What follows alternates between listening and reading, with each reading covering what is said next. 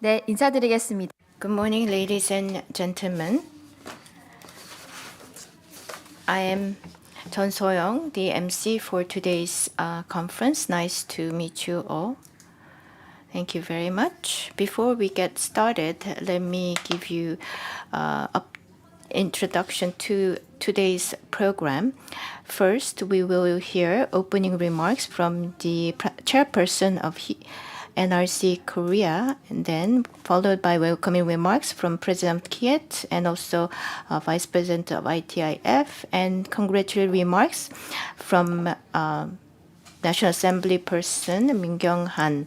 Then we'll have keynote presentation from President Atkinson of ITIF and President Kim Kwang-do of IF Post. After coffee break, we'll have panel discussions.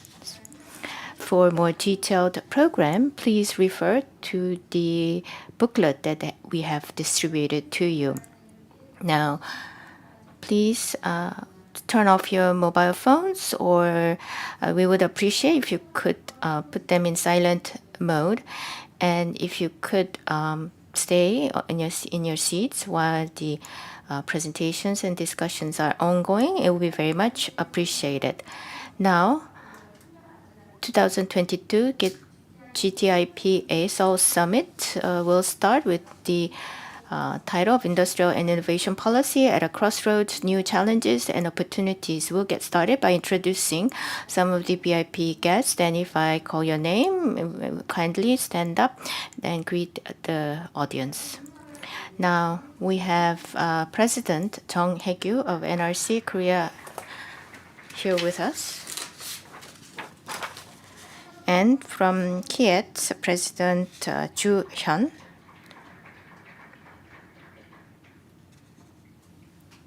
And we have National Assembly person Han Moo-kyung, member of the National Assembly from the People's Power Party. And we have President, I've supposed, of Kim Gang-do, and also members of GTIPA with us. If you could all stand up and greet the room, it will be appreciated. Members of GTIPA, thank you very much.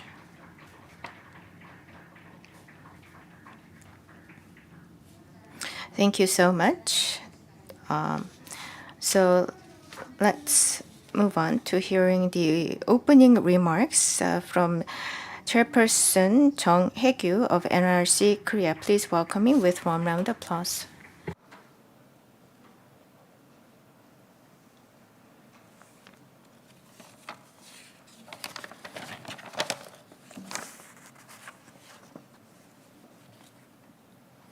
여러분 안녕하십니까? Good morning, ladies and gentlemen. I'm Hae-gyu Jung, a chairperson of NRC Korea. Congratulations on the opening of the 2022 GTIPA Summit in Seoul, and welcome all of you representing some 30 think tanks from 20 countries to this event. GTIPA is a global coalition of think tanks designed to pursue the prosperity of the global economy through trade liberalization and innovation. It is a global network of 42 think tanks from 26 nations in 6 continents. GTIPA has held its annual meeting in a major global city since 2017 and is being held here in Seoul this year. Opening yesterday, it will run until tomorrow here in Seoul. With the theme of industrial and innovation policies at a new crossroads and global cooperation, today's symposium is the main event of this year's conference. My thanks go to Hyun-ju, President of KIET, and Mr. Stephen Easel, President of ITIF, for their welcoming remarks, and Honorable Moo Kyung-han, National Assembly member on the Trade, Industry, Energy, SMEs, and Startups Committee, for her congratulatory remarks. Thank you also to ITIF President Robert Atkinson and Kwang-do Kim, President of IFS Post, for their keynote speeches. As the theme suggests, the reality of the global economy and trade and each nation's industrial and innovation policy are at a new crossroads. The COVID pandemic, the resulting global economic crisis, and the further accelerated digital transformation is creating a new world. Against the backdrop of the climate crisis exacerbated by the fossil fuel-based conventional industrialization, there's a growing call for a new form of industrialization based on green energy. On top of that, the competition between the US and China over the global hegemony and the Russian invasion of Ukraine not only threaten the world peace, but is causing a global energy crisis. In short, the COVID, the climate crisis, and rapid changes in international order are bringing changes to the world order and supply chain based on free trade, creating a world very different than one in the past in what is called a great transition. It's uncertain what changes the transition will bring. While inevitable, it is not clear whether the changes will prove to be a boon or bane for the world and humanity. It might culminate in a face-off among factions with economic dimensions as well as political and military ones. We'd like to listen to what you have to say in relation to the reality your country is facing at this symposium. We will share views on each nation's responses. What we shouldn't forget in the face of the reality is that countries need to pursue shared prosperity and peace through cooperation. Because we need to live in a cooperation with each other as neighbors of this global village. In this context, I hope this meeting will contribute to bringing a better future.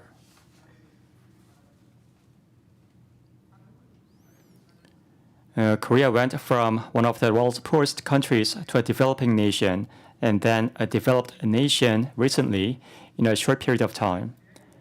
And it is intent on fulfilling its role and responsibilities as a key global nation. I wish this symposium will be an opportunity for discussion and exchanges to facilitate such role.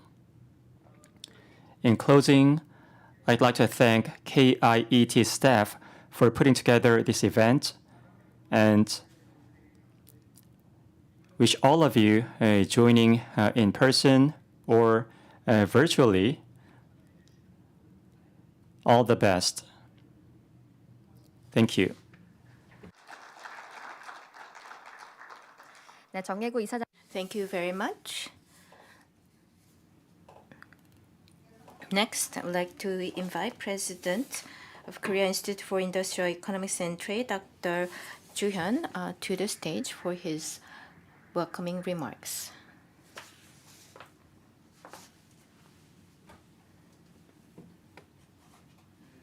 Good morning, ladies and gentlemen.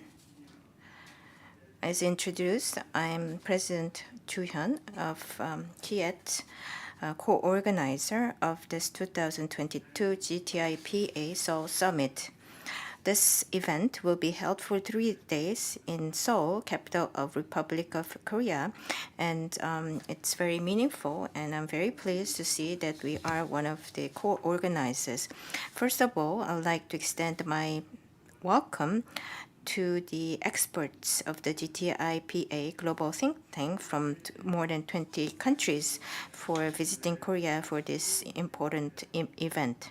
Now, this summit is going to be held under the title of Industrial and Innovation Policy at a Crossroads, New Challenges and Opportunities. And I would like to thank President Chung Hae-kyu, National Assembly Han Mu-kyung, and keynote presenters, Dr. Robert Atkins and Dr. Kim Gang-do, for joining us and accepting our invitations. Thank you so much.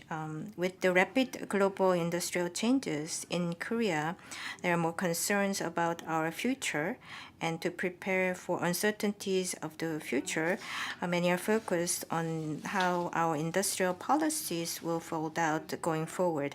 And it's not only Korea, other countries are also very much interested in this important issue. So reflecting such concerns and interest, I do believe today we can discuss more about the future of these important areas. In the morning, we'll hear from Dr. Atkins, from President of Information Technology Innovation Foundation of the U.S. He's also called the Evangelist of Innovation. We will also hear keynote presentation from President Kim Gang-do of IFS. Then through those presentations, we'll be able to learn the U.S. and Korean views of the industries and innovation-related policies. Then we will have panel discussions from experts from various countries, including U.S., Canada, Mexico, Germany, Italy, Taiwan, India, Philippines, and other countries.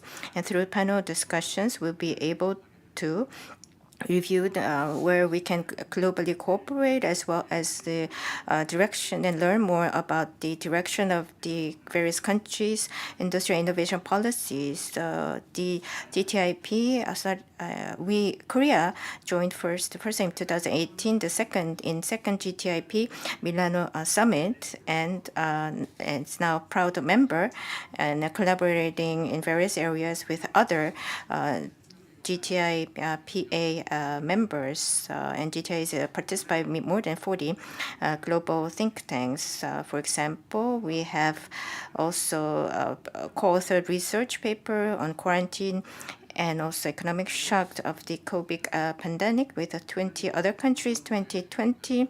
And we are also jointly collaborating for research on industrial innovation cooperation ways with other GTIPA. I do believe key results of this research will be presented this afternoon.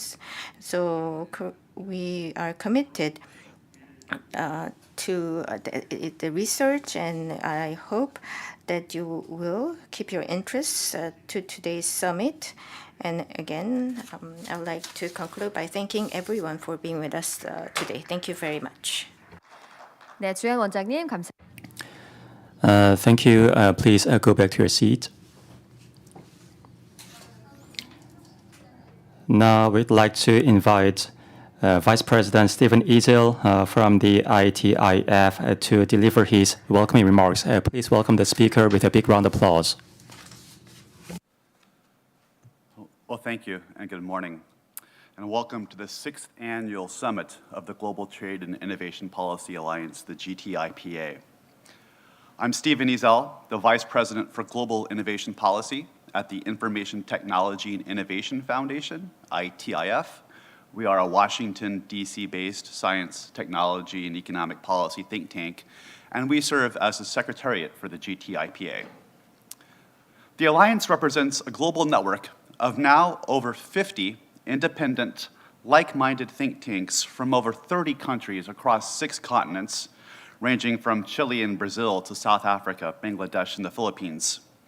These think tanks believe that trade, globalization, and innovation, conducted on private enterprise-led, market-based, rules-governed terms, can maximize welfare for the world's citizens. The Alliance exists to collectively amplify members' voices on trade, globalization, and innovation policy issues, especially through our website at www.gtipa.org, as well as our monthly newsletter, where we cross-post Alliance members' flagship reports and upcoming events as a way to socialize our collective work on these policy issues. Another important objective of the Alliance is to build new scholarship around trade, innovation, and globalization policy issues. And so to that end, each year, Alliance members collaboratively author at least one flagship GTIPA report.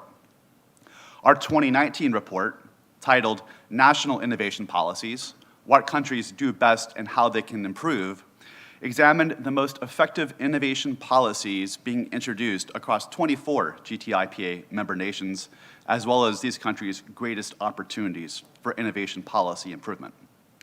In 2020, similar reports examined the most innovative trade policies countries were introducing around the world, as well as why it's imperative that we maintain the WTO e-commerce customs duty moratorium. Also in 2020, KIET kindly sponsored a report examining the COVID-19 impacts on public health and the economy, which 20 member nations participated in.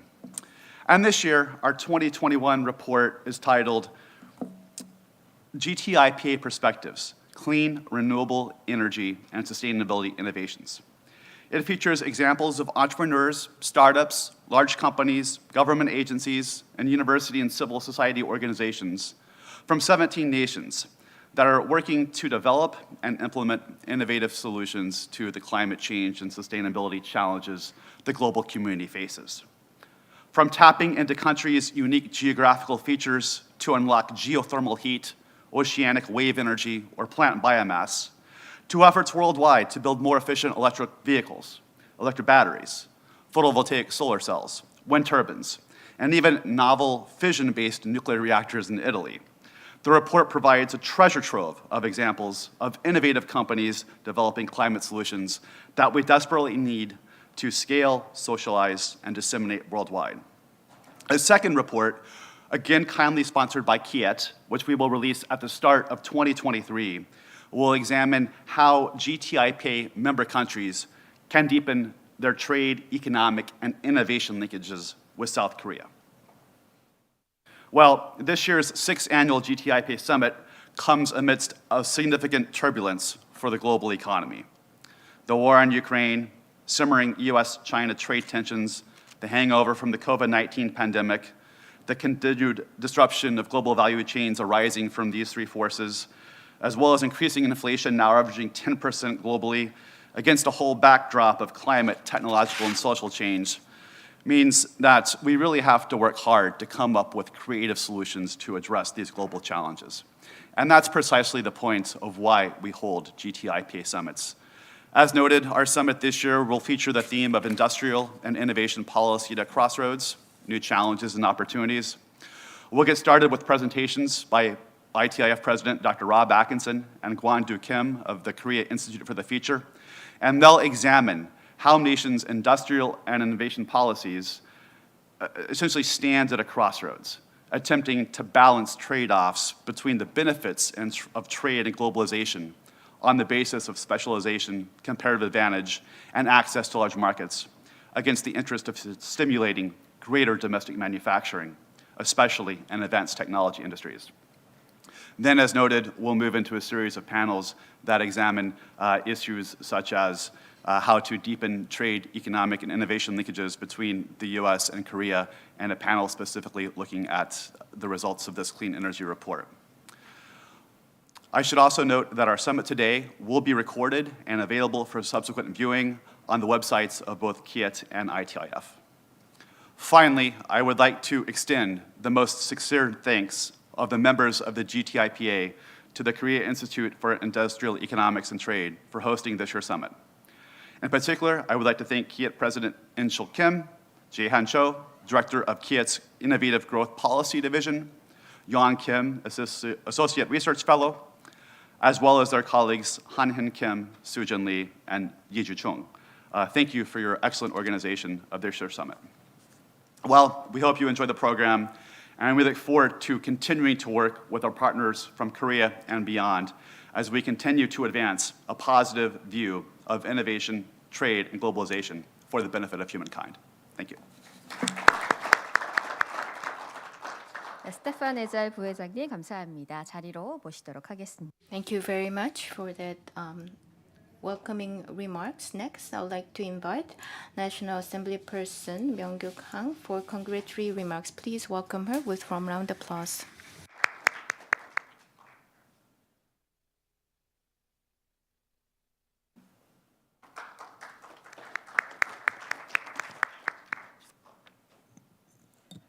네, Well, good morning, ladies and gentlemen.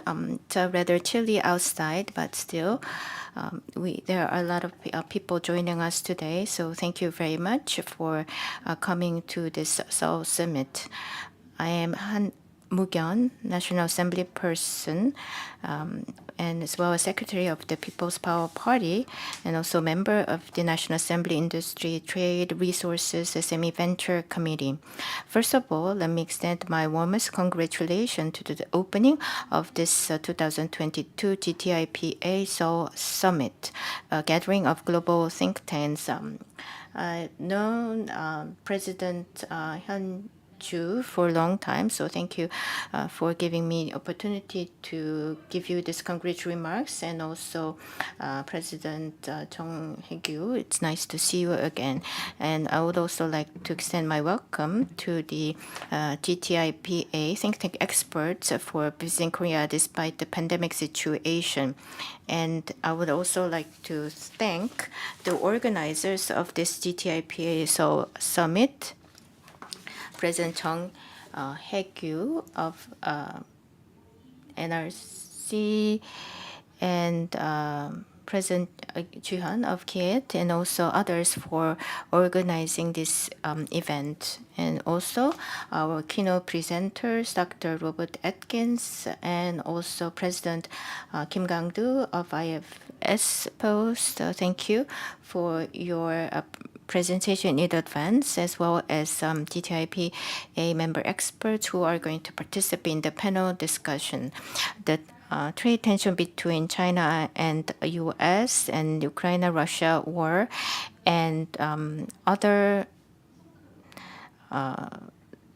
there are many other drivers accelerating rapid changes in the global trade environment, as well as restructuring of the supply chain, and carbon neutrality and digital conversion, and others are making many countries to prepare for the future by establishing more actively the industrial policies. Also, National Assembly is also very much into discussing and thinking about the future of Korean industrial policies. Amid such global changes, Korea is faced with a challenging situation in its trade and financial environment, and there is a sense of urgency and crisis in the future of Korean industries and economies. So we need to pull our wisdom together to think about our future competitive edge. Against this background, and amidst new changes, sharing the different industrial innovation policies of various countries, and also seeking new ways of global conference is very meaningful. And that is why I do believe today's conference would be very significant efforts. I hope that this 2022 GTIPA Seoul Summit, participated by more than 20 think tank experts from various countries, would serve as the cornerstone for such a global cooperation going forward. Again, thank you very much for being with us to think about the future of the global industry, and how to secure continuous global prosperity of the economy. Thank you very much for joining us today. I hope today we can listen to the experts' opinions and think about how we need to pave out the future of Korean economy, as well as the global cooperation. And National Assembly will also do its part to ensure success of such activities. Again, I hope that today's summit will be a successful one. And it's fall in Korea, so it's a beautiful season here. Some of you might be coming into Korea for the first time, or it might be a repeated visit. But after this summit, I do hope that you will fully enjoy the beautiful autumn weather of Korea. Thank you very much. 네, 한 분. Thank you, National Assembly member, for your congratulatory remarks. So we have heard the opening, welcoming, and congratulatory remarks. So the conference has just gotten started. Since this is a very significant event, we'd like to have a photo session. So we'd like to invite all our participants to come up here for a photo session. So we'd like to invite our VIPs, guests from home and abroad, to come forward for a photo session.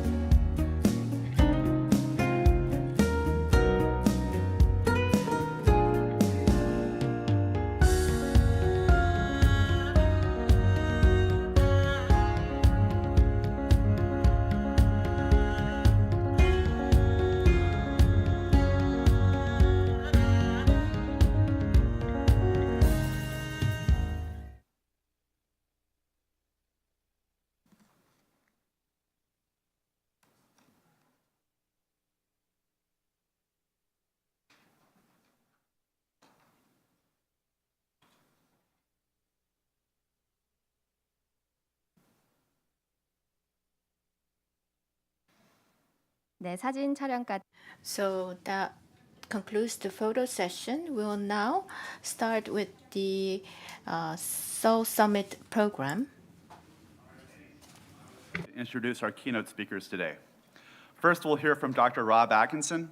He is president of the Information Technology and Innovation Foundation and an internationally recognized scholar and a widely published author, once named by the New Republic magazine as, quote, one of the 3 most important thinkers about innovation in this world. His books include Big is Beautiful, Debunking the Mythology of Small Business, and his favorite book, co-written with me, called Innovation Economics, The Race for Global Advantage. He served on multiple presidentially appointed commissions by Democratic and Republican administrations alike, including most recently an appointment by the Trump administration to the G7 Global Partnership on Artificial Intelligence, and appointments by the Obama administration to the U.S.-China Innovation Policy Experts Working Group and the National Advisory Council on Innovation and Entrepreneurship. Rob previously served as vice president at the Progressive Policy Institute and ran economic development for the U.S. state of Rhode Island. Rob will speak for about 20 minutes, and then we'll take 10 minutes of questions. So prepare your questions as you hear Rob's presentation. Then we'll have a presentation from Mr. Kwan-do Kim, who serves as president for the Institute for the Future of State in Korea. Mr. Kim previously served as vice chairman of the National Economic Advisory Council in the Korean Office of the President and as a member of the Monetary Board of the Bank of Korea. Before that, he served as chairman of the Council for Economic Development at the Ministry of Commerce, Industry, and Energy, and as co-chairman for the Korean Committee for the Promotion of a Creative Economy and SMEs, small business economy. He is also a professor of economics at Seoul University and himself the author of numerous books, including The Economics of Technology, The Creative Economy, and Industrial Organization Theory. Rob, the floor is yours.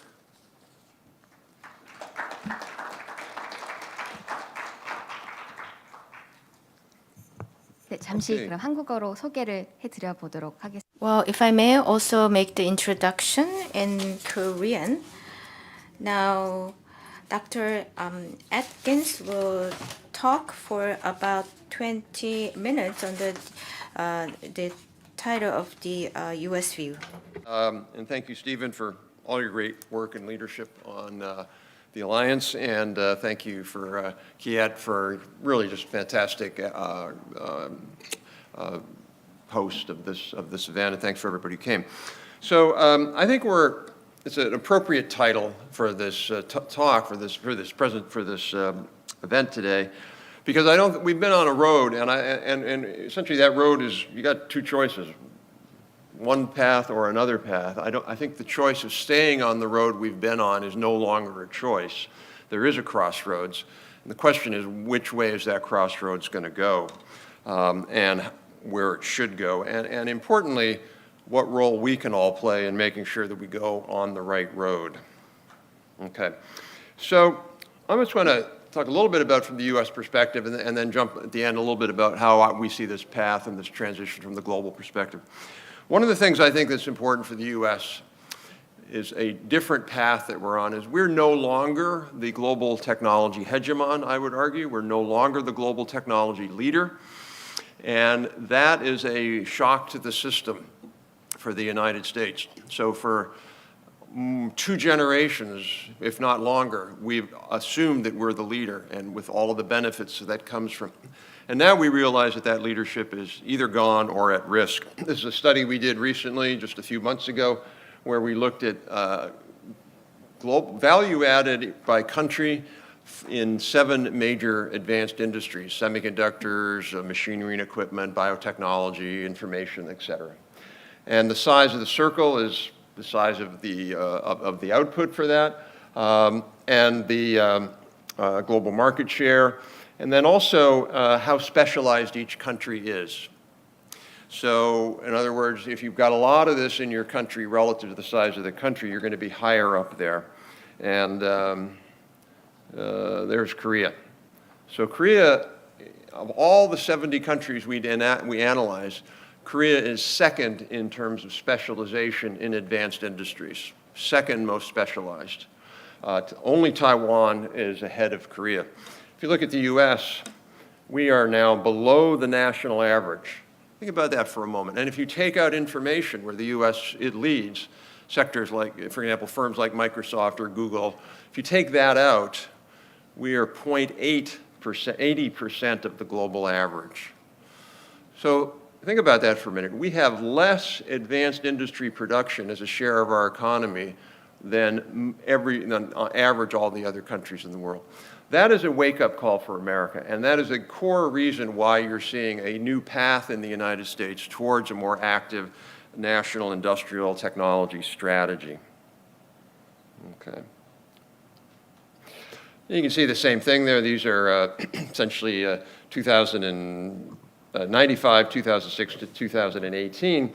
And you can see that while the U.S. has done well in sectors like aerospace, largely because of Boeing, we're doing reasonably good in information, as I mentioned. Very, very weak production in a lot of these other sectors, to the point where we're below the national average, or below the global average. Okay. I also think that you can't understand what's going on in the United States industrial, economic, and technology policy unless you understand this graph. This is the U.S. trade deficit. You have to take, can't see the number there, but, oh, here it is. You got to take, if you take 26 OECD and BRIC countries, adding up They're sequentially, their trade surpluses.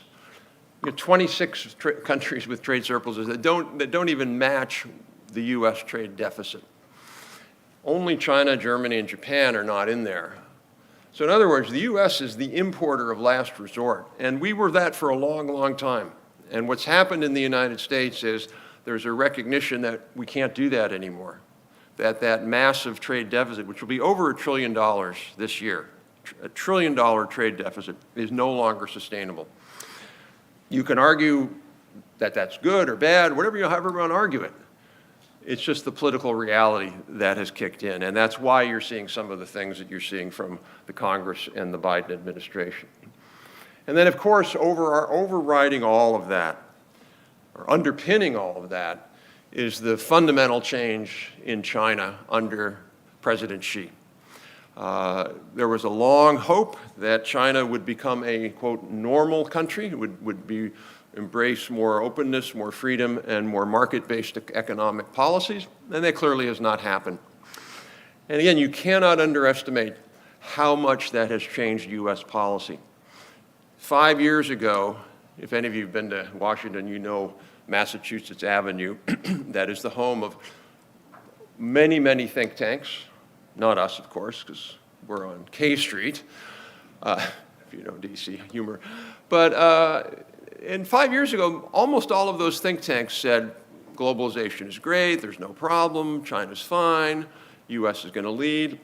Every one of those now has changed their minds and changed their views and said, wait a minute, we underestimated China, we thought they were going in a direction and they're not. So again, you cannot overestimate the intellectual change in Washington because of this. So what does that mean? It means we're going to have, and we are having, a much more active industrial policy, somewhat akin to what Asian countries have done historically. U.S. didn't do that. Now we're going to do that. That was a good example with the CHIPS Act.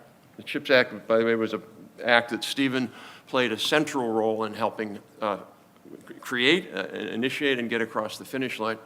I won't go into details. $39 billion in subsidies for any allied country that wants to put a fab or a related factory in the U.S.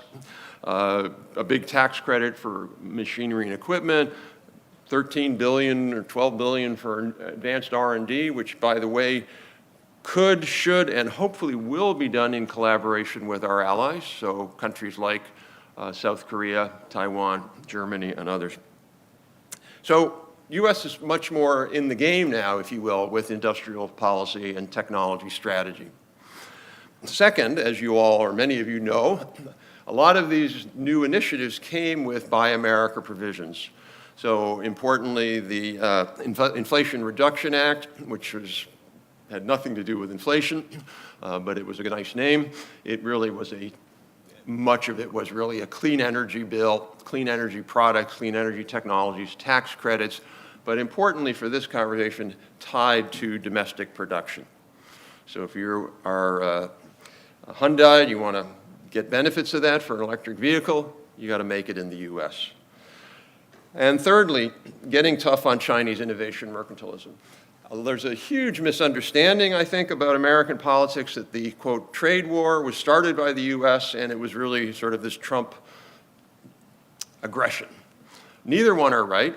The trade war, if you will, was started by China many, many years ago, and Trump was only the first to sort of respond to it and realize. But what's important about that is if Hillary Clinton had been elected president, you would have seen similar types of efforts, because Washington's consensus around China was changing around 2015. I remember when I was head of the U.S.-China Innovation Experts Task Force, I could see that change in U.S. government policy from the time we started it, which was somewhere around 2009, to the time we ended it, 2015. So that change was happening. It doesn't matter who gets elected in 2024 in the White House in the U.S., you will have a president that will be tough on China. It doesn't matter. It doesn't matter who controls Congress, although at some level the Republicans are going to be a little bit tougher. But that's now baked into U.S. policy, and it'll be baked in for at least the next 20 years. Okay. So What is the Democratic Party? I think is the issue here is different party. Both parties have somewhat similar and somewhat different views. Democratic Party in the U.S. is much more likely to support domestic production provisions. All of these provisions, by the way, all of these acts, by the way, were pretty partisan in nature. The CHIPS Act was a little bit more, you had more Republican support. But the Democrats are the ones who are much more focused on making sure that this production is carried out in the U.S. The Republicans are more globalists, if you will. Manufacturing. There was a long trend in U.S. Elite circles that said that manufacturing doesn't matter. One of these think tanks over on Massachusetts Avenue, which I will not mention by name, the president of the think tank was asked once by a colleague of mine, how much manufacturing do you think the U.S. could lose and still be okay? And he said, thought for a moment, goes, all of it. We could lose all of it. Now I want to ask my Korean colleagues and friends here, if I asked you that question, I guarantee you would not say all of it. I guarantee that. So that was the mindset. We thought, thankfully, we've overcome that delusion sooner than the Brits did. Because the Brits didn't overcome that. They were like, oh, we can lose it all. We'll have the City of London. Well, how did that work out for them after the 2009 financial collapse? So there is a new sense in the United States on both sides of the aisle that manufacturing is critical. Climate, if you look at what the Biden administration is doing, they really, at the end of the day, they stand for two core things. One is climate, and the other is race and equity and redistribution. So everything, I'll give you an example. In the semiconductor program to give out grants to semiconductors, one of the criteria looks like it will be how many racial minorities and women you employ. Nothing wrong with that, don't get me wrong, but at the end of the day, the core reason you're doing this program is not social policy. The core reason you're doing this program is for a very simple reason, which is if China invades Taiwan, what are we going to do about semiconductors? Because the U.S. cannot allow itself to be dependent upon China for semiconductors. Hopefully, we'd be dependent on Korea, but the reality is we don't want to be dependent on anybody. And lastly, the Democratic Party has really embraced a very regulatory approach to technology, very fearful, cautious. These technologies have to be regulated. Big companies have to be broken up. If I asked you how many people, a Korean colleague, how many of you think that you should break up Samsung, SK, and Hynix and these other companies into 5 pieces each? Probably the answer would be quite few. If you ask a lot of Democrats, should we break up big companies? The answer is yes. Republican policy focus, and I don't think there shouldn't be any question the Republicans are going to control one or more chambers of the Congress in 2 weeks from now. There's going to be a new bipartisan special committee on China, which we've never had before, and that committee will be focused, not to get too much into details, but the CHIPS Act originally had a big, giant China package with it. Enormous number of pretty interesting proposals around confronting China. That was all stripped out for political reasons. That's going to be back on the table in the next Congress. National security, there's a real sense that there's certainly a fear, and I think it's a realistic fear, that at some point China will play the Taiwan card and the U.S. will have to respond militarily. And so a lot of what the U.S. is doing now is in the context of how do we build up dual-use industries that are commercial and military, and how do we make sure that we stay in the technological lead. As we see from the Russian invasion of the Ukraine, technological leads matter when you're at war, and it's not clear the U.S. is going to have that for much longer. And lastly, limited government. The Republicans still have a small government focus. There are a few areas, though, where I think it doesn't matter who gets in power. And one of these areas is allies. I stress that because I think it's important for all of our colleagues here to understand that you can't be in any conversation around technology policy in Washington without the question of how do we work better with our allies being part of that. And that is a very new development in the U.S. For long standing, it was, we can do this on our own because we're so powerful, we're so big, we don't need anybody else. And now there's a real recognition that we have to work with our allies and we want to work with our allies. So in semiconductors, for example, I think there's big opportunities for that big R&D fund to be used. Let's work with Korean companies, let's work with German companies, let's all work together, and governments. So I would encourage policymakers in Korea to really think carefully about that, because there's a real open door now in Washington to good proposals to come for us to work together. We've heard a little bit about supply chains. Deep insecurities in Washington about the vulnerability of supply chains, not just because of COVID and other things, but also China. Everybody likes science. Everybody likes STEM education. These are like motherhood and apple pie. Both parties are going to go there.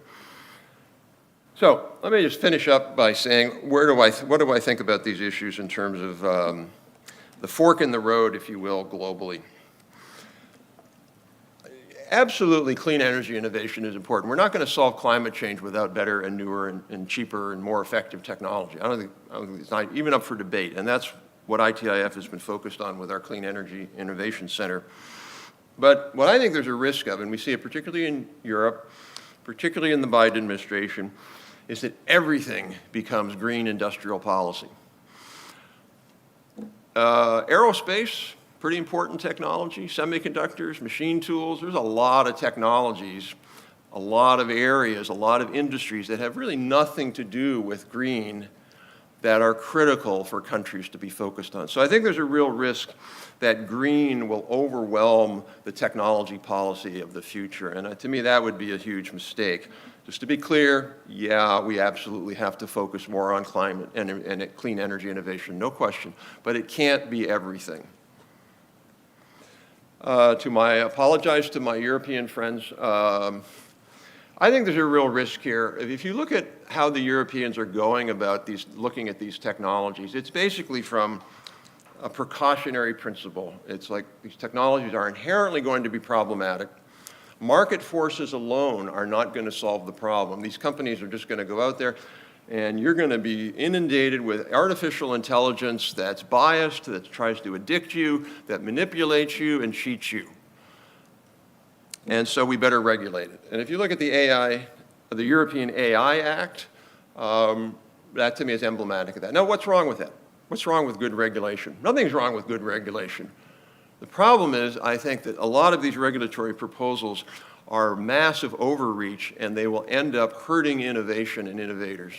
And I think that's true in Europe, where you're going to see, frankly, a much smaller AI ecosystem than you would if they had a more balanced regulatory approach. So I really worry about countries sort of overstating the fears of these new technologies and overreacting with how much and how heavily you have to regulate them. And that's related to the second part, which is the third part, which is techlash and biglash. Biglash meaning a backlash against large corporations. We certainly see that in the US. We certainly see that in Europe. And we certainly see the techlash almost everywhere, where this view of we just don't want to have this technological change happening as quickly. We need to slow it down. We need to throw sand in the gears. We need to put roadblocks in the way. A lot of that is around these, I think, completely unfounded fears of job loss. We did a little analysis a couple of weeks ago of the Osborne and Frey study. So Osborne and Frey were these two economists from Oxford, came out with this very famous and fundamentally flawed study 8-9 years ago, and it said 47% of American jobs are going to be eliminated by new technologies like AI over 20 years. And it really freaks people out. Every article, 47% of jobs. And that's why you had people in the US literally saying, without any sort of embarrassment, that we should tax robots. What? You want to tax robots? Korea leads the world in robot adoption. Why would we want to have fewer robots? So we did a little analysis. We looked at all 700, 900 occupations they did. It turns out there's virtually no correlation between job loss predictions and actually what happened in job loss. In fact, the occupation they said had the highest risk of job loss actually gained 23% more jobs, and the occupation that had the lowest risk of job loss actually lost 18% of jobs. The point being, I really worry that you're just going to see this kind of uninformed, easy reaction that says these technologies are problematic, and that to me puts a lot of barriers in the road to doing the right thing. Related to that is this, I think, incredibly harmful narrative of degrowth. And this is, we have to save the planet, and so the only way to do it is degrowth. Now, I don't know where my Indian colleague is, but okay. I would like you in India to volunteer to not grow your economy anymore. Please? Can you do that for the climate? You don't want to do that? Come on.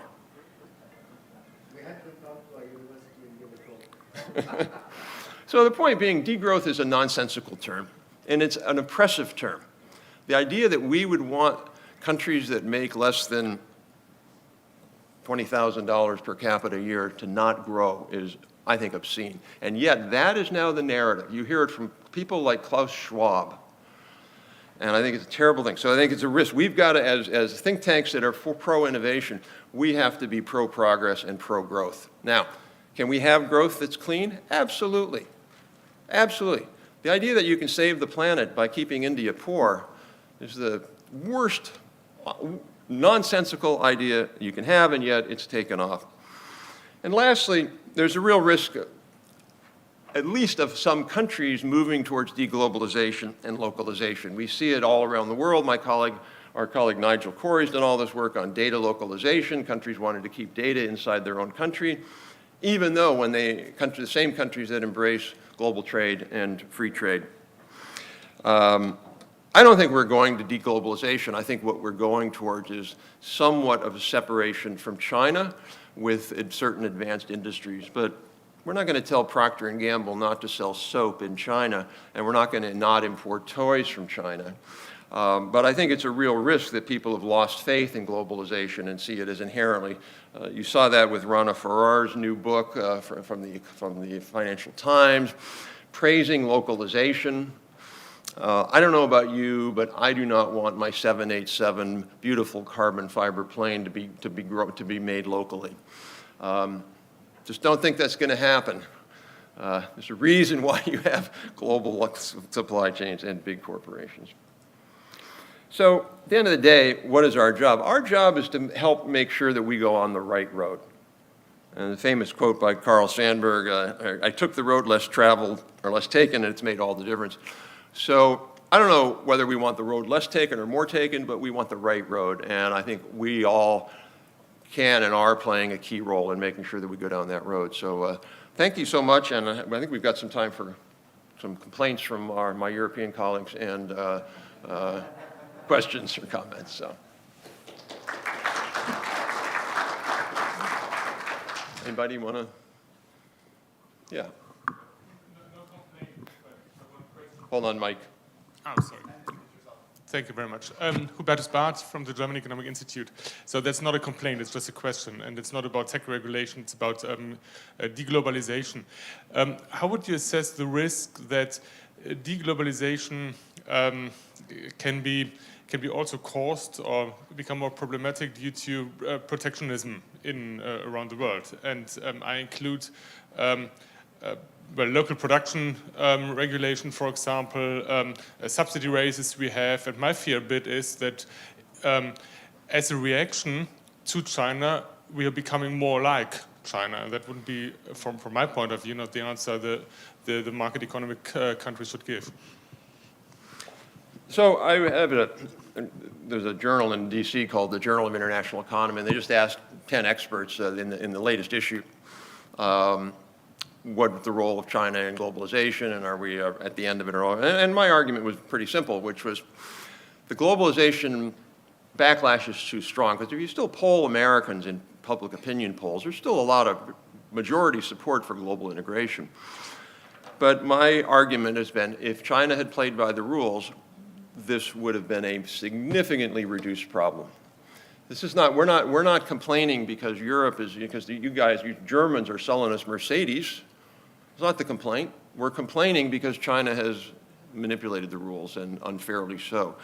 So the question then is how should we respond? And I don't look at, I think there's a difference between, and this is what I think the big risk in the U.S. is. So when Biden initially came out with his Buy America provision, we wrote a report and we said, look, don't do this for countries that are part of the OECD government procurement agreement. So if they agree to buy if the governments there agree that we'll buy our stuff, why should we say that we're not going to buy their things? Where we should say we're not going to buy other countries' things for our government is countries that aren't in the GPA and won't buy our things. So there should be reciprocity. And I think that's the key principle, is countries that are generally playing by the rules, we all have an obligation to reduce barriers, reduce localization, and do that. But I think with a country like China, you don't have the option anymore of just saying, oh, I'm going to turn my head and you can do whatever you want. I think you have to respond. And I don't see putting barriers on China trade, particularly companies that are manipulating the system. Not every China company. I don't see a problem with putting barriers there, because here's a good example. So if you look at 5G equipment, you got ZTE, Huawei, and you got Siemens, you got Nokia, Ericsson, and Samsung. China allocates their market. So they're basically about 6% they allocate.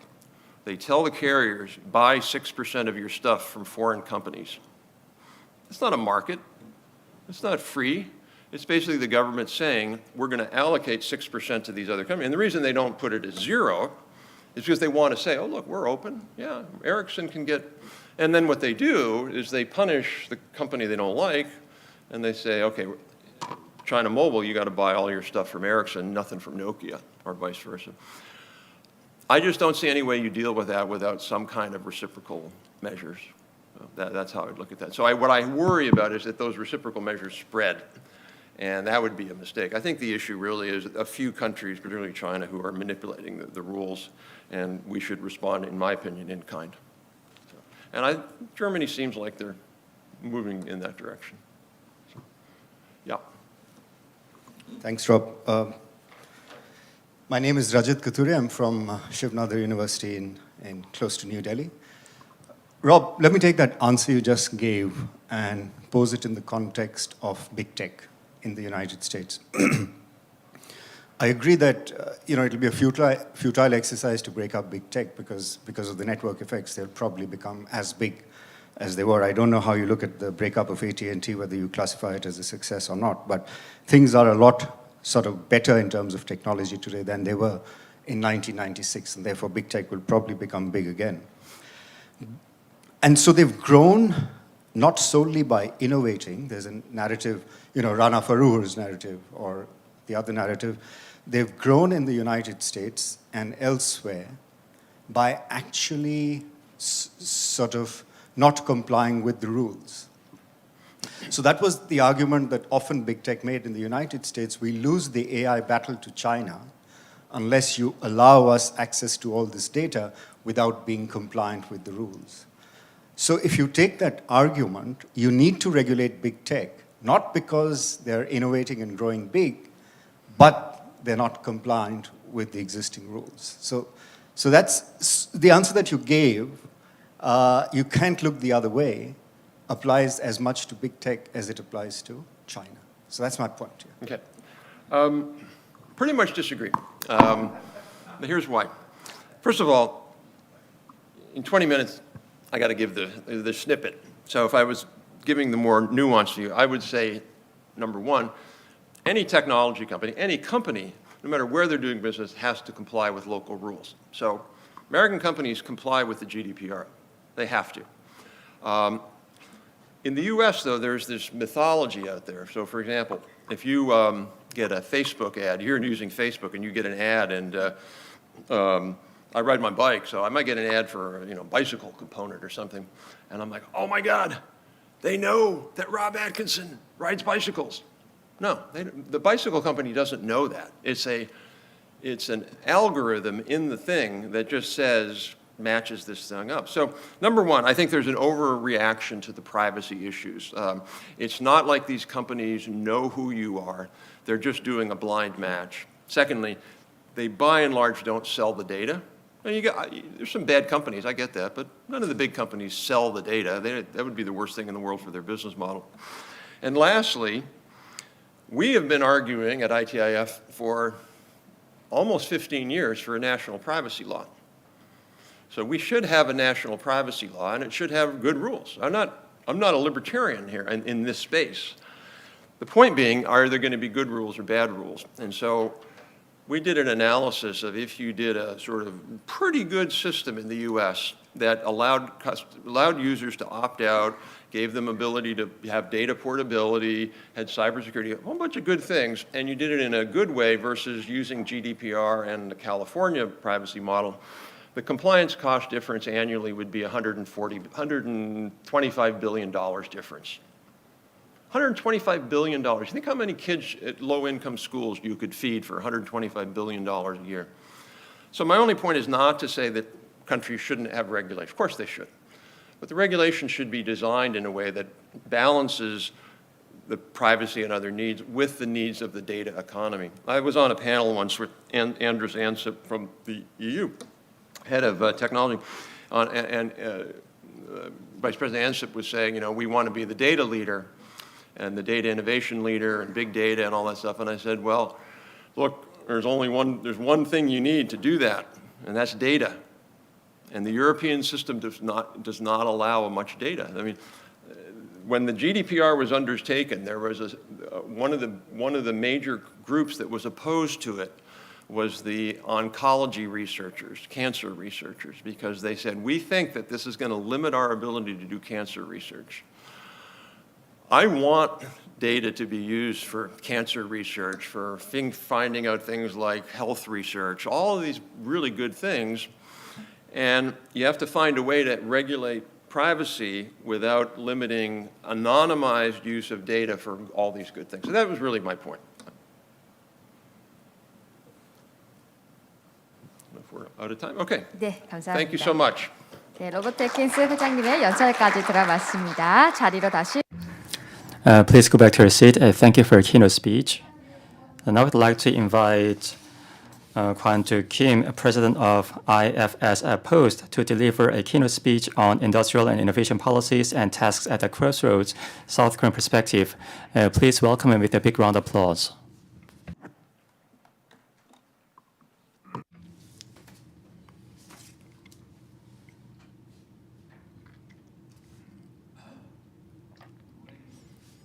Welcome, everybody. You in Seoul, and I hope you enjoyed Seoul's night time yesterday. Did you? As you know, these days, Korea, a small country, and a follower in the technology competitive world, two big countries in Korean, 고래 싸움에 새우 등 터진다. So there's a saying that when two elephants fight, it's the grass that gets trampled. Wondering which way we should take. U.S. want to follow him, but China is watching us. Well, you have great stake in our market, and if you go to U.S., well, you have to take the risk of losing China market. So what can we do in this time? That's the basic question these days we have. And historically, strong countries has formed the world trade regime. US was confident, the most strong country in the world, and they established WTO. But as China is now challenging US, especially Xi Jinping, he challenged strongly against US, and now look at the China, they are very strong. The democratic country is rather weak in the government power comparing to China. Chinese government is very strong. They are covering every aspect of industrial activities. Their regulation is very strong. But U.S., the market mechanism, the freedom of choice, this kind of things is important. But Chinese government have occupied lots of U.S. market in the world. In some technology area, they are following quite close to the U.S. This is the main reason why the small fish like Korea have to be in the position to take which way we should go. In my text, I wrote down several things, but in the introductory part, I take two things in focusing my speech. One is we are now facing the class conflict in a local economy. The rich is getting richer, the poor getting poorer. So these days, we have two political parties, one who is market mechanism oriented, and the other one is let's revise the market mechanism to support those poor people. In the crossroad, to follow China or US, or what shall we do? And we have the local serious problem, how to solve the class conflict. With that in mind, I will go to chapter 3. Chapter 1, 2, I will go over. Would you turn over? 있구나. 어디인가?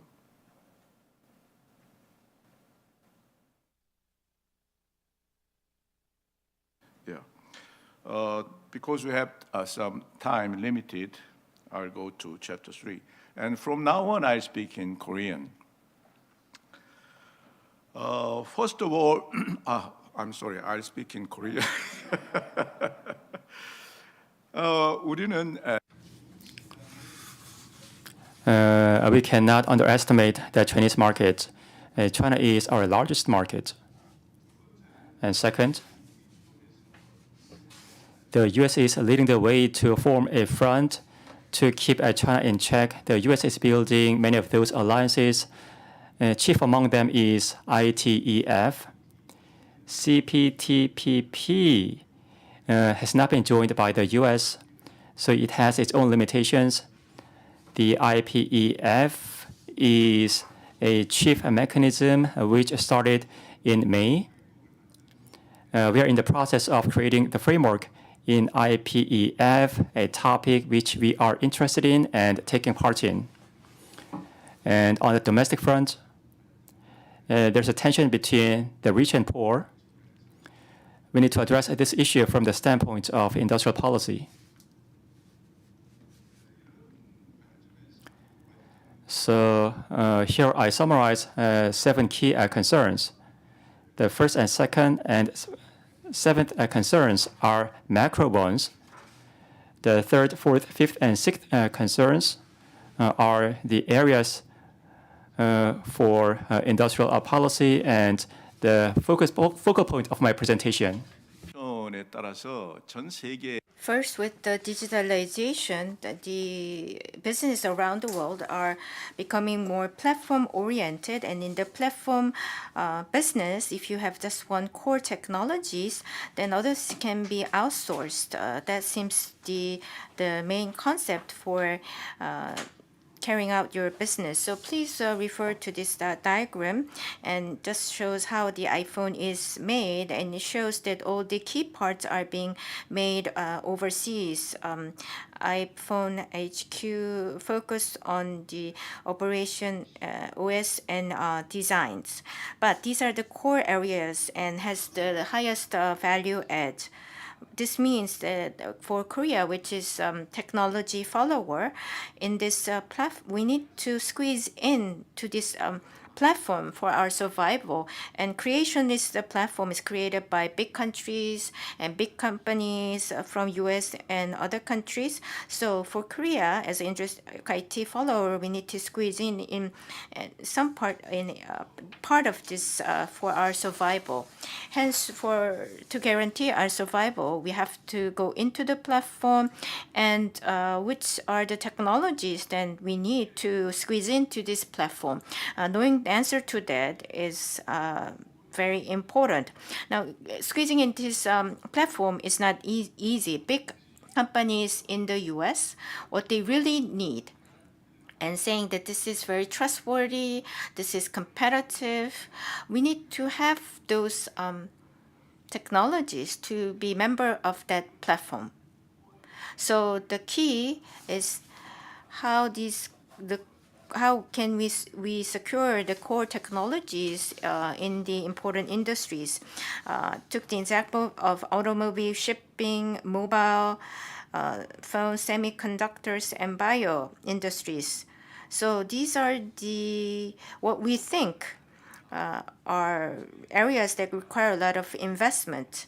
We need investment in this area to secure core technologies in this area, which will allow us to be part of the platform business that is led by big companies from the US and other countries.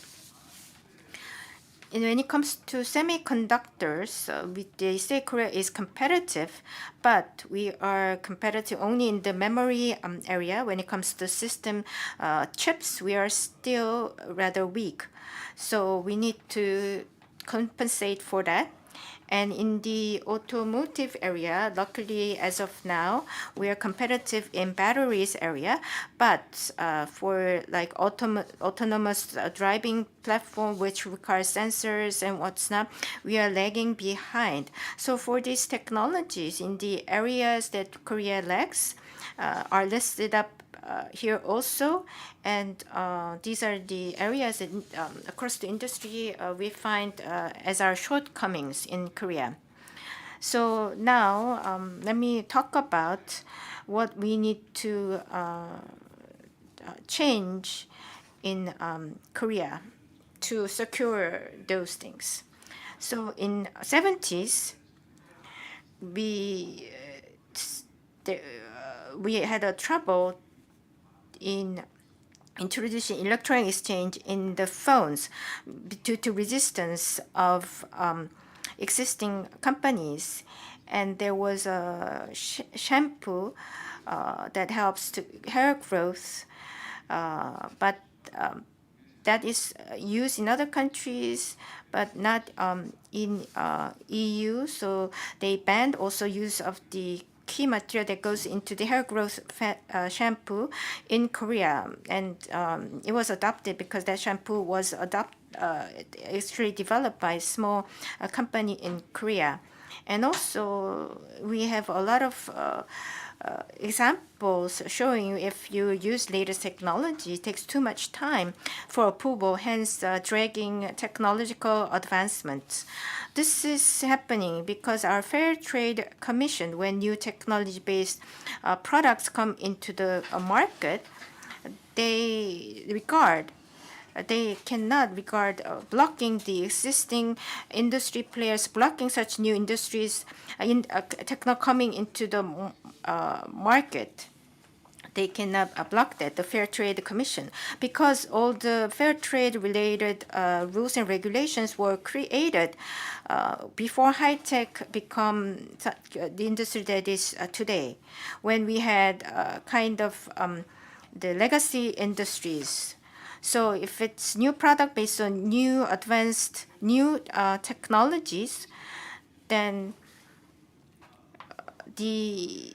when there is preventive measures taking and of the existing companies that has materials that is based on conventional technology, but they can be alternative, there is no way to eliminate such resistance or prevention.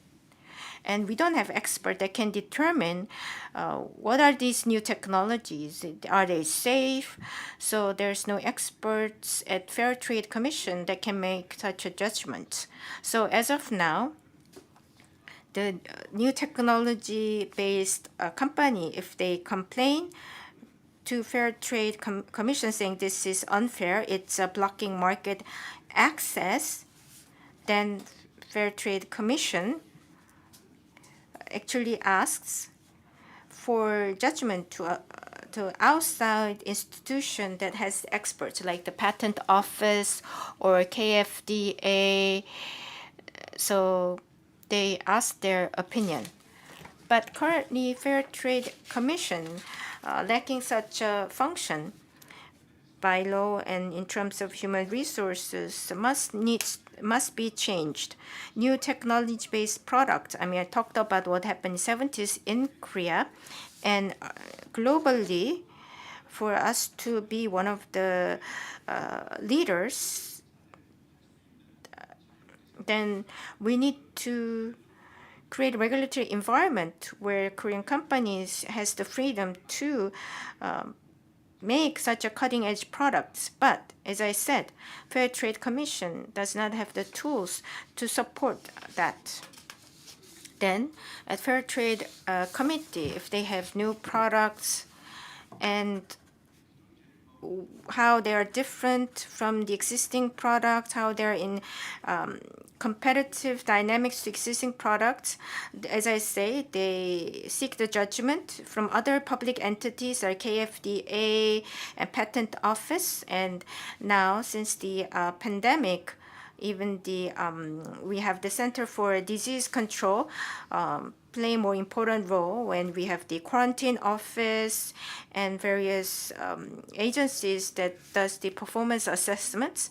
But these entities, in terms of determining advanced technologies, they are lacking. What I mean is the rules that govern those agencies, entities were created when the new technology that we see today did not exist. Hence, they cannot determine or make judgment of newest technologies with law that were created 5 years ago. Using that laws to judge the latest technology is hard, and Korea has a negative system, which means if it does not exist in law, you cannot make any judgment. So with the 5-year-old, you want to judge the latest technology-based products, and the law on that does not exist. Hence, you cannot give approval for market access of that new product. This is something we need to change, given that the global leading company that doing platform business are based on the latest technology. So such a hurdle in Korea is blocking our access to join that platform. And we have, members of the institution that have been there for a long time. So this kind of old members of these institutions making judgment, the latest technology using old laws. So they have studied only like 3 years ago. In 3 years, a lot of things changes now. So using their 3-year-old information knowledge to determine the latest technology has limitations. And as I said, we have regulative regime. So if we don't know, the answer is always no. The Silicon Valley is so advanced. So Korea also needs to join that and be in lockstep with the advance made in Silicon Valley. But in Korea, those that received education 3 years ago, 5 years ago, are making judgment on the technologies of today. And by ministries, there are core people that lead that ministry, like in KFDA, a lot of pharmacists are the key players there. So for KFDA, when it comes to drugs and pharmacy, they have a lot of close network, which means their industry opinion would exert bigger influence. But where is new ideas coming from? chemists. So creating new drugs, for example, chemists or biologists, they are the ones that create such substance. But there is no room for their opinion to be included. So new ideas being filtered through this solid wall set up by the existing industry's knowledge is not easy, but we need to do this. And there's no corrective mechanism when wrong judgment has been made. Nobody can make correction because they are talking based on their expert opinion. President, he cannot make any corrections because he needs to seek the opinions of his advisors, but the advisors around him is not an expert in this area, so this advisor also need to seek opinions of other experts. And in this regards, the latest there are difficulties and challenges for Korean companies to come close to the latest technologies. Again, with the negative system, it did not exist in law. It cannot be approved, and those that are making the judgment in the public agencies have received education only long time ago. Then you might say they need to be retrained, but retraining takes time because of the product LED tape. It moves slow. So due to time constraints, although there are other things I want to talk about, but let me talk about the German and American innovation system. Now, Korea, we always talk about Silicon Valley. Silicon Valley system is like that, and that US NASDAQ is moving like that. So we really talk a lot about these things. But the Silicon Valley system is all about first learner taking all. That is the system. Hence, the best elite or the best company, the leading company takes everything, like Apple taking 80% of the mobile phone market. And the others are always lagging very much behind. So this system, the polarization of Korea, of the riches and haves and not haves, and that leading to political tension, it's not helpful in solving our Korean problem. Korea has always been strong in manufacturing, so we need to combine manufacturing with the latest high tech to move forward. But if we try to become more Silicon Valley, there will be more gap between SMEs and large companies in Korea. In the attachment, there is also OECD data showing the big difference, so please refer to that. So there is a big gap between productivity and also wage. And this is the root of the income difference in Korea. So if we try to copy Silicon Valley of the US, it will only worsen Korean situation because so maybe we need to combine for Korean model, the Silicon Valley system and German system. German is focused on manufacturing SMEs and focused on innovating existing players or companies, innovating the existing companies to become more innovative. Of course, Germany it's a Silicon Valley, but still, and SMEs are very strong in Germany. This means SME people needs to be trained, but SME doesn't have capability or room to train its own people. And here is where the government can play a role. The SMEs can seek. SMEs need to invest a lot to train its people, and there the government can help. And maybe also there is a room for cooperation between big companies and SMEs here. I mean, it takes a lot of time to go through all my slides, and it's already close to 11, so I'll finish my presentation here. But of the things that I covered, If you have any questions or comment, I'll be more than happy to answer them. Thank you. 시간을 잠시 가져볼까 하는. So we'd like to take a moment to take your questions. If you have any questions, please raise your hand so that you could get a microphone. Any questions? 네, 마이크 전달 부탁드립니다.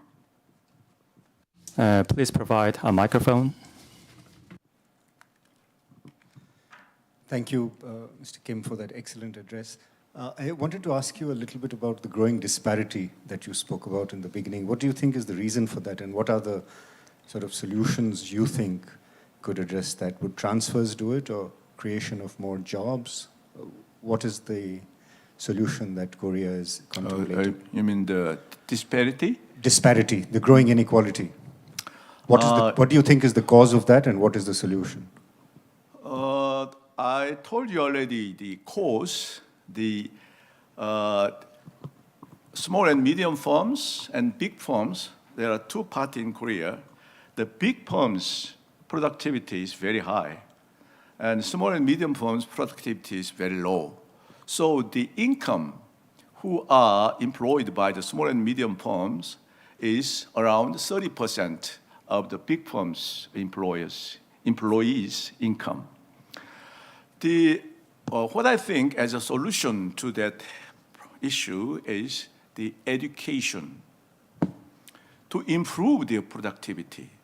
So retraining and re-educate those people who are working for the small and medium firms. That's the one solution.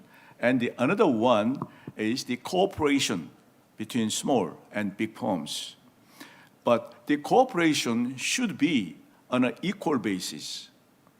Usually the big firms have big power. Small firms are very small, very weak power. So when we mean the cooperation, big firms take the lead and small firms follow. In that case, the condition is unbalanced. So the balanced cooperation is required. And in that respect, the government needs to help them to have that kind of balanced cooperation.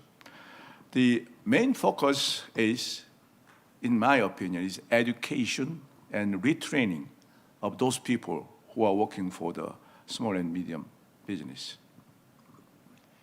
네, 감사합니다. 혹시 추가 질문 있으실까요? Thank you very much. Are there any additional questions? Yes, we'll bring you the microphone.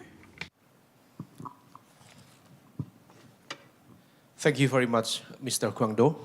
I'm Umam from Paramadina Public Policy Institute, Jakarta, Indonesia.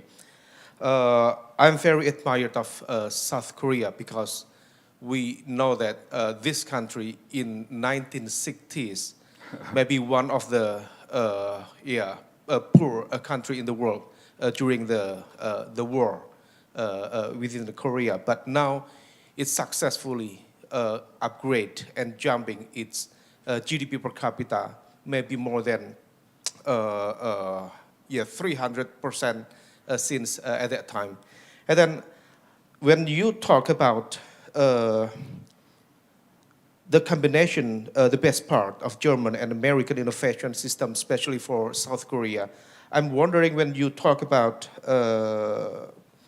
human resources, could you explain more what's that priority sectors, especially for education that has been prioritized by the Korean government, South Korean government, to increase the human capacity in the near future, because that's very important for us, especially for developing countries, at least to learn and also maybe to copy the best lesson from South Korea. And then the second question is, when you talk about improving productivity through regulatory reform, to some extent, in my country, in Indonesia, we also have kind of, nationalistic issue for improving productivity. So that's why several regulations are coming out, especially to increase the local content requirement. and that's applied for several investment. Unfortunately, the local market's not ready enough for that, and that's become the investment getting more difficult and unfeasible to some extent. My question is, how is the approach conducted by the South Korea, especially during its economic transformation, to increase the local productivity while inviting international investment in this country? Thank you very much, Mr. Guangdong. Yeah, thank you. Your second question is concerning the local content requirement? Yes. I see. For the first question concerning the human resources, education and retraining is important. And in that area, the government has the responsibility. So we have a limited budget. Every country has a limited budget. Within the budget, the educational investment portion should be increased instead of another portion. Because welfare, as a form of subsidy, it can help people to maintain his living, but it does not improve his living standard.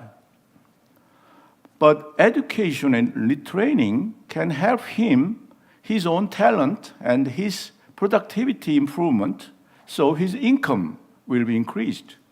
So it takes time, but welfare plus education, both of them are important, but in the long run, education is more important. So the budgetary portion on education and retraining should be increased. In Korea, especially, we have been very strong in education. But these days, the income disparity issues is now related to education. Rich people can educate their children very with very well instructors and facilities with their own money. But poor people cannot afford to do that. So their children have some disparity in achieving their talent and increasing their productivity. So the government has the responsibility. And in many European countries, government is doing that. And second question, the local content requirement, we did it in 1970s. And to increase the local content requirement, we gave some incentives to those who produce the local parts or components for the final products. But with the introduction of WTO, the WTO rule does not allow it. If we do it, then they can penalize our firms or country as a whole. So after 1995, the Uruguay Round Agreement, we are not doing that.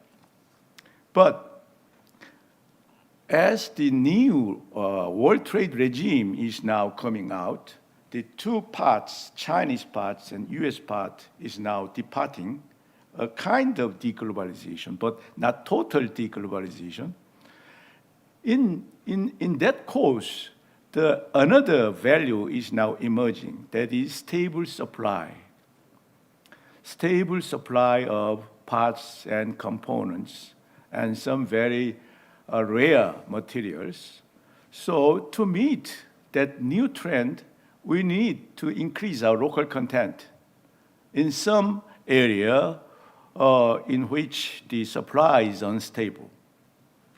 So we have to think about that, how to deal with that issue. And that is related with the new alliance supply chain.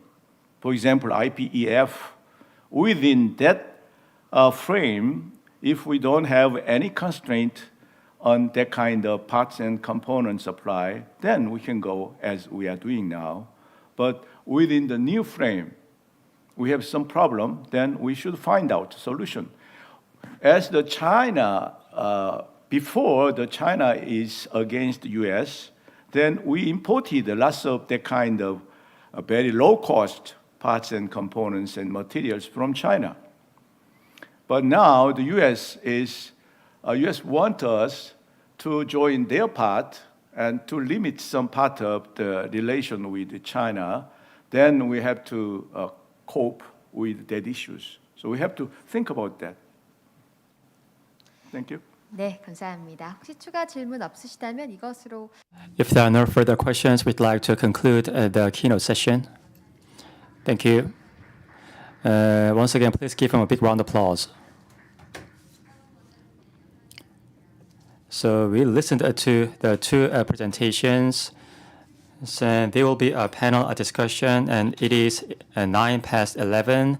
We'd like to 10-minute break, and please come back by 11:20 so that we could start a panel discussion, and refreshments are prepared at the back. Please enjoy them, and please be back by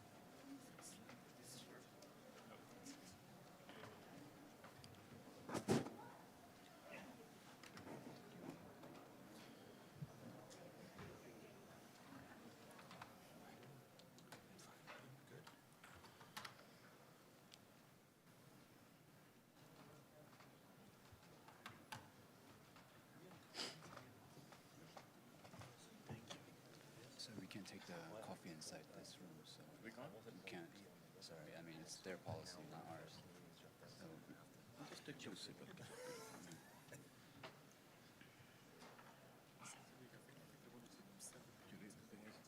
네, 곧 이어서 토론을 시작할 예정입니다. We will start the first panel discussion very soon. So I'd like to ask the participants of the first panel discussion session to join us on the stage.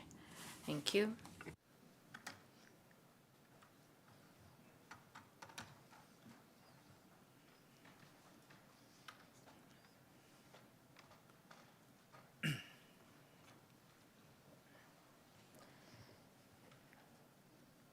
네, 그럼 지금부터 Okay, then we will start the first panel discussion under the theme of industry innovation trade policies in the era of great transition. It will be moderated by Dr. Kim Yong of KIET. 감사합니다. Thank you very much. Good morning. So in this panel, we are going to talk about industrial innovation and trade policy in the era of great transition. As introduced, I'm Kim Yong from KIET. And if I may, I will speak in English. Everyone, welcome to the first panel discussion of the today, Industrial Innovation and Trade Policies in the Era of Great Transition. My name is Young Kim. I'm research fellow at KIET, and I'll be moderating this session. So thanks to all the great, wonderful speeches, especially to Dr. Rob Atkinson and Dr. Kwangdu Kim, for providing us great starting point to start this session. So as they mentioned, many countries face challenges associated with transitioning into more greener and more digital economy, while trying to manage problems associated with supply chain disruption and energy crisis. So as Dr. Rob Atkinson and Dr. Kwangdu Kim mentioned, this is not just a problem for just Korea and United States, but many countries think about these issues and trying to address them. So it is called the era of great transition because of the changing circumstances, the way we think about industrial innovation and trade policy is also changing. So one way to address these challenges is to foster a mutually beneficial partnership amongst us. And first step of doing so would be to understand one's strength, each member's strength, challenges that they are going through, and current policy measure that they're taking. So this session is trying to discuss exactly that. And to discuss these matters with us, we have Dr. Sean Randolph from Bay Area Council Economic Institute from US, and Mr. Aaron Woodrick from McDonald Laurier Institute from Canada, Ms. Carolina Agurto from Foundation Idea of Mexico, Dr. Hubertus Barth from German Economic Institute, Mr. Pietro Paganini from Competere from Italy, Ms. Christy Xu from CIER of Taiwan, and finally Professor Saeed Munir Kashru from IPAC Asia Pacific, providing us a perspective of Australia and Southeast Asia.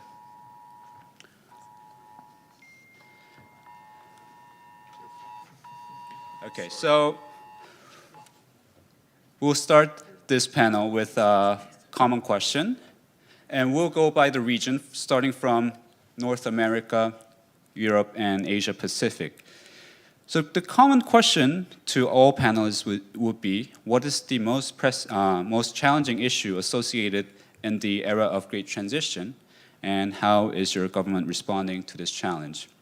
So we'll start with Dr. Sean Randolph, if you can provide us U.S. perspective of this situation and your government's response to this development, please. Great, thanks very much, Young. I'll start with an advertisement for this new paper from GTIPA on the post-war economic order and supply chains. There are copies on the table out front. Stephen tells me it's not final yet, it's a work in progress. So it's still awaiting more input, but I think a really great product for GTIPA on this topic. I think what I have to say is going to really support and echo in many ways what Rob spoke about earlier about the change in U.S. perspective, specifically on industrial policy. Over, I'd say, the last 3 to 5 years, especially the last 2 or 3, we've seen a significant shift in U.S. thinking about industrial policy. I think for a long time, the term has been sort of a bad word, associated with, quote, picking winners and losers, which should be left to the market. States, in fact, have done more on this. They do a lot of subsidies, which may be good or bad. California has done this on science and innovation 20 years ago by creating the California Centers for Science and Innovation, where the state identified 4 sectors for priority: telecom, nanotechnology, bioinformatics, and applications of IT. They put a small amount of seed money in to create 4 research consortia, all based with UC campuses, University of California. You need 2 or 3 to qualify. Once they built the buildings, they had to raise the money themselves, and the state didn't tell them what to do. But it said, these are sectors, go and do it, build your research, build your industrial partnerships, and they are producing hundreds of startups out of this and a lot of industrial collaboration. So states have been ahead of the federal government. I think the change at the federal level has come about primarily because of the perceived geostrategic challenge from China, especially in the technological realm and the security realm, and the announced intention of China through policies such as Made in China 2025 to dominate or lead in key emerging sectors. It's been aggravated by supply chain bottlenecks during the COVID pandemic, perceived vulnerability of supplies coming from Taiwan to political tensions with China. And so on the Chinese side, there's a whole range of defensive measures that the United States has undertaken, and I won't go into those. But on the positive side, one approach has been that to be competitive over the long term, we need to invest in the things that we're really good at, like scientific research. Invest in U.S. scientific technological capacity. On the sectoral side, the issue has been more, how can you have an industrial policy that supports key sectors without picking winners and losers, and essentially being agnostic about how you reach your goals in the end if you do choose priority sectors. So there's 2 landmark bills this year that happened. One is the Inflation Reduction Act, which actually has nothing to do with inflation, but it does provide massive subsidies for clean energy. And clean energy has been a priority for more than one administration, certainly going back into Obama. The other one, which I'm going to just dwell on a bit more, is the CHIPS Plus Science Act. For the first time in decades, it commits major new funding to a single sector. And so this is a change.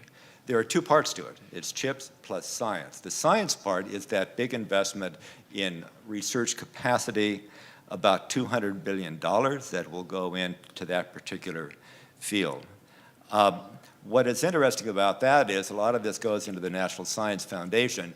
For the first time ever, a new directorate was created within the NSF for basically applied research, translational research. And there was debate about that because concern was out there and is out there that could dilute the core focus on theoretical research, which underlies so much, but in fact, on a scaled-back level, this was a major change to actually invest in translational research. Then the CHIPS Act is the part that's not broad science, it's just focused on semiconductors. And that invests over 5 years. There is a component of that invests in research, but primarily it's focused on semiconductor manufacturing and expanding and revitalizing that in the US, about $39 billion in subsidies for that. Part of that involves really rebuilding the manufacturing capacity in the US, which in the 90s we had about 37% of global production. Now it's down to about 12%. And so there's a change in here from a view maybe 10 or 20 years ago that manufacturing, this stuff didn't really matter so much. It was all about the R&D. If we had the R&D, that's all we needed. But then there was the recognition that, oh no, that's not enough. If the manufacturing goes somewhere else, the R&D may go there as well.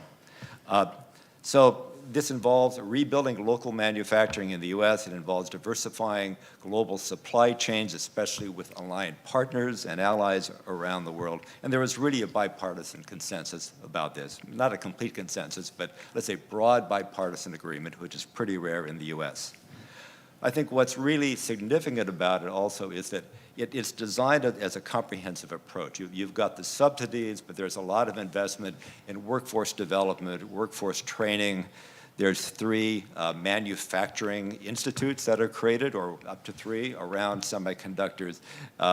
And again, a lot of focus on R&D through a semiconductor institute for research, and then this big workforce component.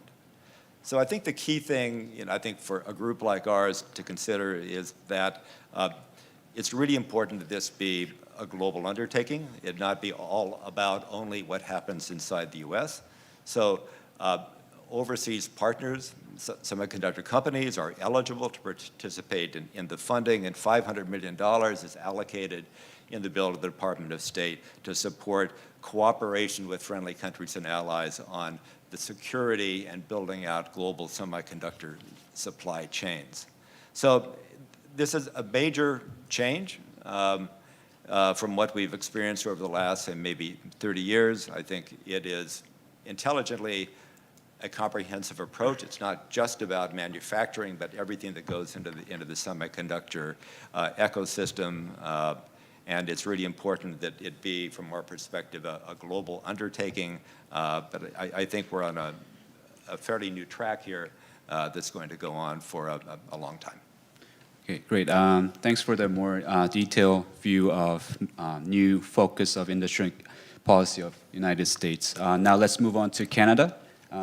Mr. Woodrick, would you like to explain what their concern is and their policy response? Sure, thank you very much, Young, and always nice for the little brother in North America to weigh in on things. I had some other prepared thoughts, but I was really seized by Dr. Atkinson's presentation, and I thought it would be more interesting to sort of weigh in on some of the things that he said, because there are a lot of parallels, obviously, for Canada, but there are a few distinctions.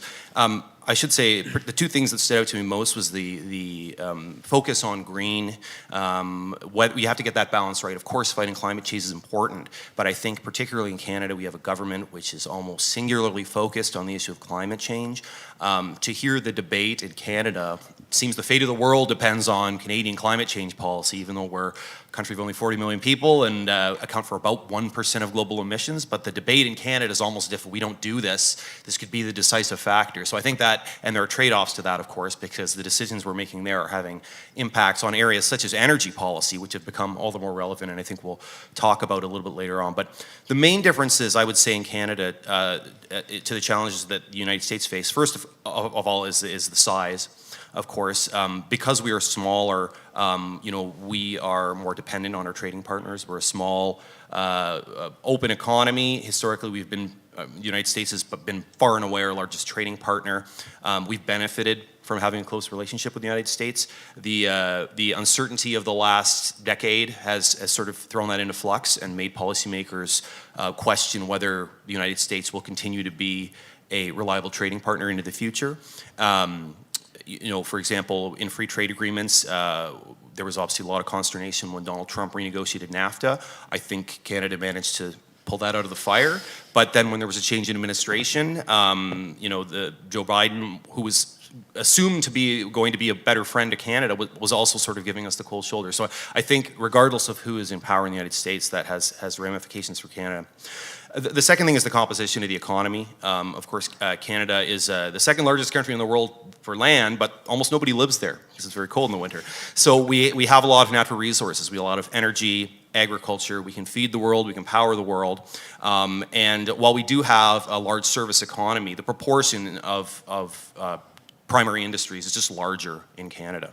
And there's a benefit there, and there's a reluctance amongst the current government to leverage that, to exploit that. Sometimes you just have to use your competitive advantage, and there is a reluctance, I would say, today in Canada to do that, and an obsession instead with a focus on things like Silicon Valley. Understandably, the knowledge economy, the digital transition, this is important, but Canada has all these assets which sometimes it doesn't feel that we're always using. And then the last thing I'd say is on the historical experience. I already mentioned our sort of historical dependence on the United States, and there's now a rethink about, part of the move towards China over the last 20 years was to wean ourselves off dependence on America. As Rob laid out, we know that experiment hasn't turned out, and in fact Canada has been in many times used by Beijing as sort of an example. Because we're a small country, they can do things to us and get away with it in the way they could not with a larger partner. So I think that lesson is hopefully being learned. And then with respect to industrial policy, there's generally historically been more acceptance of government intervention in Canada. Unfortunately, that has not always served us well in terms of protections of some of our industries. We have very sheltered industries and sectors, and everything from telecoms to airlines. So ironically, even though now it might be more appropriate to look at industrial policy because of the historical failures of it, there might actually be more people resisting that in Canada than otherwise would be. So, thank you. Okay. Thank you so much. I think as a nation with a lot of natural and energy resources, Canada can be a key player in current development. And we'll come back to this issue in the second question. Now, let's move on to Mexico and tell us, Carolina, about what Mexican government is currently focusing on. So it's funny that they were saying that Canada is like the little brother. We are the little brothers. Yeah, we are the little brothers of North America. So and it's with that joke, I think that we can start saying that Mexico is in a very interesting position because even though it's part of the North American, triangle, also it's like the reference for Central America and South America, and that's very important to consider because some of the issues that are happening right now in Latin America are like right now the main factor that is driving the policies in Mexico, at least at the federal government, right? So what is the main challenge right now? I think the main challenge is like there is no response from the government, from the federal government, which represents a challenge for stakeholders.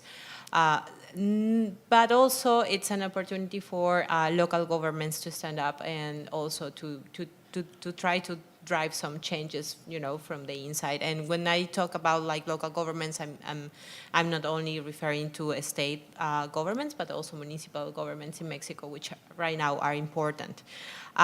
So they are important because right now, like the main focus, it's being supporting local supply chains, and also like even though these like local governments are trying to do that and trying to think about, well, at least I can just create clusters and create, new environments at the local level.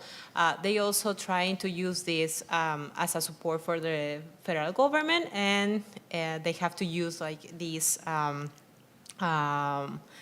flag of, okay, we're proposing like economic changes, but also these changes are, also going to impact in the social arena, which is right now like I think the main topic in all Latin America, right?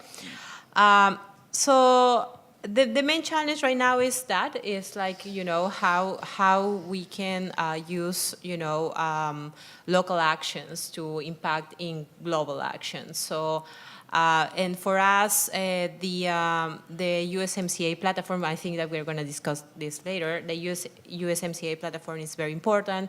The bilateral cooperation between the U.S. and Mexico specifically for supply chains right now is very important. There is a big program that is going to start like in a few months, and it's mainly focused on local supply chains in the south of Mexico. So, so that's very important for us too. And all of that is happening in a situation where there are like tons of improvement that needs to be done in the regulatory framework arena.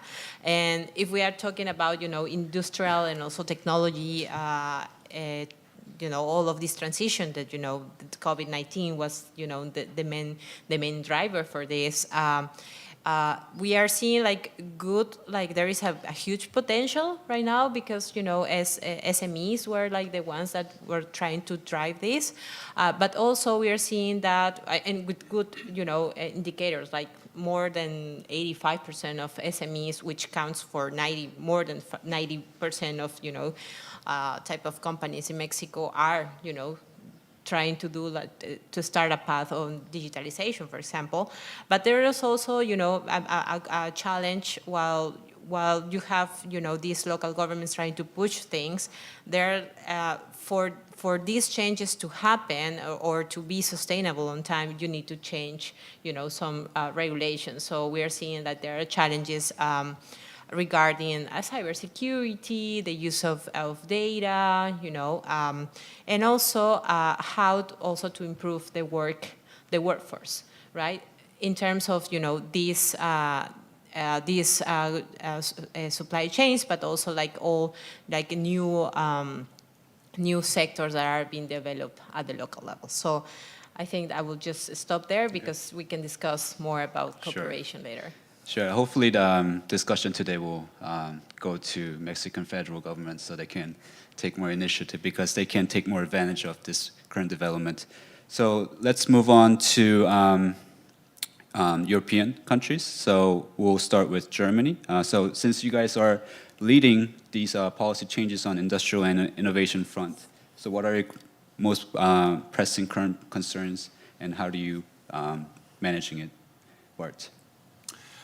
Well, I think right now the most pressing concern is how to maintain the manufacturing structure we have in this winter, next winter, in a situation with skyrocketing energy prices and still the possibility of a real scarcity of natural gas that could have a significant effect. But that's not your question. So if I look at the era of great transition, and if I look at the different potentially disruptive drivers that are there, I think the main challenge is that all these processes are at the same time.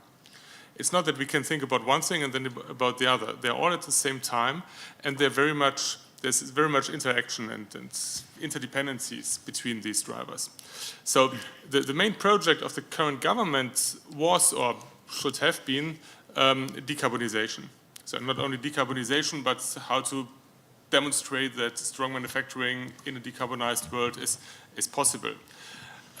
So here we need a lot of actually changes in industrial policy. That's in Germany traditionally industrial policy was more horizontal industrial policy, so making or providing better investment opportunities for everyone. And so here we are definitely getting more sectoral, more vertical. The other big driver, digitization. I mean, there's so many interactions between decarbonization and digitization. You need a lot of digital know-how and products to be better and more carbon friendly. But while the main problem in decarbonization is that there's still a need of a framework for a governmental framework to support transformation of industries like steel, for example, or aluminium or chemical industry. In terms of digitization, yes, there's a lot of debate about regulation and infrastructure, but the most pressing point for companies is that many of them don't really know what their future business case will look like. That's especially true in the medium-sized companies, and that's nothing government can provide for someone. So that's probably a big risk. The third one the third driver is demographic change. So we are losing about 10% of our labor force or labor supply in the next decade. And again, as many in the decade afterwards, just because we are getting older and more people, the baby boomers are going out of the labor market. And every company, meanwhile, has the experience that they can't find the people they need. There's labor scarcity, qualified labor, but that's more or less everywhere, meanwhile. And if you don't have the people with the right digital qualifications, it's difficult to become a digital company. And if you don't have the people who should, I don't know, build things that provide energy more efficiently or that insulate your houses because the people are not there, then you are slower than you could be in progress in terms of decarbonization. And I think the big underlying risk is a fourth one, deglobalization. If we talk about innovation and about competition, we have to rely on global structures and on the merits of globalization, especially Germany, as Germany is one of the most open economies among the industrialized world. And we have many companies that are so specialized that they really need the global, so these medium-sized, family-owned, 1, 2, 3 billion turnover a year, the backbone of the economy. It's not the big brands. It's those companies, and they are often very specialized and need the global markets to be successful there. And that, in the end, leads to well, many topics regarding deglobalization, reorganization of value chains. In terms of China, and Robert has addressed China earlier, I think that the German position and the European position has changed significantly over the last couple of years. While China was a trading partner 5 or 10 years ago and a big market and a big production location, it became more and more, well, it's maybe still a partner, but it's also became more and more a rival. And we see that not partly in the business community, but much more in the political area. Okay, thank you. I think it's really, that was a really interesting point because manufacturing industry is central to both German and Korean economy, but the way we think about these issues are there's a sort of difference due to the composition of that sector. So now let's move on to Italy. Pietro, would you like to? Thank you. Yeah. You know, if Canada and Mexico are the little brothers of the U.S., we are the little sister of Germany here. Has been the little sister of Germany for the past 100 years. Not sure about the results. But let me start, first of all, with with the word. You say great transition, and I'm always doubtful when you have these buzzwords. And it's more media words. You were right, Hubertus, when you were talking earlier about everything is happening at the same time, so probably should be in the era of the Murphy Law, when everything goes wrong, can only go wrong. And we actually are in that part. And if we want to add something to the title of our discussion, it's not so much of the industrial innovation and trade, but is the energy policies that we need to do the industry and the innovation and trade. And today in Europe, we cannot, talk about this if we're not talking about how to produce our energy, because Germany, Italy, any other country in Europe, except probably France, for a certain extent, we're totally not independent on energy production. We don't have our own energy, and we are interdependent. And this has been a great result of globalization, but all of a sudden we realized that some of the partners that we had were not reliable anymore, or for some reason were not reliable, or geopolitically could not be reliable for us, because we have to consider all the aspects around the energy crisis. It's not just because of Russia and Ukraine, but this has been around for a while. It was with Libya, it was with Nigeria. There have always been some geopolitical interest, and they have to be considered. And I can only follow Hubertus, and my life is even easier because, and Stefano here, that could represent Italy probably better than me as well. We're lucky because we change government every year, so we don't have a policy, so there's actually not very much to talk about. But this is an issue, in a way.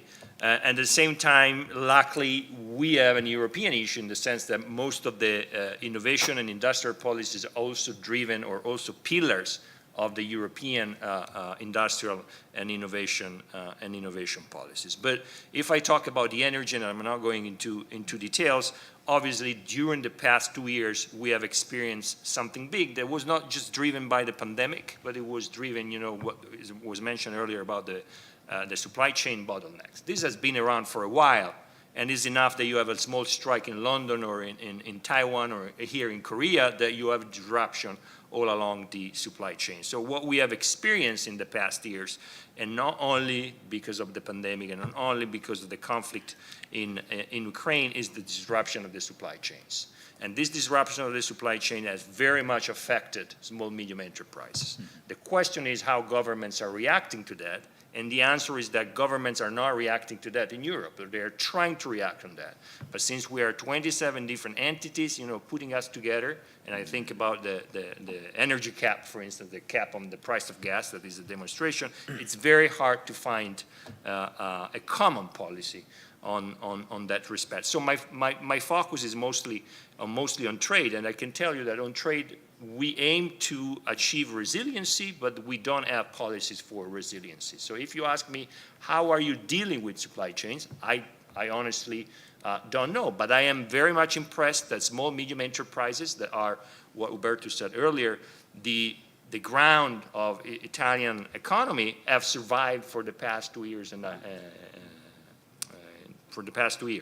The issues, though, is that there has been, and I disagree with what Rob said on the focus exclusively on China, the anti-globalization movement or the deglobalization movement is not just because of China, but because of certain mechanisms during the very fast globalization or the speed of globalization didn't work out. And now in Europe, as I assume in Sweden or other countries, there is a sort of refusing of this globalization and a need to rethink globalization. And this is something that probably as GTPA we have to take as a challenge. It's not refusing it, but is to rewrite the future of globalization. Otherwise, those small, medium enterprises wouldn't be able to survive, as Uberto said correctly. If they don't export, they don't have an internal market. We are too small for an internal market. So all our small, medium enterprises were lucky enough to have a global market where to export products that otherwise wouldn't be sold. And if I just think, since we're in Korea, our trade with Korea, if I think about Italy, is double. We export to Korea around 6 billion in goods, mostly manufacturing, and we only import 3 billion or 3-point-something billion. So it's basically a double exchange.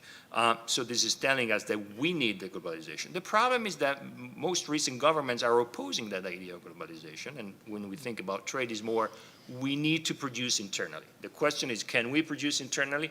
And I'm very happy that Aaron earlier mentioned we produce very much in terms of commodities, and Canada is a great exporter, probably the greatest exporter together with Ukraine of grain, wheat. Yeah. And if I think about 2 years ago, Italy was one of the greatest importer of Canadian grain, but suddenly, because of an anti-globalization movement, basically pushed by the farmers, for 1 year we imported 0 grain from Canada because of the idea of glyphosate that is used by Canadian farmers. Then suddenly Italy realized, oh, we don't have the grain sufficient to produce our famous pasta. So again, we went back and we started exporting from Canada. This is a demonstration that we need a global trade, but at the same point, we also need some arguments that as an alliance, we should bring to our governments or ever-changing governments, and to find the valid reasons why we need a free trade and why we need a global trade.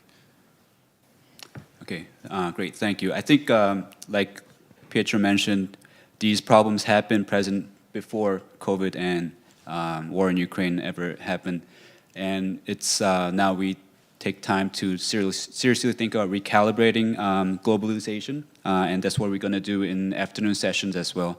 But since they both mentioned energy crisis, I think this is a nice segue to ask Australian view, that how do they perceive this development? Do they think of it as an opportunity?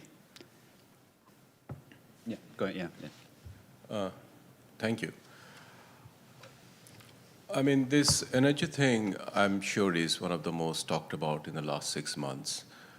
As far as Australia is concerned, definitely very natural resource-rich country, a lot of gas, then also coal, and very almost produces 80-90 million metric tons of LNG. So the new government, Albanese government, have been pushing hard on renewable energy. And as far as the global energy crisis is concerned, Australia's main market is China, South Korea, Japan, not Europe. So at this point, responding to the crisis, which is fundamentally emanating from Europe, Australia has been expanding. I mean, from somewhere between 40 to 50 million last year, the coal export jumped to 90 million. Now, I would like to push the boundaries a little bit because this whole energy issue has big time exposed the whole, fallacy or myopic political leadership we have had, the price of which today Europe is paying. If you remember, when 80s, 90s, during the Reagan years and Margaret Thatcher was in Downing Street, all Europe, including UK, rebuked the Reagan administration for having suggesting not to build this pipeline with Russia. Because Soviet Union was collapsing, everyone was thinking they'll be happily forever. So today, with all respect to my European friends, it is the price you're paying for your short-sightedness. You had first lesson, 2008, Georgia. You had second lesson, Crimea, 2014. You wasted 14 years to let Putin build up his reserve and today take the war to Ukraine. Now you're running around Israel, Turkey, UAE, asking them to pump up their barrels. Nobody's listening to you. Even if President Biden went to Middle East, came back zero. Rather, Saudis have joined to cut down production, meaning America's influence on energy market is waning. Everybody will look into their own interest. Even Saudis, who Americans took for granted, are no longer there, nor is UAE. Whole lesson is, you have taken the Russians too lightly. You have taken your own interests too seriously. And very recently, interestingly, Indian foreign minister made a comment, which I think is interesting. He said, Europe's problem is that their problem is everybody's problem, and everybody's problem is not their problem. I'm being very frank with you. So you had 208, you had 2014, you did nothing. So today looking into Turkey or UAE or Israel or Australia is running around like a headless chicken. I'm being very blunt about it. Now tell me how many in this room genuinely believe for today's energy crisis, it is solely only Russia is responsible. Please raise hand. How many believe today Russia is solely only responsible? Not even European. None. So you see we're not so bad. I mean, that's the reality. The reason I was pushing the boundaries, the moment Russia choked off 80% of its Nord Stream 1, energy prices shot up more than 200%. Today, 70 million people don't have access to electricity. So it's a big-time crisis we are heading. And there is no immediate end in sight. Last April, there was a meeting of gas-producing countries in Doha, which Qatar convened, and they could not come with a solution because it's a long-term investment. And nobody's convinced that this long-term 10, 20 years investment will lead to that kind of return. So for the first time, we're in a very real, big-time geopolitical reality with a product which drives our life, energy. So I'm sure in the second round but one thing I would suggest for the GTIPA, we are talking about industry innovation, but I think given also in the initial remarks in the morning session, Stephen particularly, I would draw your attention. We need to plug in energy, environment, climate change in one form or the other because they're very intertwined and even all the new technologies are directed in that direction. So we must find a way to encapsulate these three areas in the discussions we have going forward in the future GTIPA summits. So those will be my initial remarks. Thank you.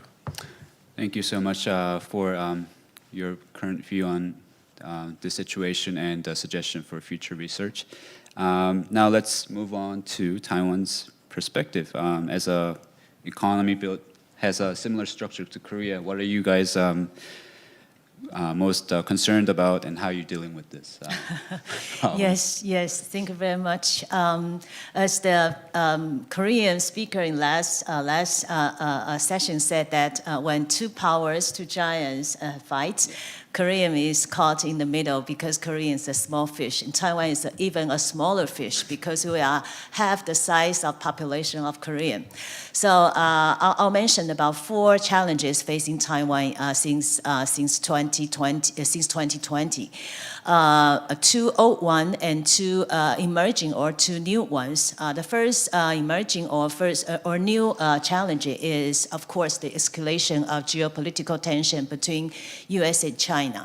And on the national level, U.S. and China are Taiwan's most important and largest trading partner, as well as an investment destination.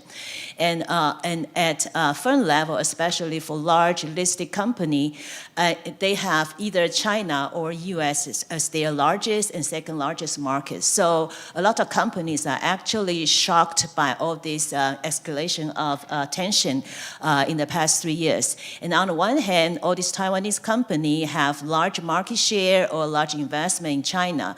They have to be very mindful and very careful dealing with these rising unfriendly measures and also protection measures by China, especially since a few years ago they decide to help support their own companies. We call it the rise of red supply chain. And also from time to time, China also have economic sanctions on Taiwan when they are not happy with what our government does. For example, they sanction forbids of imports of agriculture and fishery products, and also forbids of processed food from Taiwan to China. So that's one hand they have to deal with. On the other hand, all these companies have to be very cautious. The U.S. new measures, for example, there's a series of these very strong, comprehensive export controls towards China, and all these have some of these have made Taiwanese companies shocked because they are not prepared of this. So these are a dilemma that Taiwanese companies have felt. And however, we are actually doing this since the past 3 years because of since the U.S.-China trade rivalry, most of Taiwanese companies have tried to diversify their market and also try to have this relocation of supply chain. So in the past 3 years, we've seen more and more returning of capacity from China back to Taiwan or to other parts of the world. So Taiwan itself also benefited from this relocation or returning home of this Taiwan investment. So actually in the past 3 years, our export, we face an export boom to the U.S. Okay, the U.S. 3 years ago is only about 9% or 8% of our market share, but right now it's about 15%. Right now it's the second largest export market for Taiwan. So we also think for this new situation that made Taiwanese company more alert and more aware of what is going on in front of them. However, we all say that all CEOs have to go back to school to learn this geopolitics and also politics. And of course, the second new challenge is this digital transformation, this green transformation. Our government has set the target for 2050 to become net zero. So most of these manufacturing companies have to deal with this. And then the two old or two existing challenges are two concentrations that need two diversification. The first concentration is we focus so much much in the past 2 decades, ICT and electronic and supply chain. That accounts for more than 40% of our total industrial output and also for our export. And right now, we need to find more potential sectors for our economic growth. The government has identified several potential sectors, including the EV, including biotechnology. However, it takes time for this new potential sector to grow. And the second over-concentration is the over-concentration of our export market. We depend on China for 40% of our total export. And we don't think that kind of dependence will decline anytime soon. However, we still have problem trying to explore other market. The U.S. is a very important market. We are now looking more to the European market, Latin American market, as well as African market. But you know that Taiwan has a lot of problem trying to access to this economic integration. So our export directly from Taiwan actually face a lot of tariff barriers as well as non-tariff barriers. And we applied for the membership of the CPTPP September last year, but we don't think the time for us to join this CPTPP will come anytime soon. So that focus on this market actually is part of the challenges for Taiwan, and the government has come up with a lot of diversification measures and programs to help Taiwanese companies to look into market beyond China and beyond U.S. For that, we actually create a lot of partnership with this domestic market, domestic economy, and domestic partners, including we have a lot of new partnership with African countries and also with Latin American, because these two continents also are receiving some relocation of supply chain, especially by Taiwanese company, away from China, away from Southeast Asia to Latin America to Africa. So we see these are challenges, but also it brings up a lot of opportunities for Taiwan to not only for Taiwan's own economy, but also for Taiwan to work with all these partners. Thank you. Okay, thank you so much. I think, although they're not here with us, I think China gives a lot of things to think about for us, and we'll continue this discussion on the second stage. So since we've touched on in the broad level what each country worry about elaborately, let's move on to, I prepared specific question to each country, but due to time constraint, if you can't make a concise response, I'll much appreciate it. So we'll touch on trade issues first, and then we'll go back to industrial policy, then and energy security issue. So first, since we've talked about China, I mean, the trade dispute between China and U.S. Changed the trade landscape and other economic landscape, and these changes accelerated after supply chain disruption after COVID, and the U.S. government's response to that, likes of IRAs, kind of raising concerns of small fish like Korea and Taiwan, and in your opinion, where this trade dispute is going to, in terms of direction, and how should other countries respond to these changes? I think this is a big question, but yeah, if you can. So I think that there's two pieces of the answer there. One is the approach of the Biden administration to trade, and I think it's important to keep in mind for overseas partners. So he comes from Scranton, Pennsylvania, which is sort of a blue-collar town. He has very close ties going back decades with the labor movement, and I think there's a perception, pretty well founded, that a lot of the political disruptions we saw going back to when Trump was elected stem from sort of inequities and unbalances created, I think in the view of the administration and some others, because of trade. Now you can say that's right or wrong, but a lot of that has really focused primarily on China. It's not only a China question, but if you take China out of the equation in terms of how U.S. manufacturing was disrupted, it's almost entirely a China question. So we have, I think from the inception of the administration, Buy America, and I think that's really pretty embedded into their thinking. They made very clear early on. I was part of a pretty large advisory team around trade for Biden during the election, and that team said, well, we're not going to consider any new trade agreements, period, at least for a long time to come. So trade really is sort of a secondary priority. You're not seeing any new proposals for any new trade agreements. A lot of people would like to see us join CPTPP. That's not going to happen anytime soon as the administration focuses on domestic employment, domestic manufacturing, and all of that. And of course, the CHIPS Act is a part of that. So I don't think you can expect any big change there, and that of course affects some of the incentives, in the Inflation Reduction Act about investment, in the U.S., who's going to benefit from that. So I don't think you can expect much change there. On China, I don't think we can expect much change either. Some people thought there might be some softening when Biden came in. In fact, all the tariffs that were there from the Trump era are in place. There's no sign that those are going to be removed any time soon.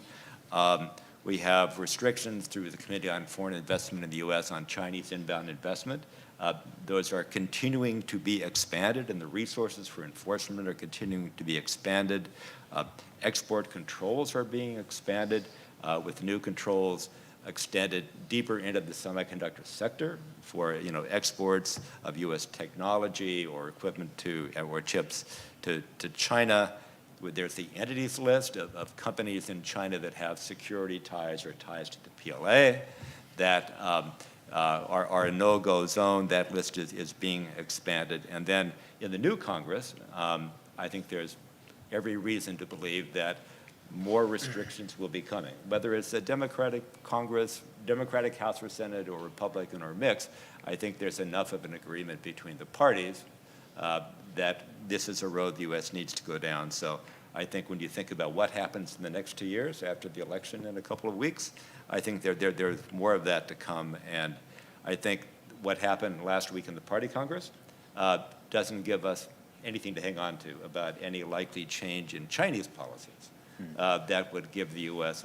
a hook to kind of back off on some of this. So I think from the standpoint of overseas partners, I think you'll have to find a way to deal with kind of the Buy America philosophy in the current administration, and I think there's only going to be a further tightening on technology relations with China and no softening on the tariffs or other trade issues. And I think, again, that's going to keep those issues on the table that were discussed earlier about how our allies and friends manage through that. Okay, thanks for giving the overview of what's changing in policy standpoint of view. And now let's move on to Mexico because, given proximity to the U.S. and a lot of effort has been to reshuffle the supply chain network after, COVID-19. And Mexico, although there hasn't been much response from federal level, but there has been some movement locally. And is this development seen as a opportunity for Mexican economy? Carolina? Yes. So yes, for Mexico right now, the most important relationship is with the U.S. Using the platform of the USMCA, as one of the mechanisms to take advantage of that cooperation. But besides the USMCA, there are being, tons of cooperation agreements between the U.S. and Mexico to support the development of supply chains. And so right now we're seeing two things. First is how, this cooperation is supporting everything that is related to e-commerce, digital trade. I think it's one of the important things for Mexico. There are like like clusters that are, you know, very oriented to that sector, and for Mexico represents a big opportunity for, you know, how to foster economic development, and also it's a great opportunity. It's a sector that can be developed from the local perspective, right? So and so we're seeing right now that there is a lot of cooperation of the U.S. Like regarding that, especially to take advantage of the Article 19 of the USMCA. So that's one thing. And the other thing is, like, you know, with these other agreements I was talking about, you know, that's mainly supported by the U.S. like direct bilateral cooperation, is like they are trying to support also like the supply chains, but local supply chains, but they are like not necessarily the ones that are already, you know, established. Like, you know, when we talk about states, we're Nuevo León or Jalisco or also Baja California are like, you know, the main ones, but they are trying to see like other types of supply chains at the local level, and that cooperation right now is mainly focused on local supply chains in the south. So we're talking about Oaxaca, Tabasco, you know, other states, but even though it sounds like a great opportunity, it's a great idea, we're seeing like a lot of money coming to support those supply chains. The main question right now is whether these supply chains are going to create impact, are going to, you know, and what type of supply chains are we supporting, right? Mm-hmm. Because the south of Mexico, one of the main characteristics of the south of Mexico, it's, you know, the lack of trained workforce, you know, and the value that can, you know, be added by these supply chains is like very low. So that's a challenge, because we don't want, you know, this big idea, this good idea to be, you know, just a waste of money. And so, again, that's the main question, how we can still, you know, support in those supply chains, like with this bilateral cooperation in the south, but also at the same time create, you know, employment, and also to create a better environment for investment. So, yeah, again, it's important. I think USMCA and the direct cooperation with the US, but there are like so many challenges that we need to be addressed so it can create value, right? So, yeah. Okay, I think the development in USMCA, I think it's definitely a first step of, you know, taking advantage of this situation. Now, speaking of, you know, forming a new trade partnership, there has been recent development of IPEF, I think, in that in IPEF, Australia and Southeastern Asia is expected to take a big role forming that partnership. How are they seeing this recent development of IPEF, Dr. Karshu? Thank you. Of course, this is a significant trading bloc representing almost these countries combined, these 13 countries combined, almost represent 40% of global GDP, 30% of global trade, and 60% of global population.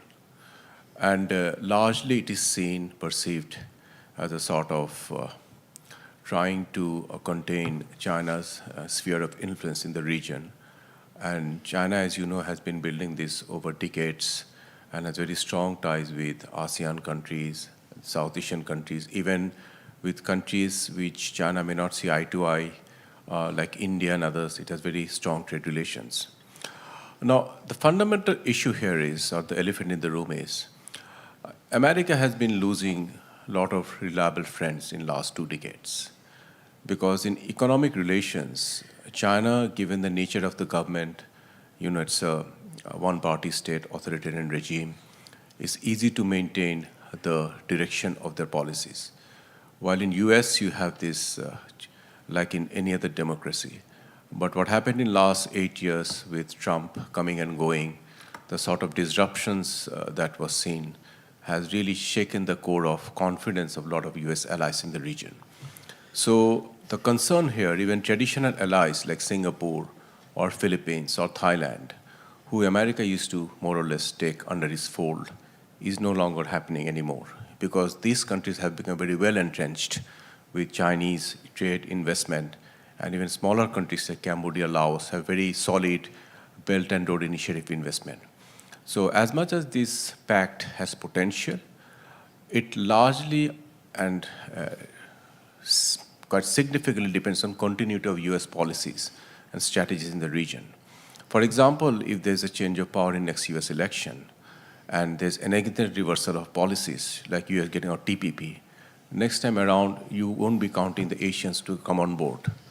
So this is the reality. So first, let me be cautiously optimistic about this whole alliance, because America is building both trade and military alliance parallelly, while China is building singularly, mostly on economic front, and is very well entrenched now. So to able to match and overcome, we'll need sustained commitment effort spanning over decades, not just one administration coming for 4 years, then someone coming and tearing it apart and starting new. So I'll be very frank, this alliance is very important, has huge unexplored potential, but largely depends on the country leading US, and which unfortunately in recent past has not been very consistent. So China has the upper edge, that's the reality. And if you look at RCEP, how China has effectively even brought in countries like Australia, or in certain cases India, which otherwise has a lot of not so favorable relationship with. Chinese have outsmarted America in economic diplomacy. That's the reality.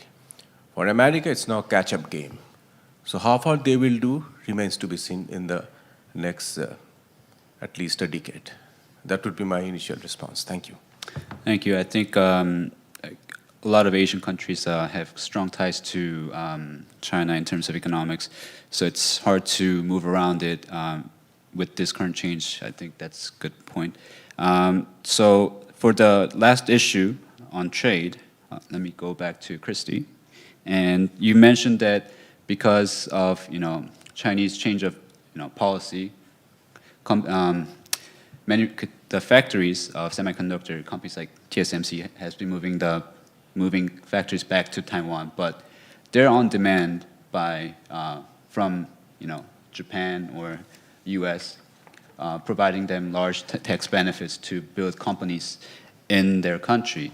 How is this development viewed in Taiwanese government, and is there any worry that that might potentially disrupt the supply chain stability of semiconductor in Taiwan? Thank you very much for that question, because semiconductor is almost mentioned in every seminar.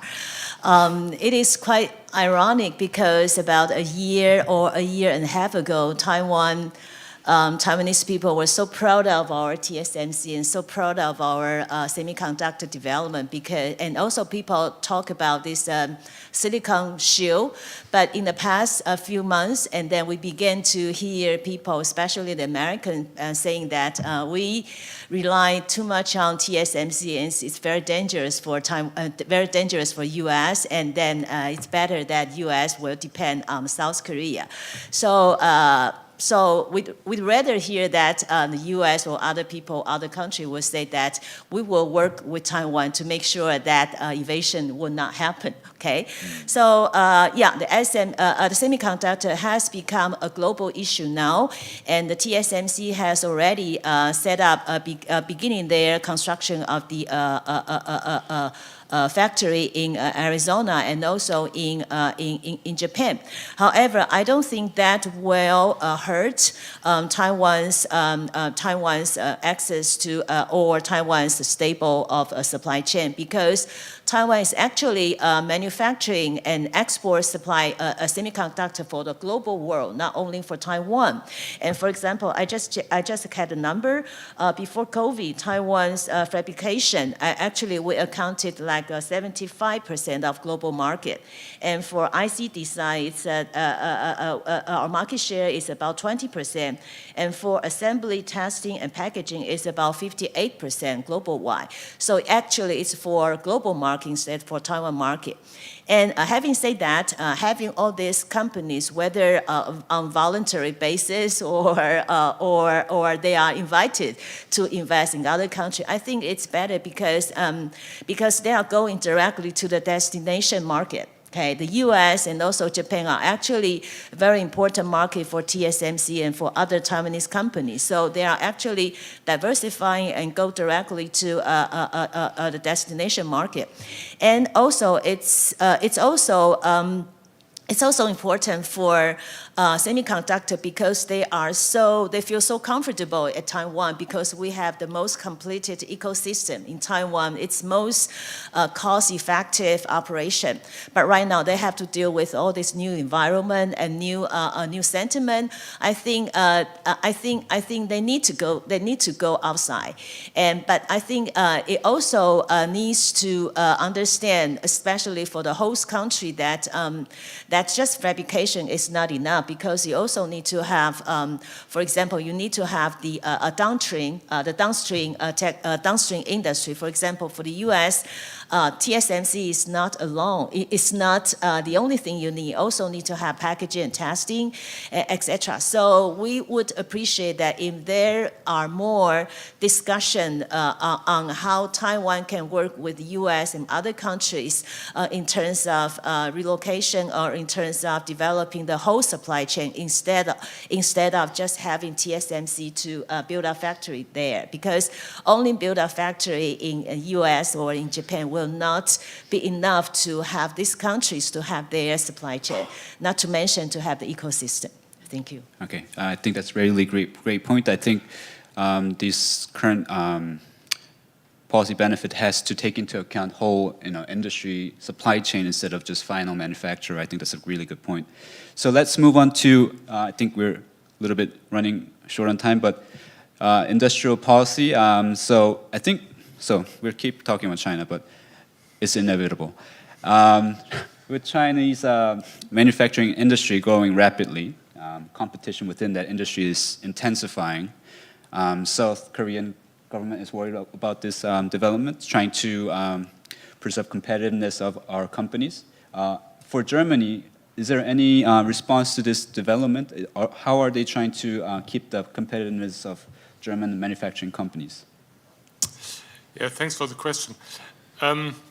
So first of all, one part of the answer is that political risks are much more in the center of debates in politics and in companies as well. And that's, of course, a reaction on the supply problems during COVID. It's especially a reaction on what's happening with Russia.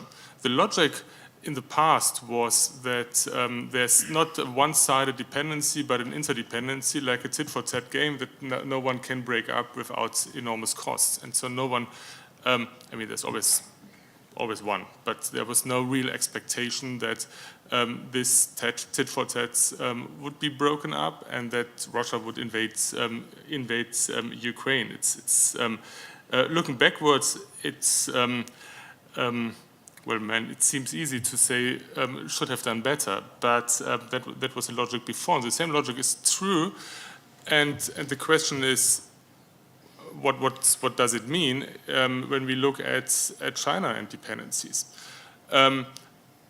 Russia couldn't afford to stop or to have energy imports, coal, oil, and gas to Europe stopped, but they took the risk anyway.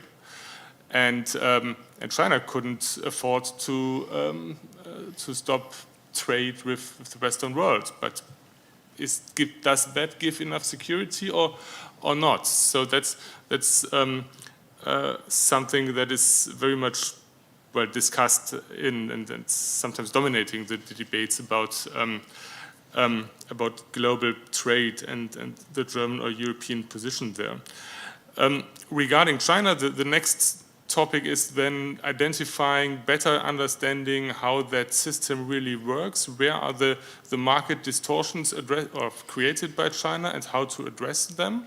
We don't have a very good, neither theoretical nor empirical foundation about an understanding about what does it mean if two different economic systems playing with different rules cooperate or trade, and what that really means, and what requires and justifies intervention into market processes. So at least from the European side, market processes. So and then we are in investment controls and discussing about controlling investments in China, and of course investments from China in Germany or Europe. We're talking about subsidy control and so on. And then the third point is of course horizontal industrial policy. So making investments in Germany and Europe more interesting or more attractive. So the main problems are traditionally high taxes, high labor prices, high energy prices. Germany has never been a country with cheap energy, but now it became even more expensive. And the strengths are there's qualified personnel. I mentioned that will become more difficult or has become more difficult. So one reaction is qualification, another reaction is immigration, a third reaction is trying to expand working times. One advantage is infrastructure, and the government is finally took the challenge or took the measures to invest sufficient, or well, maybe not sufficiently, but almost sufficiently in our infrastructure. And one very important point is innovation, of course. And we have a pretty good innovation infrastructure with that specific, and it has been mentioned earlier, specific innovation system we have in Germany. And I think that's a point where, government isn't maybe not doing enough right now, but that's one of the big strengths, and that should be fostered. Okay, thanks for your response. I think energy, like you mentioned, is a big problem for many of us, and we'll come back to you, Aaron, in the final question, how to deal with the current situation. But before we do that, let's go to Italy. So Italy also is similar to Korea in a sense that it's based on strong manufacturing sector, and it's surprising that you mentioned that small and medium-sized companies have been doing relatively well without any policy responses by federal government. But what kind of policy responses do you wish that federal government have taken to address this issue? Thanks, Young. I have to say that I really admire Sean and Christy and also Carolina, because they were straight to the question. But Syed, as I think he should be in the global panel later on, and I will join too, because he mentioned, and I cannot avoid to, let's say, I wouldn't say respond to that, but agree in a way. It's true that Europe has, allied with the wrong people, I would say, but they were good people at the moment that we made the deal in terms of the energy. We have been always, our welfare, our richness is based on exploitation of others. This is a colonialism, it's been around for centuries. But I wouldn't go, because I don't think we deserve this in the discussion here, I wouldn't go into the geopolitical reasons, because otherwise I think I would be expelled by the alliance, because we cannot, this is not Ukraine, Russia, come on, that's a bullshit for the media, let's be honest. It's much more in there. There are the US, there is Germany, there is the Nord Stream 2 that was not just going from Russia somewhere, it was going from Germany to Russia and from Russia to Germany. So there's a lot in this at stake, but we can discuss this in another occasion. Coming finally to your question that I think it deserves more time, but we don't have apparently. The issue with our small medium enterprises system is that, going back to what was on the previous slide by Rob, small is beautiful. This has been the religion, not the philosophy, the religion for the past 30 years. And we realized that small companies can compete at a global stage, but today they need to scale up. And so the main issue is that small, medium enterprises cannot scale up, at least in the Italian ecosystem, and I would say in many European regions. That's why globalization is good, because we got a lot of Chinese investment, a lot of US private equities coming in, and some of these companies finally got rid of their founders, the fathers, their grandfathers, and managers came in. And this is also good, a result of education, business schools. A lot of Italians, third generation, went to school, and they're happy to sell off their companies, go on holidays, and enjoy their money.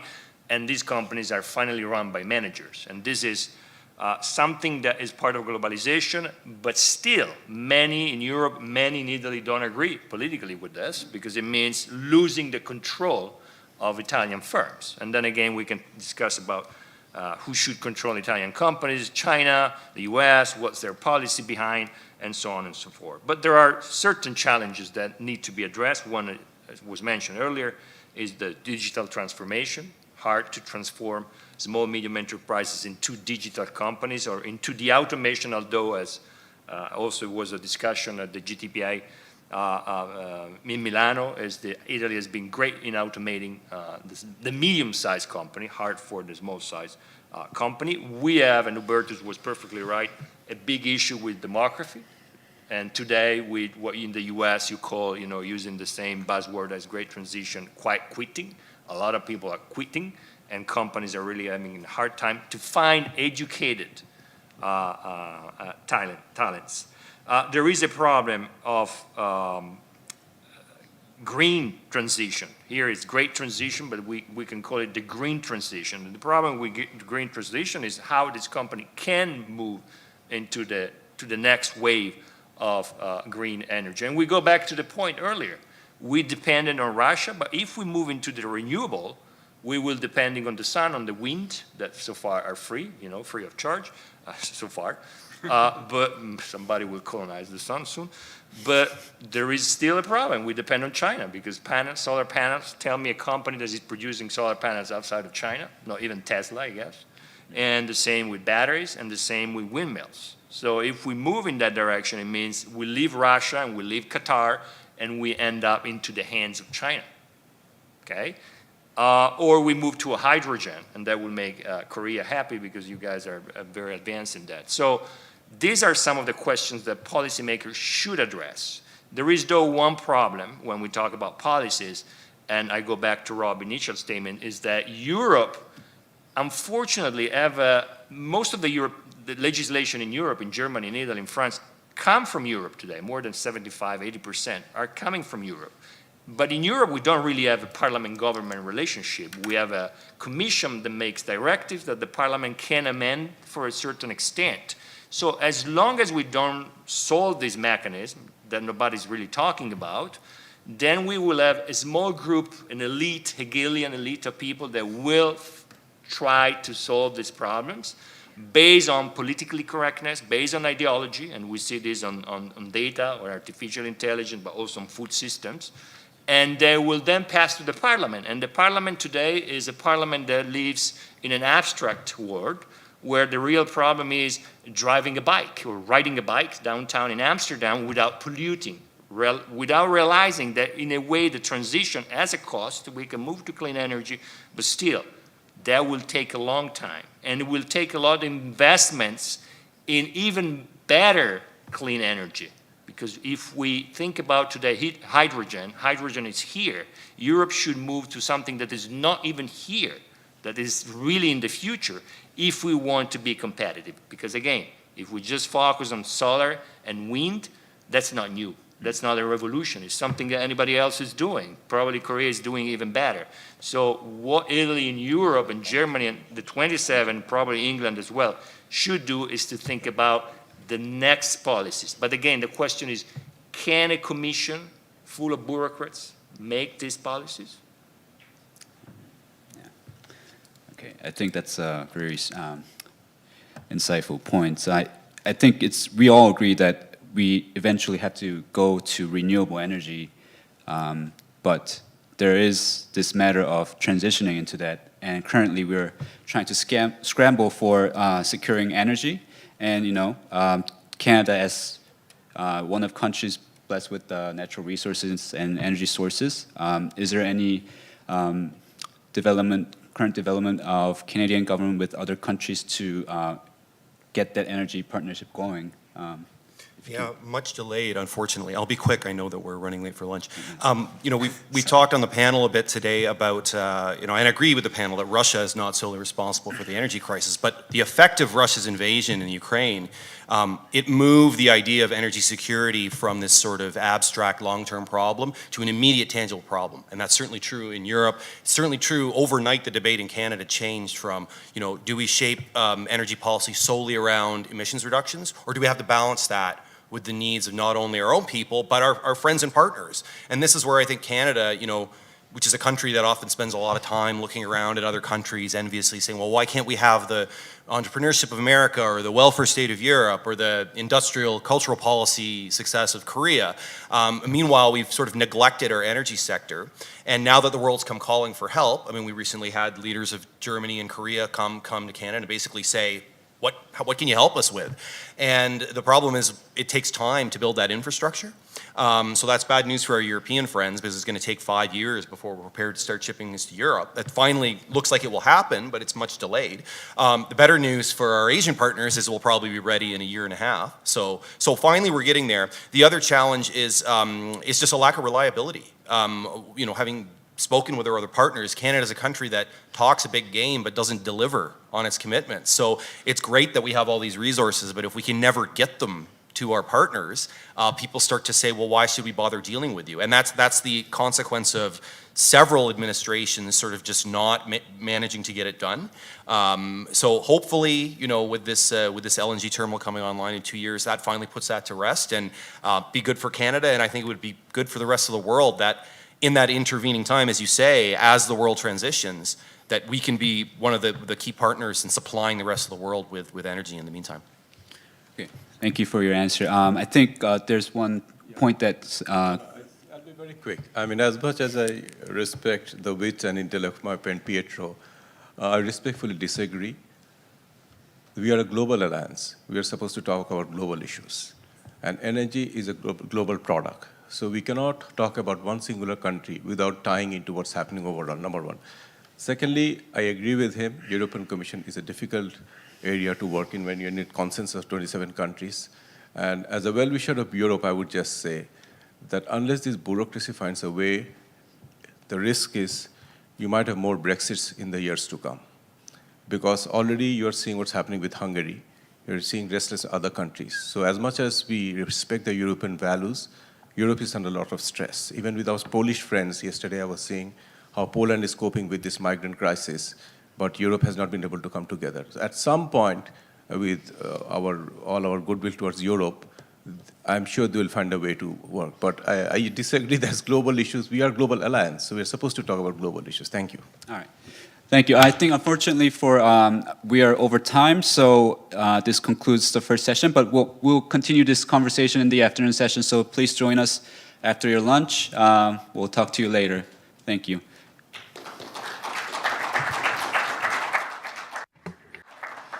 네, 감사합니다. 토론 잘 Thank you. I find the discussion productive, and this concludes the morning session of today's event. We'll have about 2-hour lunch break, so please have lunch and be back here by 2:30. Thank you for your presence, and I'll see you back in about 2.5 hours. In about 2 hours.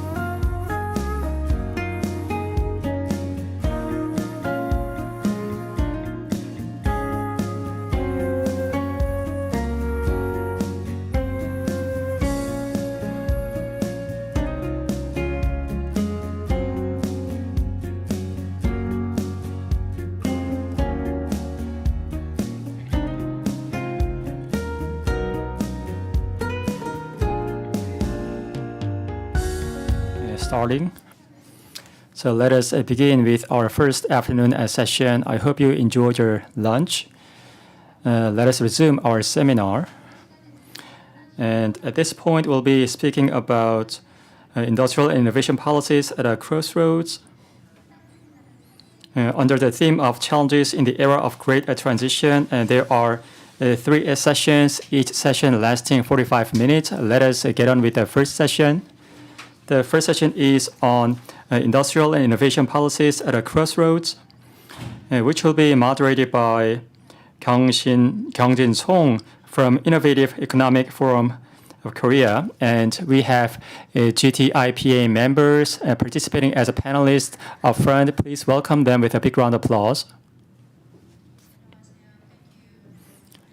Introduction. As already informed by the MC, we have only 45 minutes given.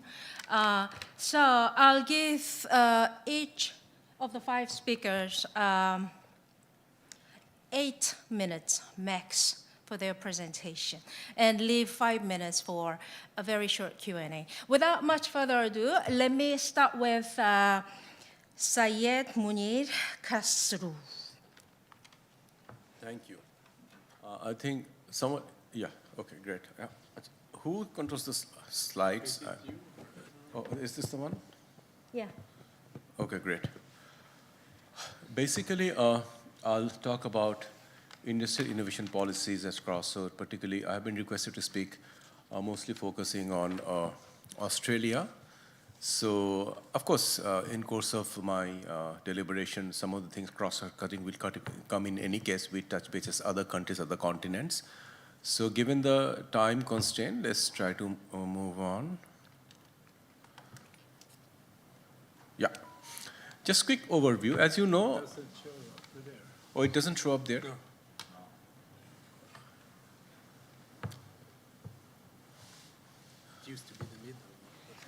여기 화면에 나올 수 있나요?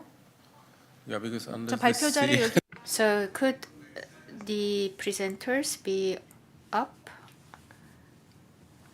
visible to the hall? You have to be on a visual mode, whatever I'm saying. No, as you know, Australia is a very mineral resource-rich country, and historically it has mostly extracted and exported to its Asian neighborhood, lithium, cobalt, and so on. But now increasingly the the shift in focus in technology and SME, because Australia realizes, particularly as you know, this COP26, Australia had made some commitment for net zero emission by 2050.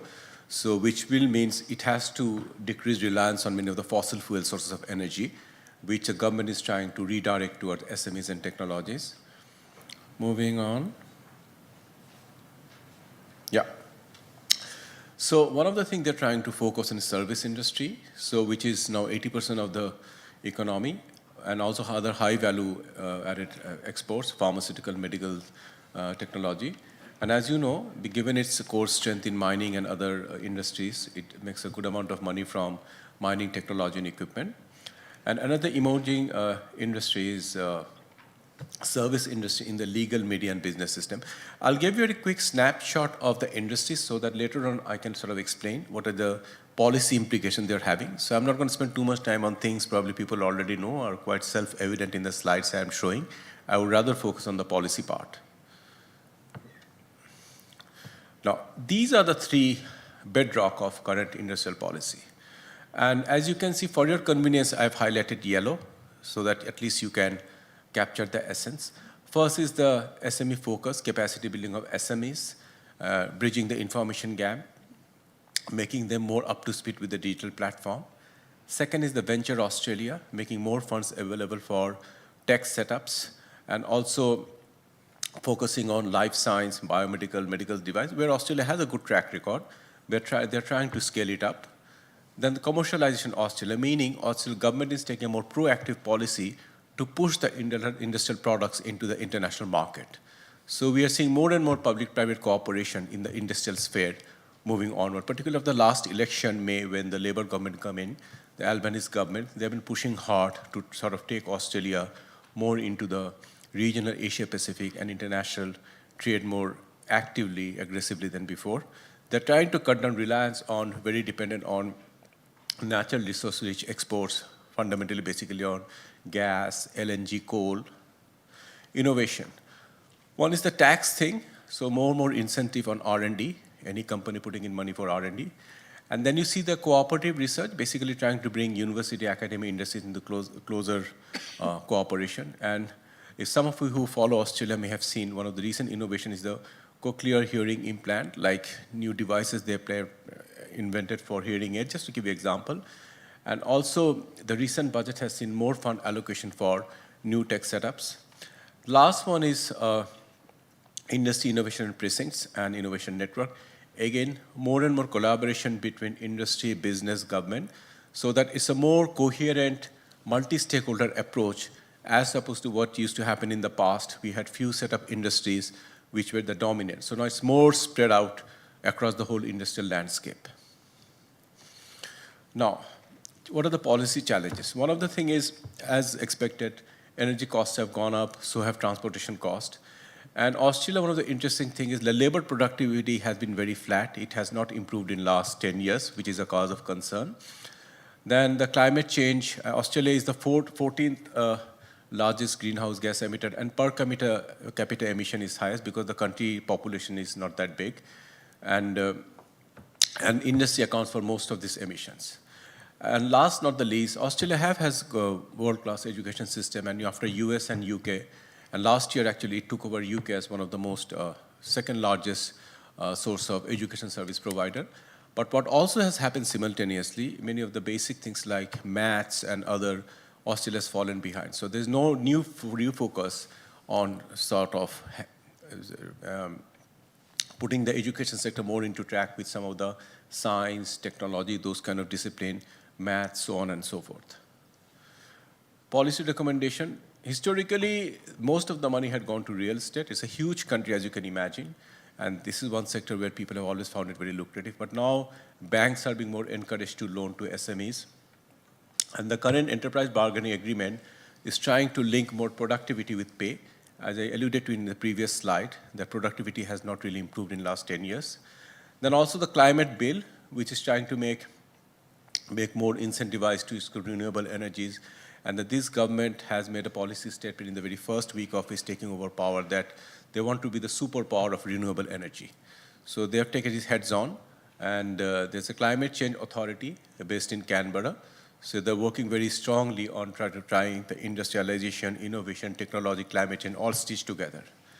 And again, government needs to start funding some of the universities because what has happened, while they have developed world-class education system, some of the core discipline, which is very much need of our science, technology, medical, they have not sort of grown as much as should have. So that has been the focus. So I'm sure I'm pretty much within 8 minutes. So 7, okay. So that I'll lend to him. So I'll be very. 2 minutes. Oh, good. 2 more. 2 more minutes. No, fine. So that's more or less capturing the essence, and I'll be very happy to take any questions at the end, or I would rather give it to any of my friends who would like to speak more than 8 minutes. It's up to the moderator. Thank you. Okay, thank you, Syed. Next is our friend from Sweden, Andreas Larsson. Oh, yeah. Thank you so much. I'm going to talk more about innovation policy. In Sweden, we don't push so much around industrial policy, I would say, and I'm not a trades guy. I'm not from economics side. I rather try to understand the businesses, and then I work with people like who are economics. So forth. So I would just say students because you might wonder what kind of organization is that. So in 1983, the military was leaving the city of Uppsala. They had quite a large area where the military left, and we had 2 universities, but we made mustard, steel beams, and boots and stuff like that. But we had 2 high-class universities in a city of 300,000 people. So they put together a working group to try to make what the then governor had heard of Xerox PARC in Silicon Valley, and he said, why can't we have one? So they put together a team with the mayor, the vice chancellors, and business and the Chamber of Commerce and so forth, and they built the park. And this was in 1983, and that was quite a few years before we had a triple helix sort of setup. So they, from actually building the park, they realized that you need some kind of intersection. What happened fast forward was that if I would have more time, you could say that there were no actors in the intersection between academia, industry, and society. Nowadays in Sweden, we have a lot of different innovation offices at the university, TTO offices, and so forth.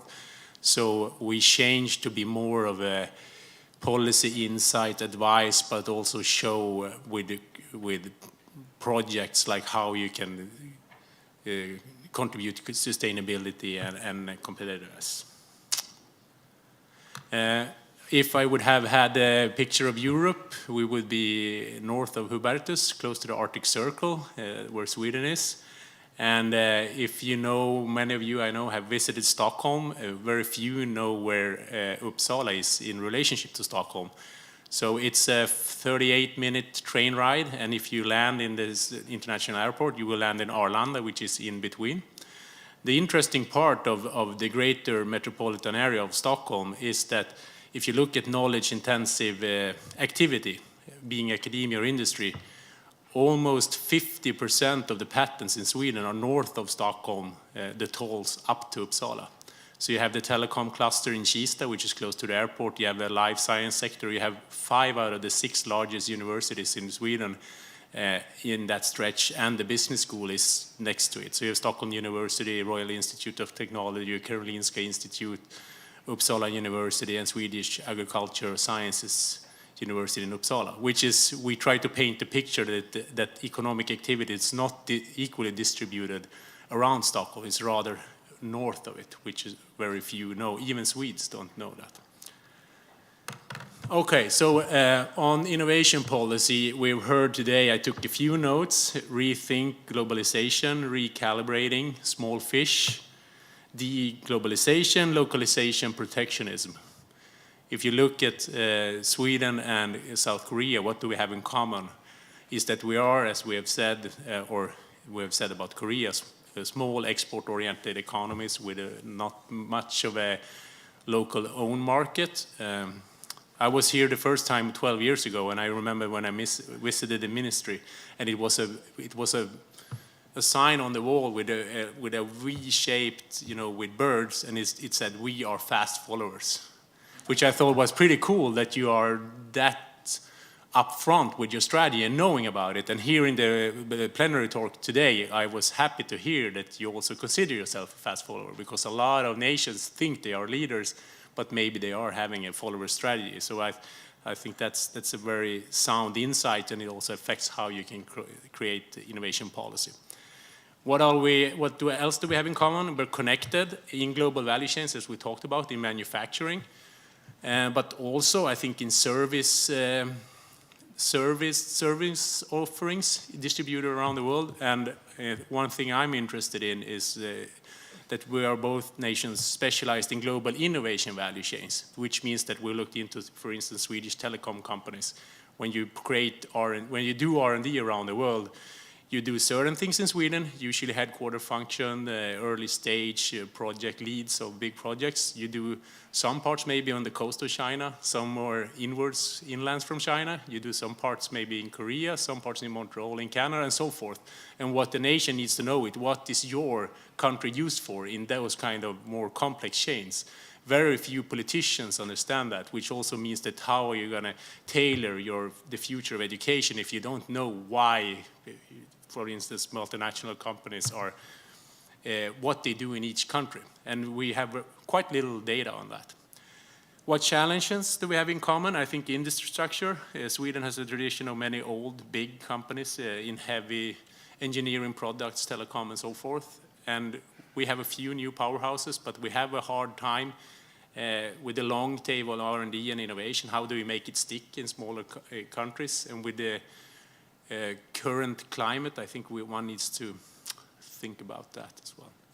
So what could we do? One thing that I've paid more attention in the recent year is, I don't know if you've heard the term, a dolphin. But a dolphin, if you think of cash flow, Sean and the people in Silicon Valley, you have a lot of dolphins. You dive deep because you need a lot of negative cash flow. You need to raise money. But then once it jumps more higher, and you have a higher multiplying effect than before. And that's hard for us. We don't have as much venture capital in Sweden, even though we have quite a few unicorns in recent years. But I think that we need some kind of dolphin strategy with deep tech. We have talked about AI and so forth. I think that's interesting to understand how value is added, and especially those kind of innovations. In terms of learning, of course, for us in Sweden, it's interesting to learn from South Korea. You have a more active industrial policy, I would say, than what we have, but we also have our way of structuring the university system and so forth. But we have a lot of in common, which makes that others we can't really learn as well from, since we're small, open, specialized, which makes it interesting. So with that, I think that we could connect South Korea with the Uppsala Innovation Region and Stockholm, and of course on a national level as well. Thank you. Wow, you're very good with the time given to you. Okay, next I'd like to invite our friend from India, Raja Katuriya. Thanks, Kunjan, my old friend and conspirator in India-Korea dialogues. Before I speak, let me thank Stephen for the opportunity and honor of speaking in this panel. I think it's one. I don't have a PowerPoint presentation, but hopefully I should be able to touch on both the topics, trade policy and innovation policy and industrial policy. But we don't have an India. So I'll be speaking from a perspective of India, but of course it will have wider ramifications.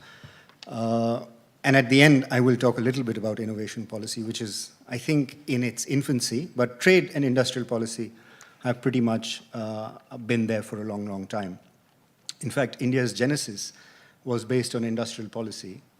Post-independence, the economy was pretty much based on industrial policy. And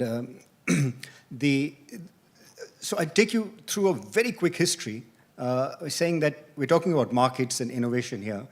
India had a sort of massive distrust of market economics and markets in the beginning.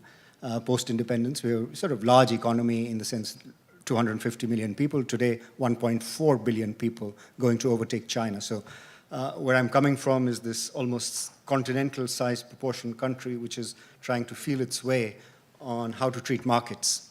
And that experience with markets has been good, hasn't been great, but has been good, partly of our own making because we distrusted the markets to start with. And therefore, there was a very intrusive and insidious industrial licensing policy in India, which gave licenses for production of almost everything, including, commanding heights, but also scooters and cars and two-wheelers, etc. That has been dismantled pretty much because of the experience of the 40, 50 years since independence. It was sort of liberalized in 1991. But the reason I'm touching on this is because, as I said, was the distrust of the markets, both in terms of what they would deliver. It was thought that they would deliver concentration of economic power, and the industrial licensing could avoid that. In fact, that is what industrial licensing actually delivered to us, was exactly the kind of thing we wanted to avoid, which is concentration of economic power and wealth in the hands of the few. And then, of course, rent-seeking became part and parcel of the Indian economy.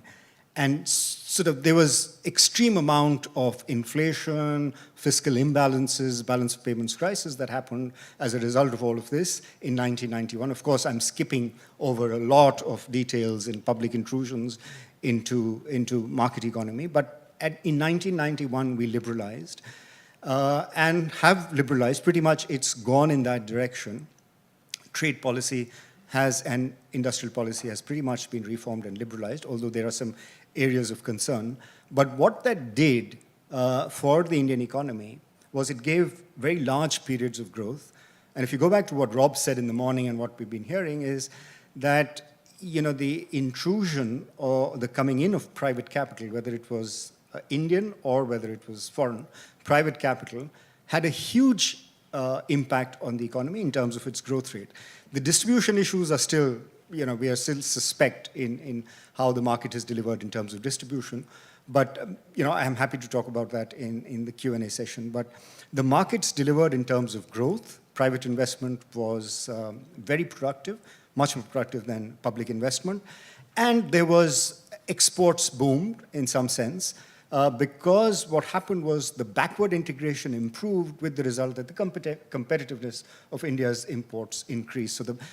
And as sort of we headed towards the early part of this century and to the early parts of, let's say, post-financial crisis, what was clear was that India needed to liberalize imports to be able to export more, and that if we were to take off like the East Asian economies had done before us, we needed not only foreign direct investment, but we needed global markets much more than we had in the past.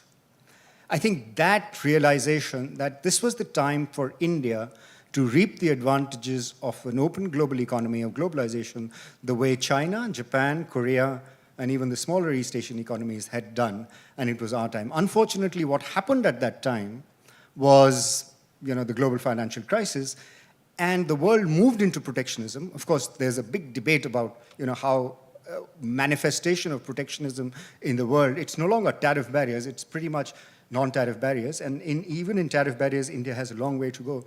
But that realization that we needed the world markets, that was a good realization for Indian policymakers. But unfortunately, two things happened. One, there was increasing protectionism that became visible. And two, the free trade agreements that India had signed with Korea, with Japan, with Malaysia, with Thailand, all of them resulted in current account deficits. And as I said, allow me some poetic license. I'm just giving you the broad macro results. And countries with which we did not have free trade agreements, which was with United States, Europe, UK, we were running current account surpluses with these countries. So the natural tendency for policymakers and politicians is, with countries that we don't have free trade agreements, we're doing well. With countries that we have trade agreements, we are doing badly. So have we negotiated these trade agreements well or not? And that was a complete misreading of what trade meant for the Indian economy, but it made political sense for them because what they wanted, what the politicians wanted, was make in India, produce in India, create jobs in India. You have 450 to 500 million workforce for which you have to provide jobs, and jobs is a completely different story, which I'm not going to get into at all at the moment. But what has happened post-financial crisis is that we need the world, but we are now going to sort of do it on our terms, and we'll do it through incentives like PLI, which is production-linked incentives, invite foreign companies, worry a little bit about foreign content, but talk mostly about domestic content, increasing domestic content, and increasing domestic value added. So that's a fine balance one has to create because we've increased sort of imports and therefore exports have increased, which means the foreign value-added component of our exports has increased legitimately because that's what China did, that's what South Korea did. And eventually, then you move to more domestic value-added as your industry becomes a little more competitive, infrastructure becomes better, your tax regime becomes competitive, administration becomes better. So that's where we are at today. We are having these production-linked incentives, inviting foreign investment to try and capture global markets. Now, I don't know what the outcome of this regime of production-linked incentives is going to be. It does not pick winners. Anybody can apply. There are 12 or 13 industries. But what has happened is that it's mostly been dominated by the electronics and technology-dominated industry. So the Samsungs, the Hyundais, the Apples, the Foxconns of the world have all applied for production-linked incentives, which is good because it is compliant with the WTO regime, which the earlier incentives, they were not only not compliant with WTO, but they gave rise to so much of rent-seeking and so much of corruption, and I'm just saying this sort of openly, so much of corruption or rent-seeking in the system that it was difficult for a policy to be effective. Production-linked incentives are transparent, and anybody can apply, Indian companies, domestic companies, and therefore, I think this is a good industrial policy, a better industrial policy for India than what we have practiced in the past. So I think the use of global markets, the use of production-linked incentives, and I think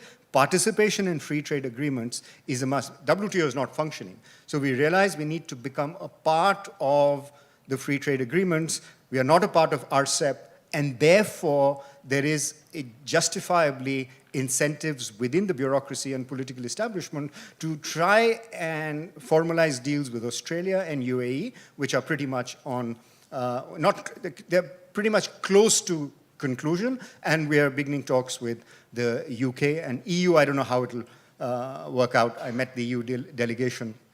There seems to be a little bit of conflict there at the moment, but with UK, you know, apart from Mode 4 negotiations, which is the movement of natural people, I don't know, those of you who follow the WTO, movement of natural people, which has been spoken about in the morning in even this forum. And India definitely offers, 1.4 billion people. There are lots of educated, skilled people that can provide services. And one of the parts of negotiations with free trade, in the free trade agreements with different countries, has been the movement of natural people, short-term, long-term, medium-term visas, 1 year, 2 years, 6 years, etc. And sometimes that has been subject to a lot of political opposition. Now, in India, if I have time, the narrative in India has been, if we can... No, you don't. I don't have time. If we can negotiate trade, why can't we negotiate labor movements? Okay, so that's the sort of industrial policy. 1 minute on innovation policy. We've been India is home to these global capability centers.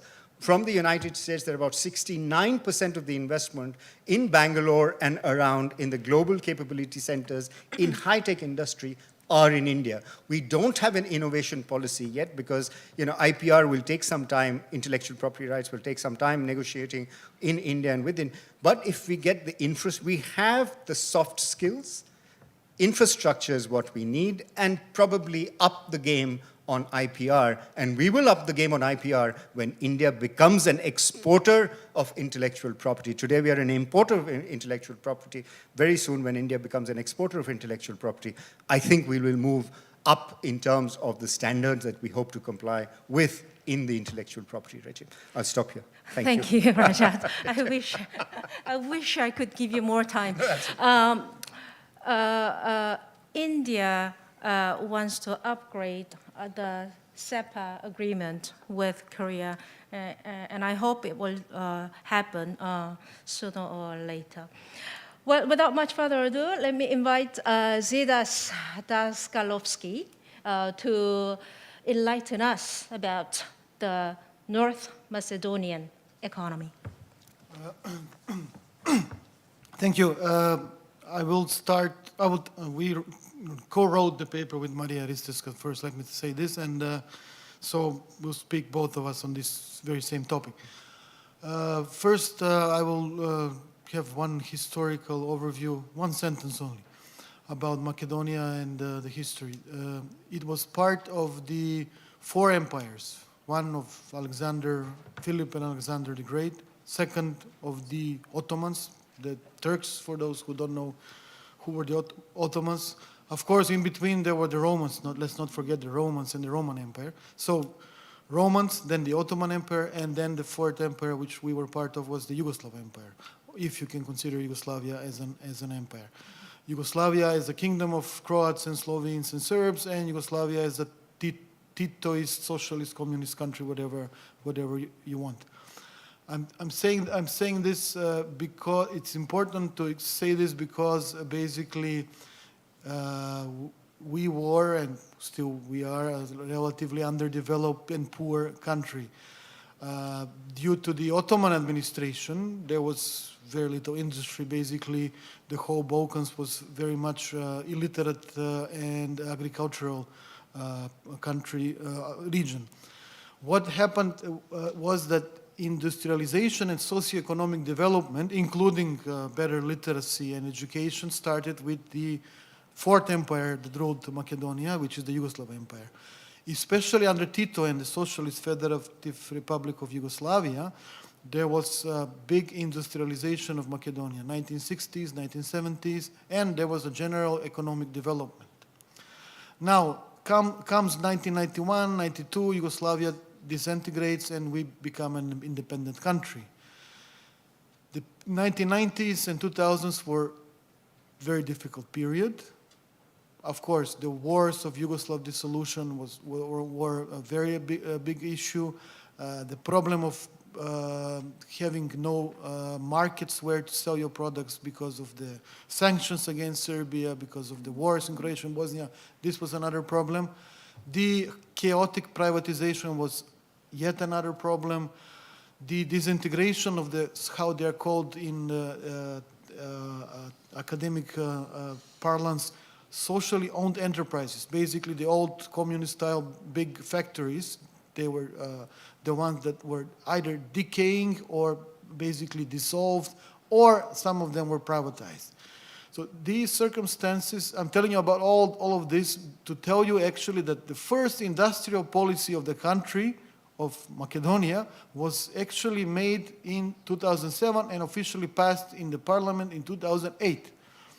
This is the time of the right-wing government, Christian Democrat government, which ruled the country from 2006 and to 2016, which led to a tremendous socioeconomic development. What was the idea of these guys?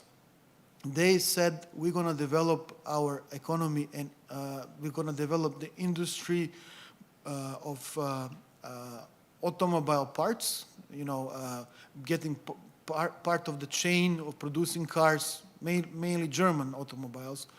But in any case, this was one idea. Second idea was to develop food processing and further develop the wine industry, which we have quite good wines in the country. And the third idea was to develop tourism.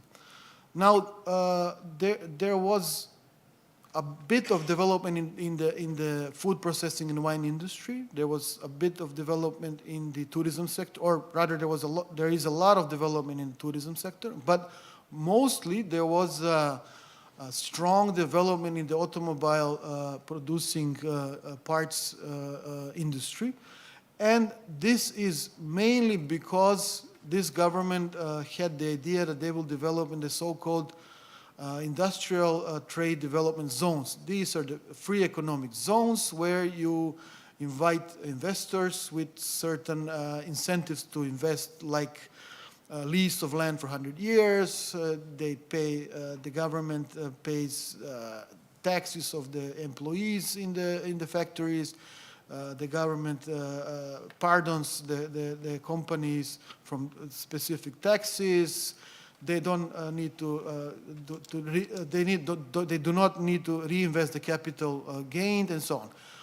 This sector had a tremendous growth. So by now, depending on the year, it's complicated because of this COVID to calculate the last couple of years. But depending on which year to take into consideration, experts from this particular sector is between half of all the experts to basically 2/3 of all experts of Macedonia. So these are chains of German automobile producing companies, although there are some American. There are, I think, 4 American companies that invested in Macedonia. Because we have a short time, this will be sort of a glimpse overview of the industrial policy, and only a couple of sentences, maybe like Rajat said, 1 minute on innovation. The new government, which is Social Democrat, said, okay, we need to invest also in innovation. The idea was following basically what EU is doing, let's invest in green economy. So they have made some investments, and they have announced future deals in clean energy being produced from solar, wind, and hydro plants. And they have also set up a special fund to support small startups and different new companies that work in the IT sector. This is the special fund for innovation technology development, it's called. It's new and it's very successful in terms of developing successful new companies. I will stop here and Maria will continue, although her take will be somewhat different from mine. Thank you. Okay, thank you.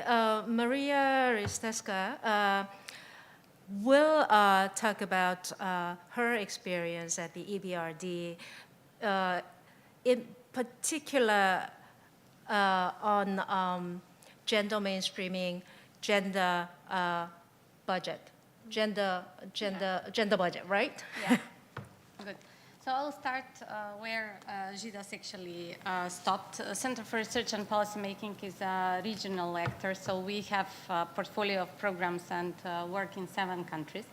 And looking at the all Balkan countries, we can say that on innovations, the policies have been driven by or guided by the European Union policy and are anchored around the smart specialization strive of the European Union. So all of the countries have applied the Joint Research Center approach of smart specialization, where the whole process is based on an entrepreneurial discovery process, which is commendable because in that way the policies are addressing the needs of the business. But what is problematic is that most of the countries in the region consider this as a policy framework that should replace policies on innovations and competitiveness, which should not be the case because smart specialization is one thing and you can drive it towards certain sectors, but competitiveness and innovation should be available for all sectors and not just ones that you decide on to specialize smartly in. Another problem that I see in this direction is that none of the innovation policies in the region is gender responsive, and this is an area where I specialize. Why I see that problem, and because we need to strive towards equity, and we need to provide that innovation policies are there is an entry point for equal participation of women. And if you look at the statistics in the Balkans, you will see that actually the situation is rather commendable towards, as compared to other countries in Europe, even in the world. So women participate in jobs, in innovation and research institutes more than men.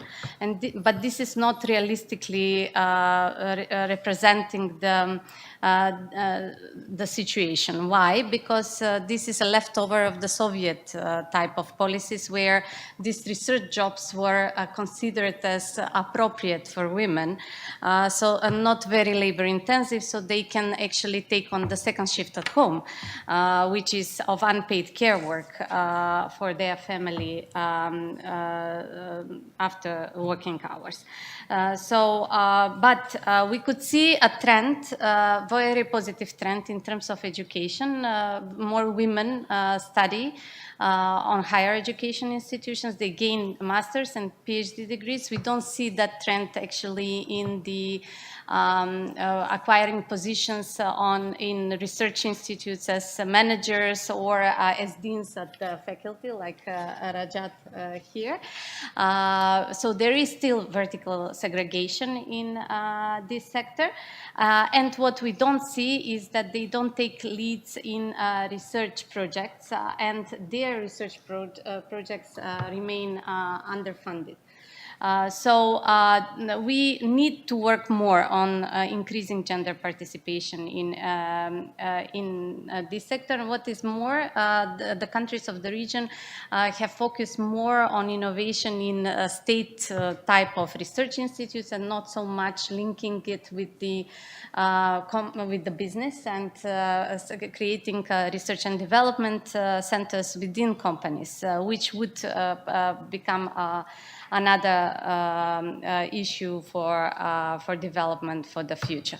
Another thing we should support is actually gender mainstream innovation, which what does that mean? It means that we don't need to just provide entry points for women to take jobs in innovation sector, but actually to apply the gender approach in innovation, which doesn't have to be related to whether women are actually involved in the innovation processes, but that innovation and design reflects on their needs, which are different from what men's needs are. We should not wait for another 50 years for an industrial design like a seat belt in an automobile company is produced to fit the need of pregnant women or of children. And this has happened because we haven't applied a gender approach. But what is positive is that trends show that the innovations that are done in the region by women are better commercialized than innovations that are done by men, which shows that actually ideas of women are resolving real life problems of both men and women. So I would close with actually a call for more sustainable and innovative growth that can be driven only by investing also in women and their entrepreneurship, women's entrepreneurship. And studies have shown that actually if we invest in women's entrepreneurship, the GDP will increase of the world 26%. The latest study of McKinsey shows by 2025. So I would advocate for more gender mainstreaming in this process as part of the policies that would be developed maybe further by the Alliance. Okay, thank you, Maria. I don't think we're doing too badly on gender as far as the GTIPA is concerned. We have 3 minutes to go, 3 minutes left. So I'll open the floor for 1 or 2 questions before I give Rajat an opportunity to make 1 minute comment. Okay, any question from the floor? No, it seems. Oh, yes, Pietro.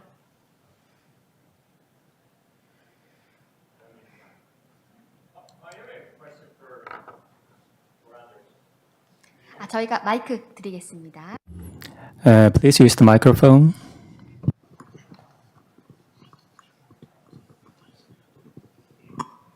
I have a conflict of interest because I lived in Sweden for a while.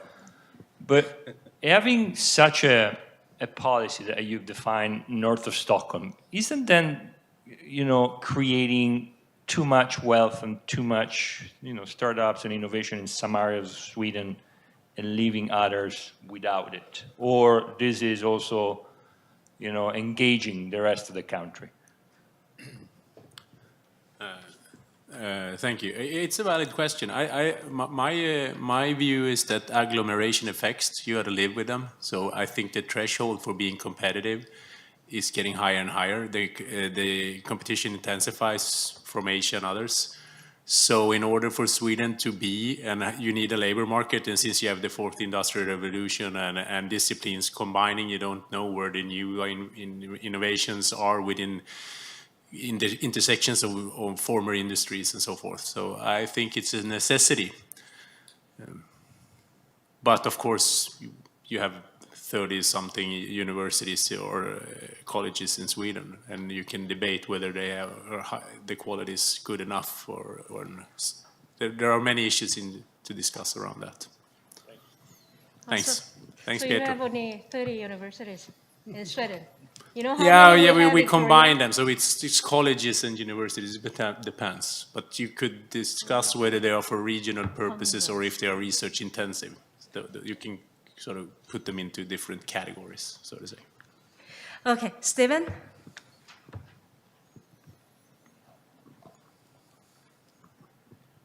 Great job, guys. A question for Rajat, or I'm sorry, for Munir, but then for a comment from all. As I understand, one of the biggest challenges in Australian innovation policy has been a lack of commercialization, especially the disconnect between universities and industry in Australia. I noticed you mentioned a new commercialization strategy, but maybe you could talk about that, how Australia is trying to deal with that challenge. And then I know we have some others from universities here. Maybe you could share your perspectives on what are some of the best practices we're seeing in your countries around facilitating that university-industry linkages and startups. Yeah, I mean, I'll try to give you a quick answer. This heightened awareness has happened for a couple of factors. You may have seen in recent past, that is wild bushfire, floods, everything. And if you remember, when Scott Morrison got elected, the government before this government, everything was pushed behind, and Queensland coal lobby, they got the upper hand. Surprisingly, Liberal came back to power. Then in last 3 years, so much happened. Australians realized they're on the brink of serious catastrophic climate issues. So that leads to this whole sustainability issue, number one. Number two, quickly, they also realize many of the things they've done well in the past, they're becoming very complacent and they're falling behind. And this recent urge to shift away from China has led to realization they need to diversify. Number three, they also realized many of the recent cyber attacks they have been subject to, and officially they've been saying initiated by Beijing and all that. So three things have kicked in very quickly: sustainability, inclusivity, security. So those three coming together, going to your question, has led to increased realization for this cooperative, collaborative approach with government, industry. And to be honest, this is no longer about Australia, whether it's US or any other country for that matter. These three factors, sustainability, inclusivity, security, will be dominant in what kind of innovation we do in the coming days. So although you pointed Australia, in my opinion, it goes beyond Australia. Because of some of the recent things happening, Australia has come into more awakening, but I think it's equally applicable to countries like US and others who are in the front line of technology. I hope that answers your question. Okay, one last minute given to Rajat. So I will sort of weave in my comment the answer to Stephen's question, but I wanted to sort of expand on what Kyunjin said at the end, was the Indian SEPA, upgrading of the India SEPA with Korea. And I think that's on the table, and it should be done because India and Korea are sort of natural partners, and there's a lot to learn from Korea for India. And the reason being, apart from the sort of story of the queen from Ayodhya marrying a king of, I don't know if you know this story of 46 AD. Apart from that, which gets sort of talked about in India-Korea dialogues a lot, and I've attended about 10 of them.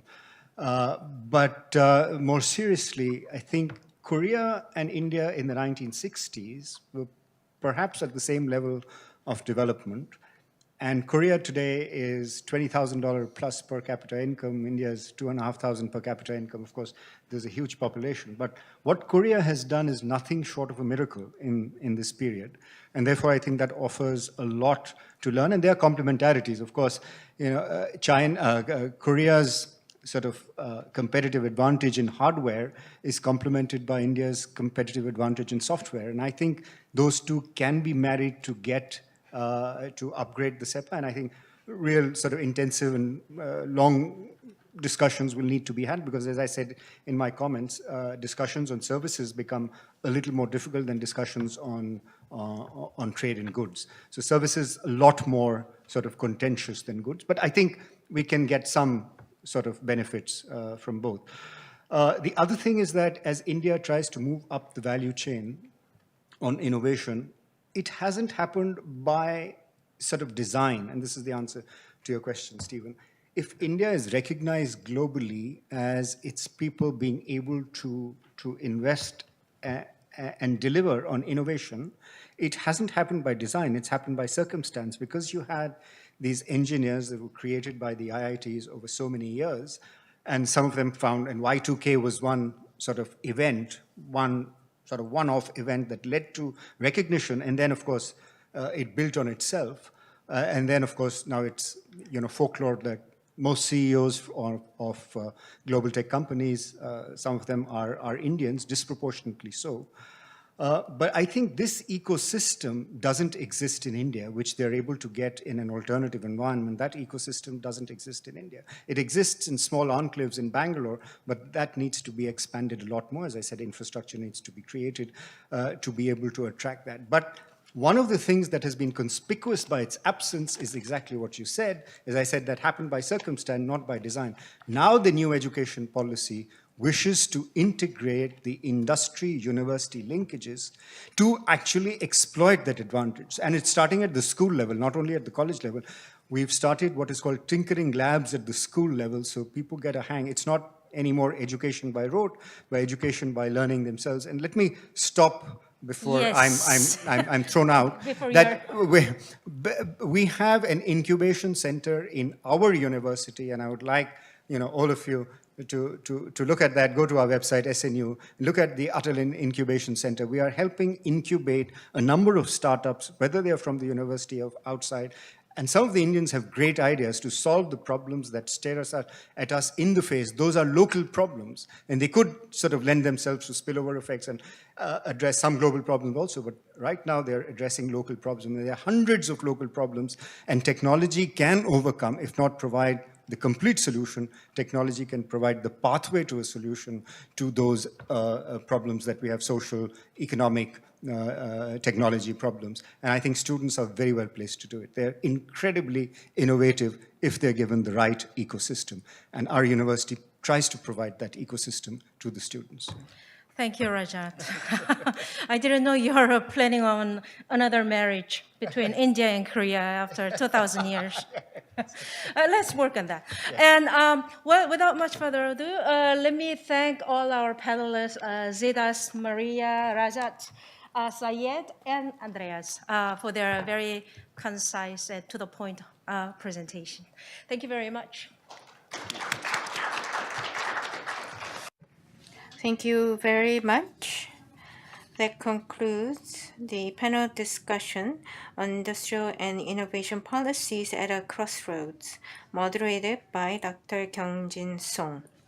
Now, the coffee break will come after the second panel session, and therefore we'll just get started with the second session as soon as all the correct name plaques are set up on the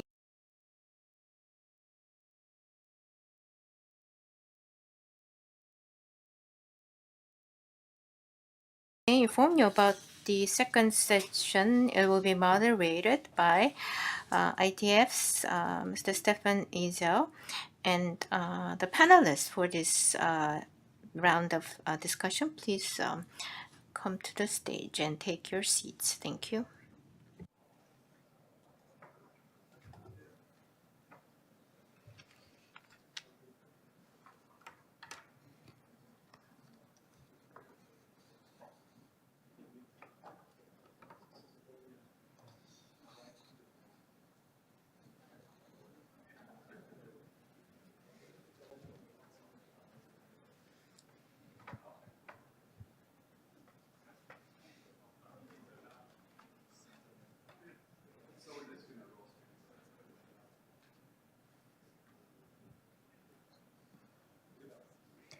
네, 두 번째 세션 참여자.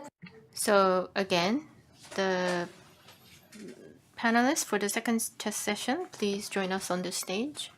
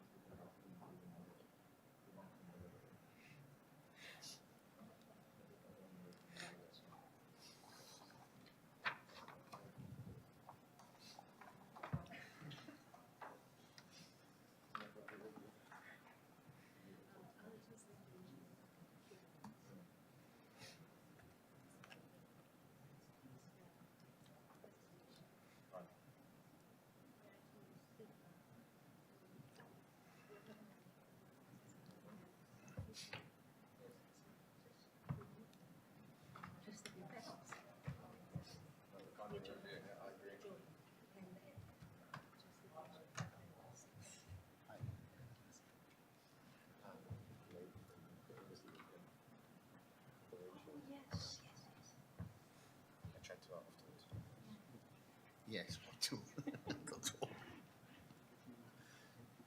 Yes, I'm getting old, so the Alzheimer is around me. Well, Share your ideas about how to promote Korea, South Africa cooperation, economic it's so hot here. 네, 스테판 부회장님께서 So, as soon as our moderator takes his seat, we'll get started. If I may, give an introduction to this session. In this session, we're going to talk about how to increase collaboration in the area of trade. So please, with warm round of applause, let's get started. All right. Well, welcome to our second panel of the afternoon on rethinking the global economy. It'll be largely like the previous one, soliciting commentators' input on how the era of great transition is affecting their economies, interacting with the global system, however, with a bit more focus on trade policy in this panel. Let me introduce our panelists, and we will ask them to make 5 to 7 minutes of remarks and save time for questions at the end. First today, we'll hear from Dr. Francis Mark Quimba, who is a Senior Research Fellow at the Philippines Institute for Development Studies, or PIDS. He is also Director of the Philippines APEC Study Center Network. He holds a PhD in Development Economics.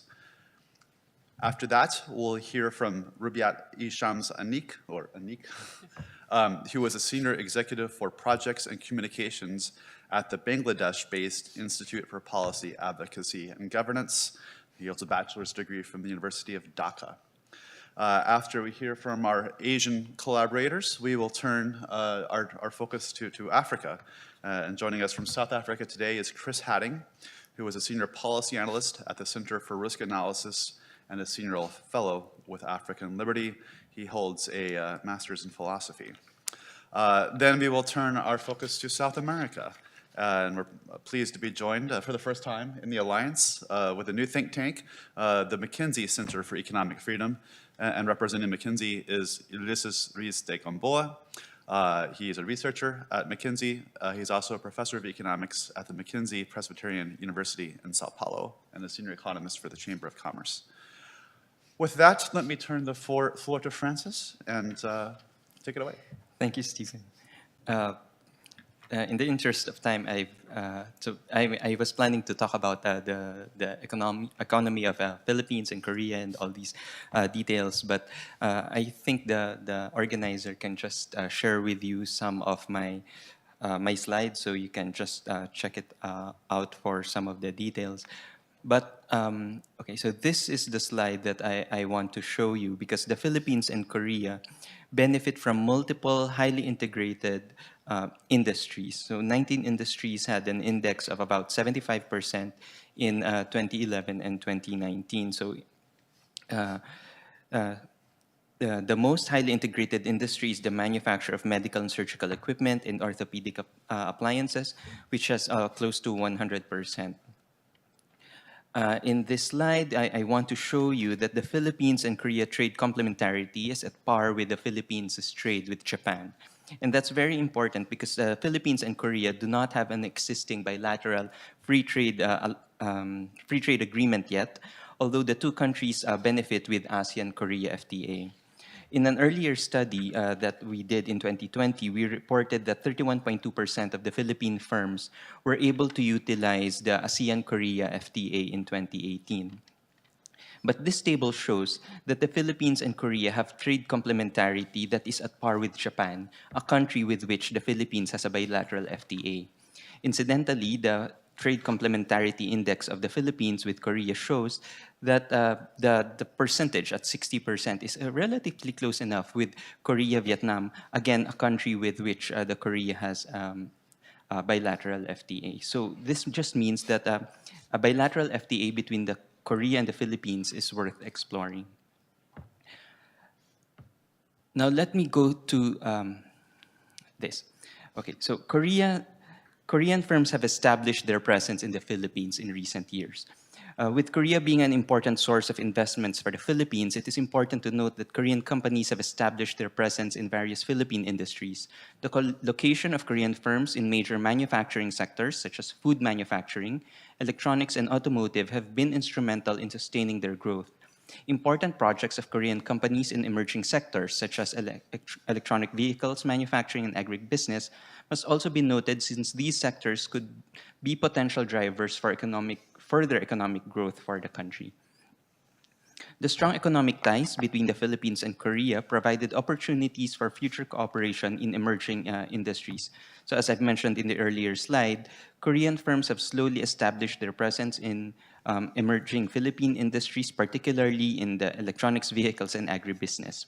In addition, the country has placed greater emphasis in developing other industries, such as the green metals and creative industries, and these are also areas for future cooperation between the two countries.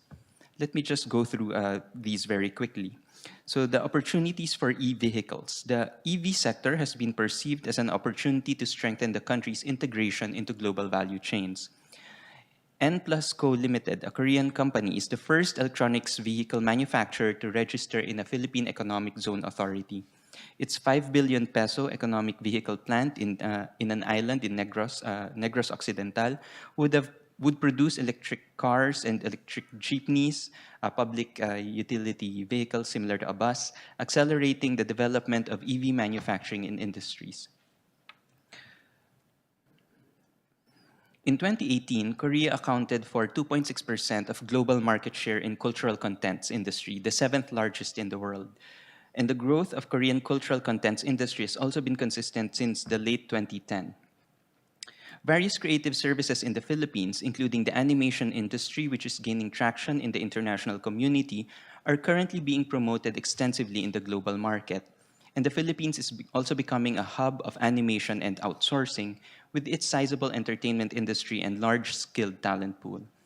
Game sector development, characterized by strong client perception of the Philippine labor force, high-quality 2D animation and game development, and new market opportunities in the mobile and online space are just some characteristics of the Philippine animation market. And meanwhile, in the creative IP sector, stakeholders plan to develop the sector through international compliance and global resonance, developing partnerships in licensing, merchandising, and co-productions, and penetrating the character sector. So this rise in the digital economy of the country, as evidenced by the significance of digitally deliverable services in the Philippines trade, could also support the development of the creative industries. Opportunities for future cooperation is also possible for green metals. So many countries are starting to pursue green economy characterized by low carbon emissions and pollution, enhanced energy and resources efficiency, and prevention of the loss of biodiversity in ecosystems. As such, demand for inputs for greening the economy, such as green metals, has gradually increased in recent years.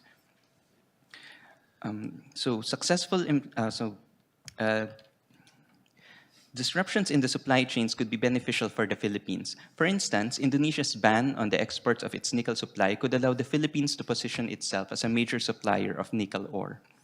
Successful implementation of initiatives is also crucial in this aspect.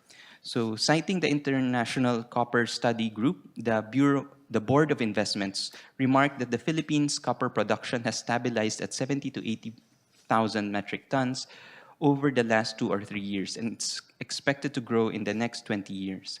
Thus, the government aims to develop a Leyte ecological industrial zone to further attract investments. And then lastly, let me just go to some policies to further to stimulate future cooperation between Philippines and Korea. Various policies are crucial in order to stimulate further cooperation between the Philippines and Korea. The Philippine-Korea bilateral FTA is expected to be signed within this year, and it is expected to be one of the most important tools in strengthening the trade and investment relations between the two countries. sector-specific efforts have also been initiated in developing the country's emerging industries and could be leveraged to advance Philippine-Korea cooperation in these sectors. For instance, the Electric Vehicle Industry Development Act seeks to incentivize the rapid adoption of electric vehicles and charging stations in the country, as it mandates 5% EV share in corporate and government fleets, dedicated parking slots for electronic vehicles, installation of charging stations, and others. And then there are other essential policies. For example, the Creative Industries Development Act would serve as a cornerstone for the development of creative industries in the country. The country could also promote its industries in the international setting. For instance, it was able to promote its green metals during the last IPEF ministerial meeting, and the US government has already pledged high-quality investments in the Philippine semiconductor and nickel sectors. With Korea being a member, the IPEF could also be an important avenue for negotiations between the Philippines and Korea. And finally, the Philippines was also able to send delegates to the 9th International Electric Vehicle Expo in Korea, and the ambassador from the Philippines encouraged more cooperation between the private sector in Korea and the Philippines in areas, again, of EV, green energy, and carbon-free technologies. The Philippines, let me just end there, and thank you very much. Thank you very much, Francis. I should also note that in the interest of time, Dr. Kyung Song, who is the Executive Director of the Innovation Economy Forum here in South Korea, agreed not to make a formal presentation to save more time for our panelists, but I was remiss not to introduce her originally. She was previously the Director of the FN Global Issues Center and the President of the Institute for Global Economics, and she's been deeply involved in the evolution of Korean trade policy over a number of years. And I should also note that, as I mentioned in my opening remarks, KIET has been so kind to sponsor these case studies looking at how we can deepen the economic trade and innovation linkages between GTIPA member nations and Korea. That was an excellent overview from the Philippines perspective. We've also received reports thus far from GTIPA members in Argentina, Australia, Bangladesh, Brazil, India, Italy, North Macedonia, and Peru. And we will hear as well from Anik on the ties between Bangladesh and Korea. So thank you all for contributing those reports, and over to you. Thank you very much, Stephen.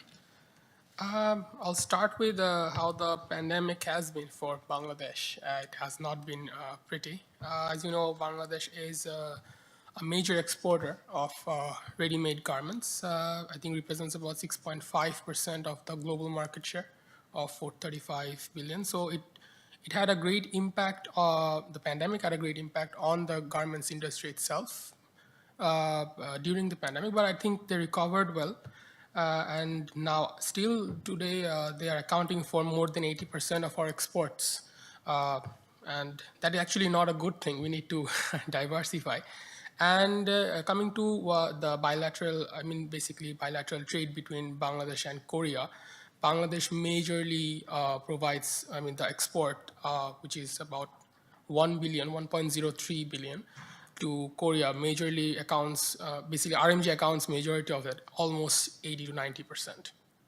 So we are basically, what Bangladesh is trying to do is diversify away from RMG, ready-made garments, and a few industries are looking to be potential, emerging industries that can actually play a good role in contributing to the export revenue of Bangladesh. And among them stands pharmaceuticals, there's footwear as well, leather industry, and also in some cases agriculture as well.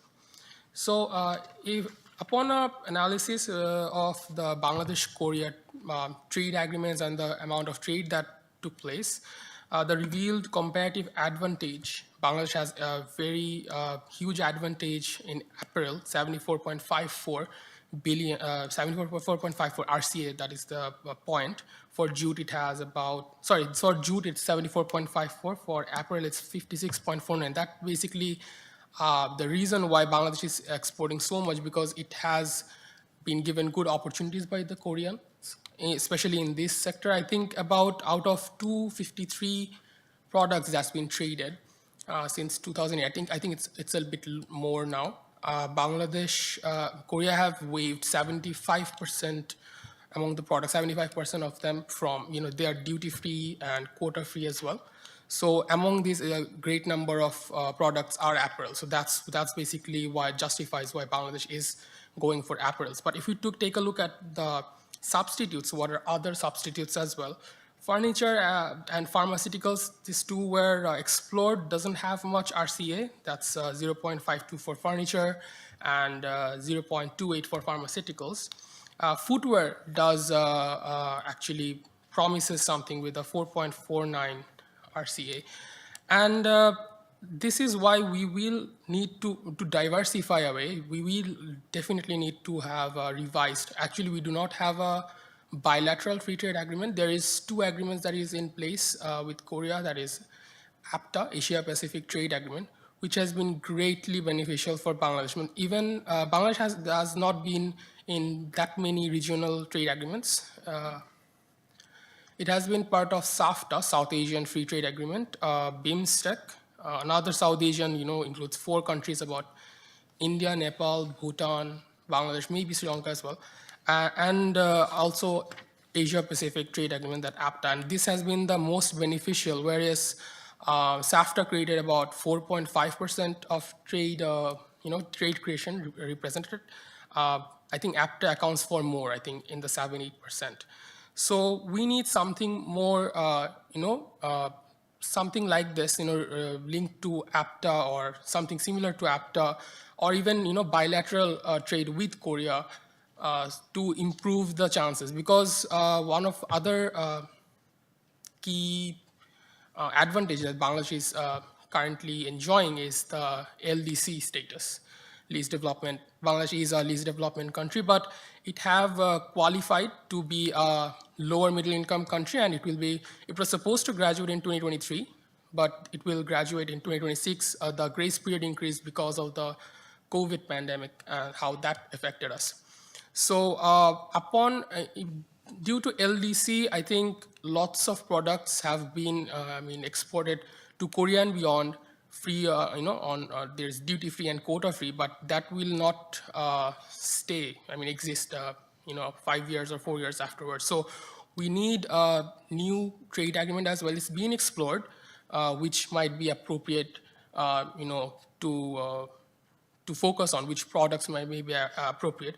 So in terms of Bangladeshi export, I think footwear does, promise an interesting opportunity what Bangladesh can explore, but also pharmaceuticals and furnitures in case of trade with Korea. Thank you. Anik, fantastic overview of how to deepen Bangladesh-Korea trade relations, but also how to shift your economy to higher value added as you engage globally. Excellent. Okay. Chris, over to you from the South African perspective. Thanks very much, Stephen, and good afternoon, everyone.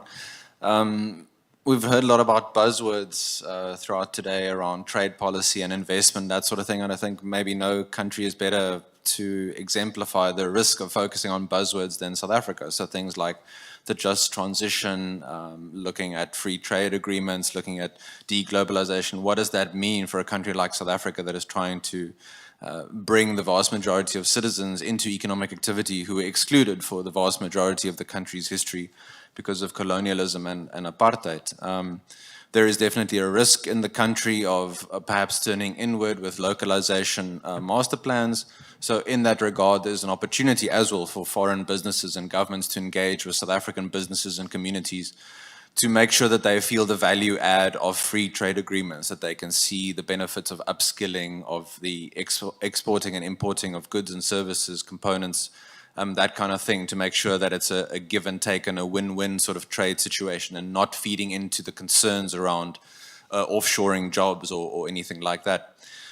Given the country's current energy shortages, shortcomings, there's a big focus now on moving to renewables and getting competition in the energy sector. So I think there's big scope there for bringing in the kind of skills and technology that South Korea could bring to the table, the components that are needed for renewable energy, There's definitely a lot of scope. There's a lot of funding for that. And again, if one can invest in the sort of projects locally that local communities see job creation and long-term sustainable investment, there will be more buy-in to that sort of thing over the long term, and the better long-term sustainability of those projects, not just a 5-year sort of short-term scope. In terms of strengths on the South African economy's part, we've seen this especially the last 2 years with the mining and agricultural sectors, which have been quite resilient, riding a commodities boom that the world has also experienced. At the same time, that presents the risk of, if our major trading partners such as China and the Eurozone experience economic decline, as they probably will do for the next few years, that means less demand for South African commodities. So South African government and businesses need to look at other places to diversify, again, those various supply and value chains, and we think South Korea is definitely one of those countries which could fill into that and make it a more resilient sort of agreement versus just relying on one or two areas going forward.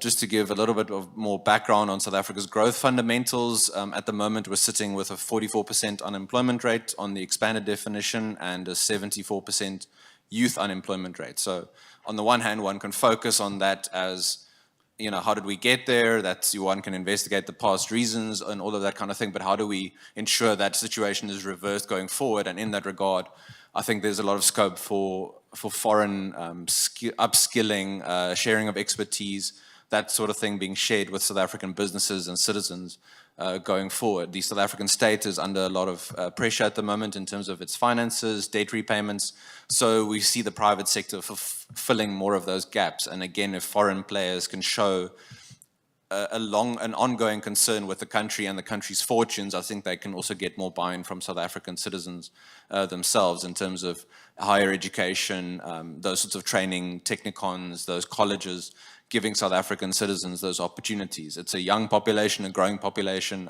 People from the rest of sub-Saharan Africa still largely come to South Africa for those economic opportunities, and that means more opportunity for example, South Korean fixed capital investment. So looking at factories, mining, that kind of thing, not trying to just focus on extractive technology, but ensuring that South African businesses are also part of adding value in the supply chain. We focused obviously the last few years on vaccines, and South Africa was one of the countries pushing for the TRIPS waiver.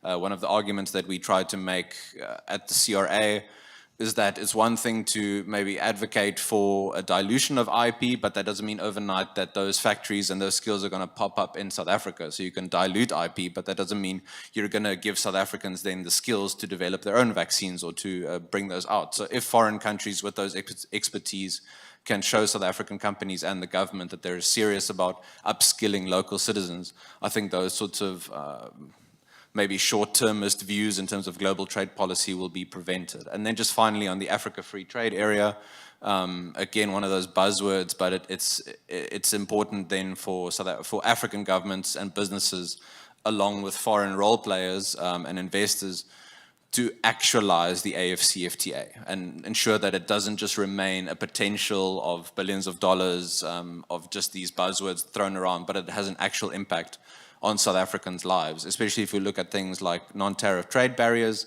If countries like South Korea can share their experience and their lessons with a country like South Africa in terms of digitization, ensuring smoother bureaucratic processes, the ease of moving goods across border posts and through harbors, then I think we can see the downstream benefits of freer trade across the African continent. So many challenges, but with that, many opportunities, and I think a country like South Korea could be pivotal in putting South Africa again on a better path of inclusive economic growth. Excellent. Thank you, Chris. All right. This is the perspective from Brazil on Brazil-Korea relations, but also global economy. First of all, I would like to thank Stephen for inviting me to participate in this important meeting. It's an honor to me to be among this select group of experts. As we know, international trade, innovation, and productivity are strongly interrelated. In this sense, the Brazilian and South Korean experiences clearly show this. But Brazil is at a stage prior to the issues discussed here, and I think that's frankly, that is not prepared to meet the challenges proposed by New World Economic Situation.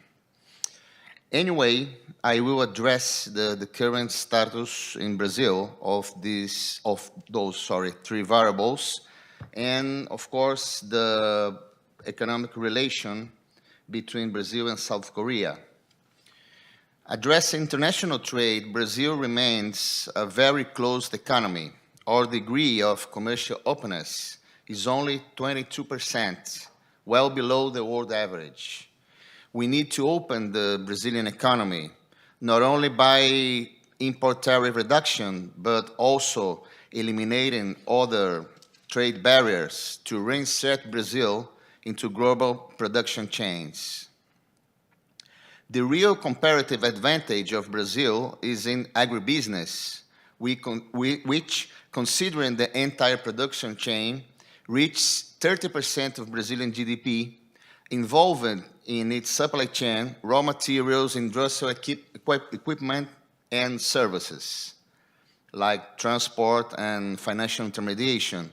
So Brazilian agribusiness, it's not a coincidence, is the least protected and most productive sector. And contrary to a traditional view, it's the sector that is capable to add the high added value due to huge investment in advanced technology. Agribusiness share of Brazilian exports currently reaches 51%. In the case of productivity, one of the main problems of the Brazilian economy is low productivity. And the cause for this outcome are, in addition to the low commercial openness, the low quality of basic education and low level of investment, which reach less than 20% of GDP.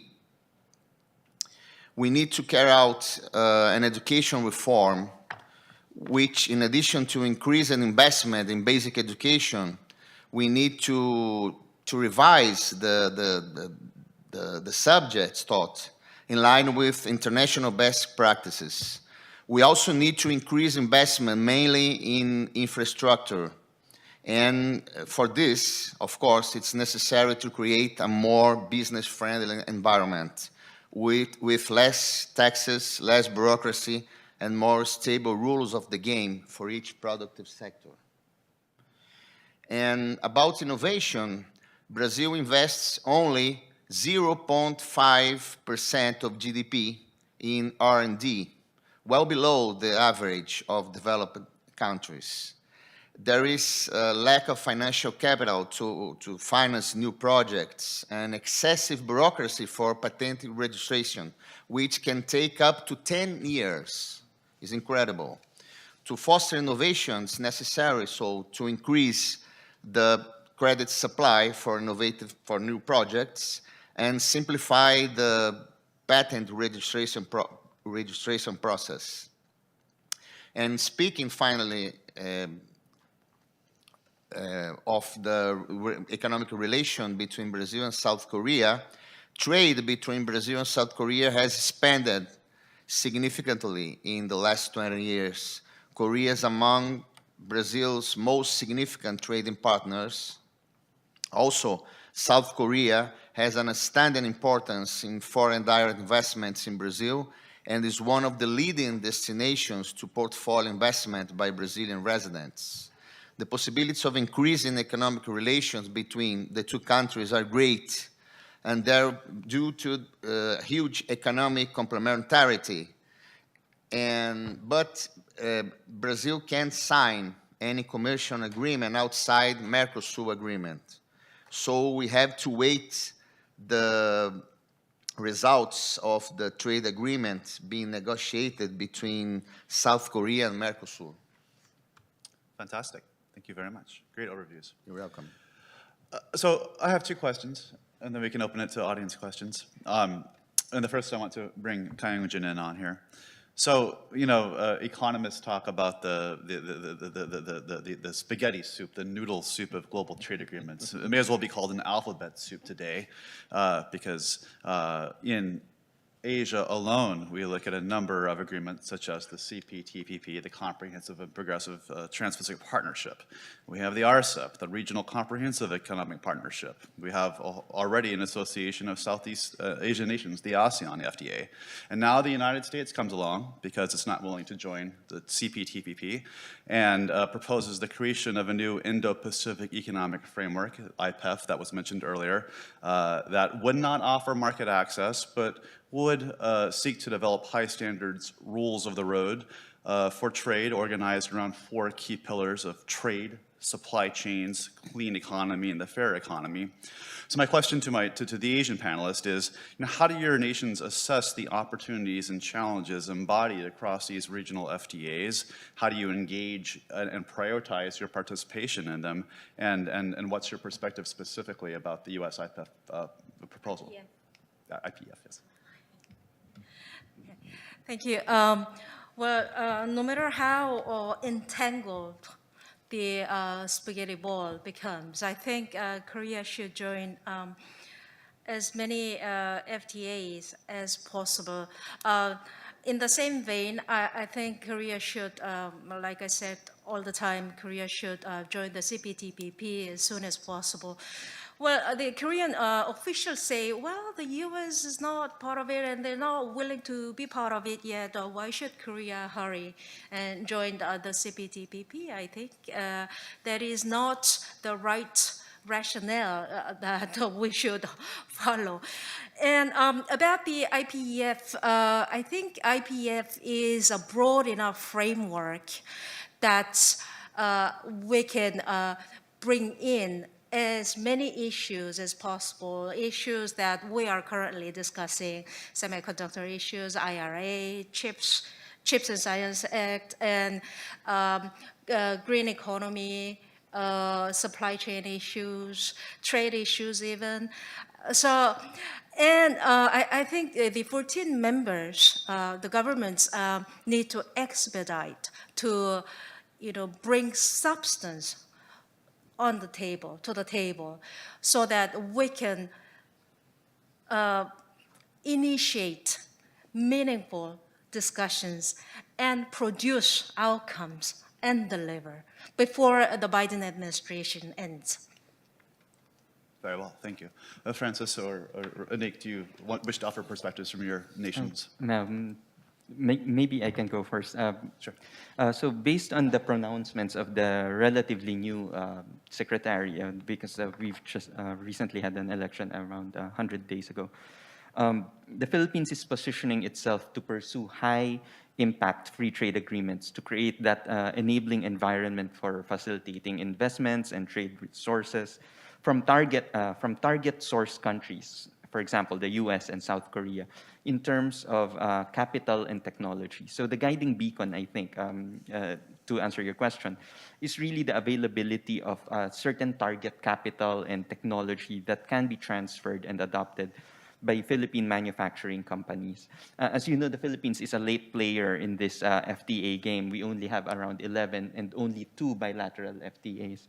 So the new administration, as I have heard, so this may not be official because the plan has not yet been released, but what I have heard is that the new administration is advocating for the Senate ratification of RCEP. I think we're the last one. And then we want to officially sign what is being negotiated as the Philippine-South Korea FTA. And then and the third would be actively participating in IPEF agreement, and in parallel, actively attract investments from the US and global companies in 3 strategic clusters, such as semiconductors manufacturing, which are also diversifying different production locations in the country. Excellent. Yeah, thank you, Stephen, for the question. So I believe, Bangladesh is not a part of IPEF, but from my perspective, I think IPEF is more of a trade diversification rather than trade promotion. It was sort of a result of a geopolitical tension between US and China, where US is kind of pulling its allies to move away from China.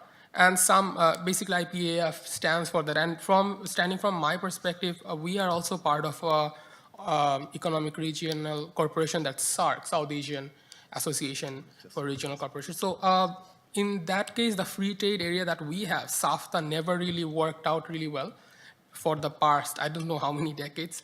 So SAFTA, this is because, you know, the political tension between, you can say, Pakistan and India. Also, Afghanistan is now in the picture as well. So that never really worked out well for us. We did not, let alone trade promotion, we could not even diversify. But IPEF does have a good friendship that among themselves, good alliance. So they will be able to, I think they're already doing it. I think Australia, if I've looked into it, they have diversified. They used to have trade about 40% with China, but now they've brought it down to 29%. So their aim of diversifying away from China is working. Maybe it's doing the same for other countries as well.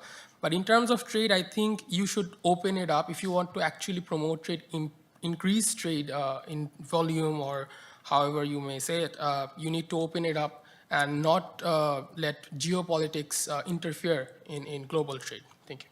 Excellent. And Ulysses, I need to congratulate you, because after 16 years, Mercosur finally completed a trade agreement with the European Union. So congratulations.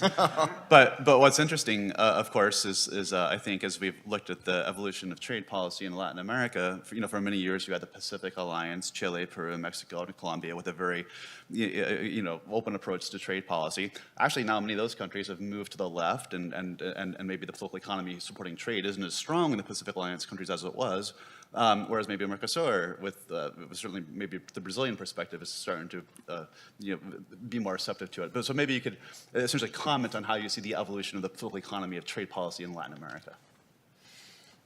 Well, as I said, Brazil is tied on the Mercosur agreement, and for me, it's an agreement that was born dead.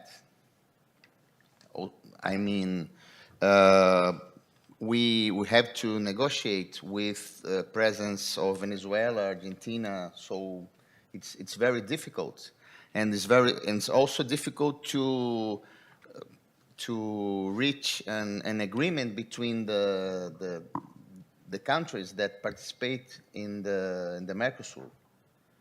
And I don't know.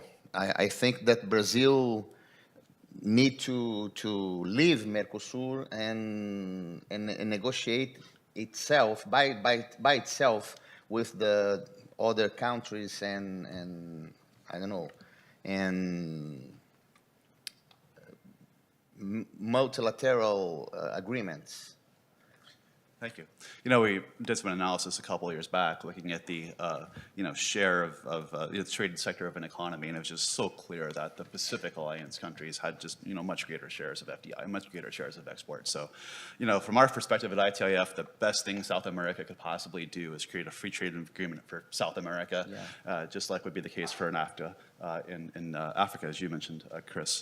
Okay, I need specifics, guys. Because you hear all the time, and policymakers around the world, supply chains, global value chains, resiliency, security. But can you offer specific trade policy recommendations about how we can enhance global trade policy to enhance the resiliency and efficiency of global supply chains? Any specific policy recommendations? I mean, this might be too broad, but I worry that we lose sight of IP, and the burden that is, or the blame that is placed on IP when concrete products maybe aren't produced, but people don't realize if you don't have that enabling environment protecting IP and patents, then you won't have the on-the-ground innovation and investment. So I know this is maybe not nearly as specific as you asked for, maybe too macro, but using the different global trade bodies, free trade agreements, bilateral trade agreements to have requirements of strengthening and protecting IP. I think that's vital, and again, speaking from a more developing country perspective, making sure that for people, businesses and investors and inventors in those countries, that they feel that their investments, their ideas will be secure over the long term, so that they take the risk of investing there.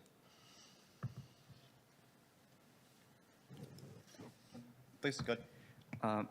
I think one very specific recommendation is, and I think it's really very related to what we are discussing, is to leverage the use of blockchain technology and digital ledger technology to reduce the costliness of having to verify the rules of origin and the origination of certain products.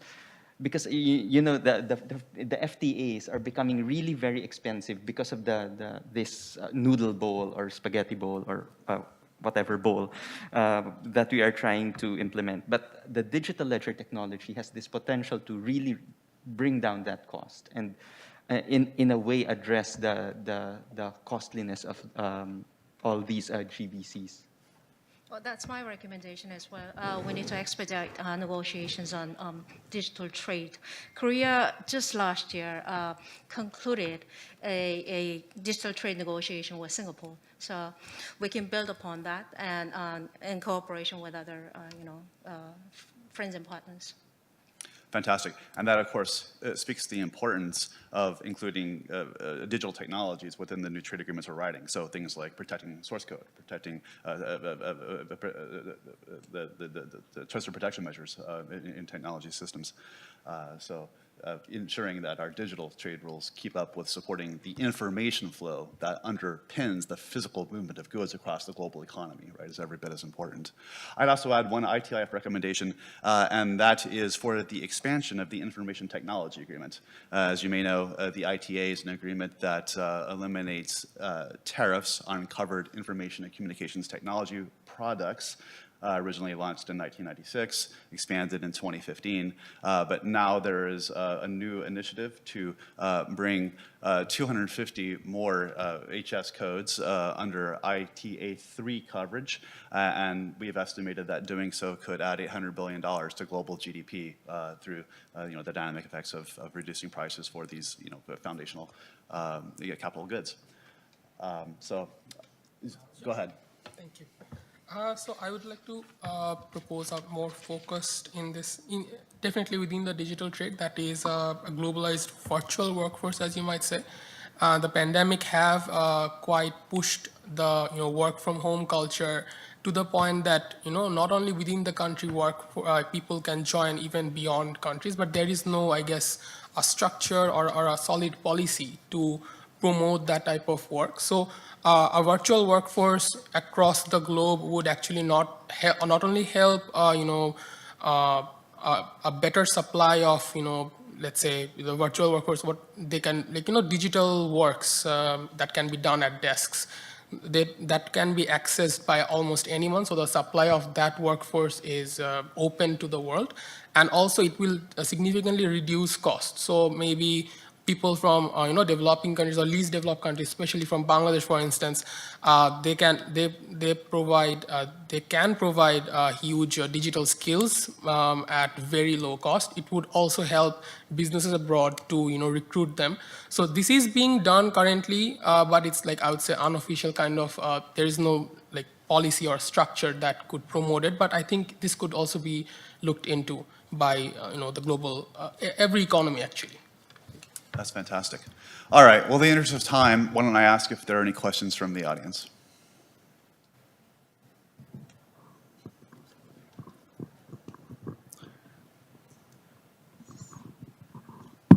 And this is Christy from Taipei. I have a question for Chris from South Africa. The AGOA, the Africa Opportunity and Growth Act, is extended to 2025 and probably will be re-extended again. So what's the overall expectation from African countries towards the extension? Because as far as I know, it has certain limits, so it's not taken advantage to its full function. Thank you. Yeah, I think it has been more beneficial for South Africa given the exposure to the developed market that is the US, especially in terms of more complex goods, so vehicles, for example, that sort of manufacturing. In terms of extending it, we run into the risk of, if the US maybe follows the route of Europe with requirements in terms of emissions in the process of manufacturing. So that's going to come soon in Europe, and is that going to be the same in the renewal of an AGOA, for example, and then South Africa is not quickly enough moving to implement those steps to mitigate CO2 emissions in its vehicle manufacturing supply chains. So I think overall it has been beneficial for growth and job creation in South Africa in terms of the requirements from maybe South African government and other African governments. I think it has to be a case of requirements regarding certain investment in hard capital in African countries, so in those longer term factories, those sorts of institutions, if you want to call it that, not just coming in for a year or two and then leaving immediately, but having something more longer term, and where you have the South African businesses and investors involved in the decisions around investment in the country itself. So not just in the bigger cities, but maybe in more outlying areas. How do you deal with those jobs that might be lost or created, again, with our energy transition? Because we export so much coal and we're so reliant on coal, what is going to happen to those jobs? So I think anything regarding renewable energy will be part of a new AGOA, hopefully with some specifics and how you bring the skills to make sure that we implement our own renewable tech, but also how we, under what requirements we need to export our raw materials for that renewable technology to be manufactured. Thanks. Excellent. Rajat, last question, and then we'll wrap this panel up. Hi, Stephen, this speaks to your point, but anybody in the panel can sort of address it. One of the things is that the death of globalization has been written many times, right? And but I don't, like Mark Twain said, I've given up smoking 40 times. I gave it up yesterday or something, right? So globalization is probably here to stay, but one of the things that it did in trade agreements was the discriminatory aspects of it were sort of covered under phasing in of tariff reduction, especially for emerging markets, right? You phased in tariff reductions over a period of time. So they became sort of less discriminatory. Now, sort of trade agreements are not about tariff reductions anymore, although they still remain on the table, but they're not so much on tariff reductions. They're much more about standards, intellectual property, competition policy, labor relations, labor standards, etc., government procurement. And this becomes typically and terribly problematic for certain countries, right? So if you're going to have these new age trade agreements, and I believe we will, like, TPP was all about standards, right? CPP, TPP, I don't know which way it's evolving. IPF is going to be about standards. So there must be something inbuilt to phase in the harmonization of standards across countries. And if that's the case, then probably they will see more success. It's not a question, but sort of a comment as well, but anybody could comment on that, yeah. Please, go ahead, not on your comment, but my own comment about this panel discussion is, the title of this panel discussion is Rethinking the Global Economy. I know it's particularly focuses on the discussion on trade and investment, but when you rethink the global economy, you cannot ignore the current global economic situation. Just last week or 2 weeks ago, the G20 finance ministers and central bank governors failed to produce a communiqué because they failed to agree on the necessity of urgent need of producing, working on global policy coordination. So they ended up with the chair's summary. And the G20 summit is coming up next month in Indonesia. So I'm just thinking aloud and proposing for your consideration that GTIPA as a group may wish to publicly make a statement to pressurize the leaders to work on it and make an official statement, communique that emphasizes the global policy coordination. I think that's a great idea. Let's discuss it tomorrow. All right. Any other comments to Rajat's? I would only add that the other word we need to have is interoperability, right? We shouldn't, in our view, we shouldn't have a full harmonization of EU and US data privacy standards, for instance, but we need to have interoperable approaches that respect All right, well, in the interest of time, we'll go ahead and wrap it up and save adequate time for the following session, but I do want to thank Francis, Ulysses, Anik, Chris, and Kayan Jung for your great remarks, and thank you all.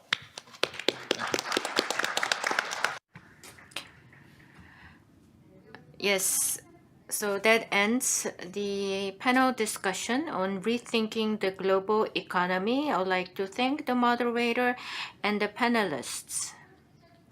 Before we go into the third panel discussion session, we'll have about 10 minutes of coffee break. I'll see you back in 10 minutes. Thank you.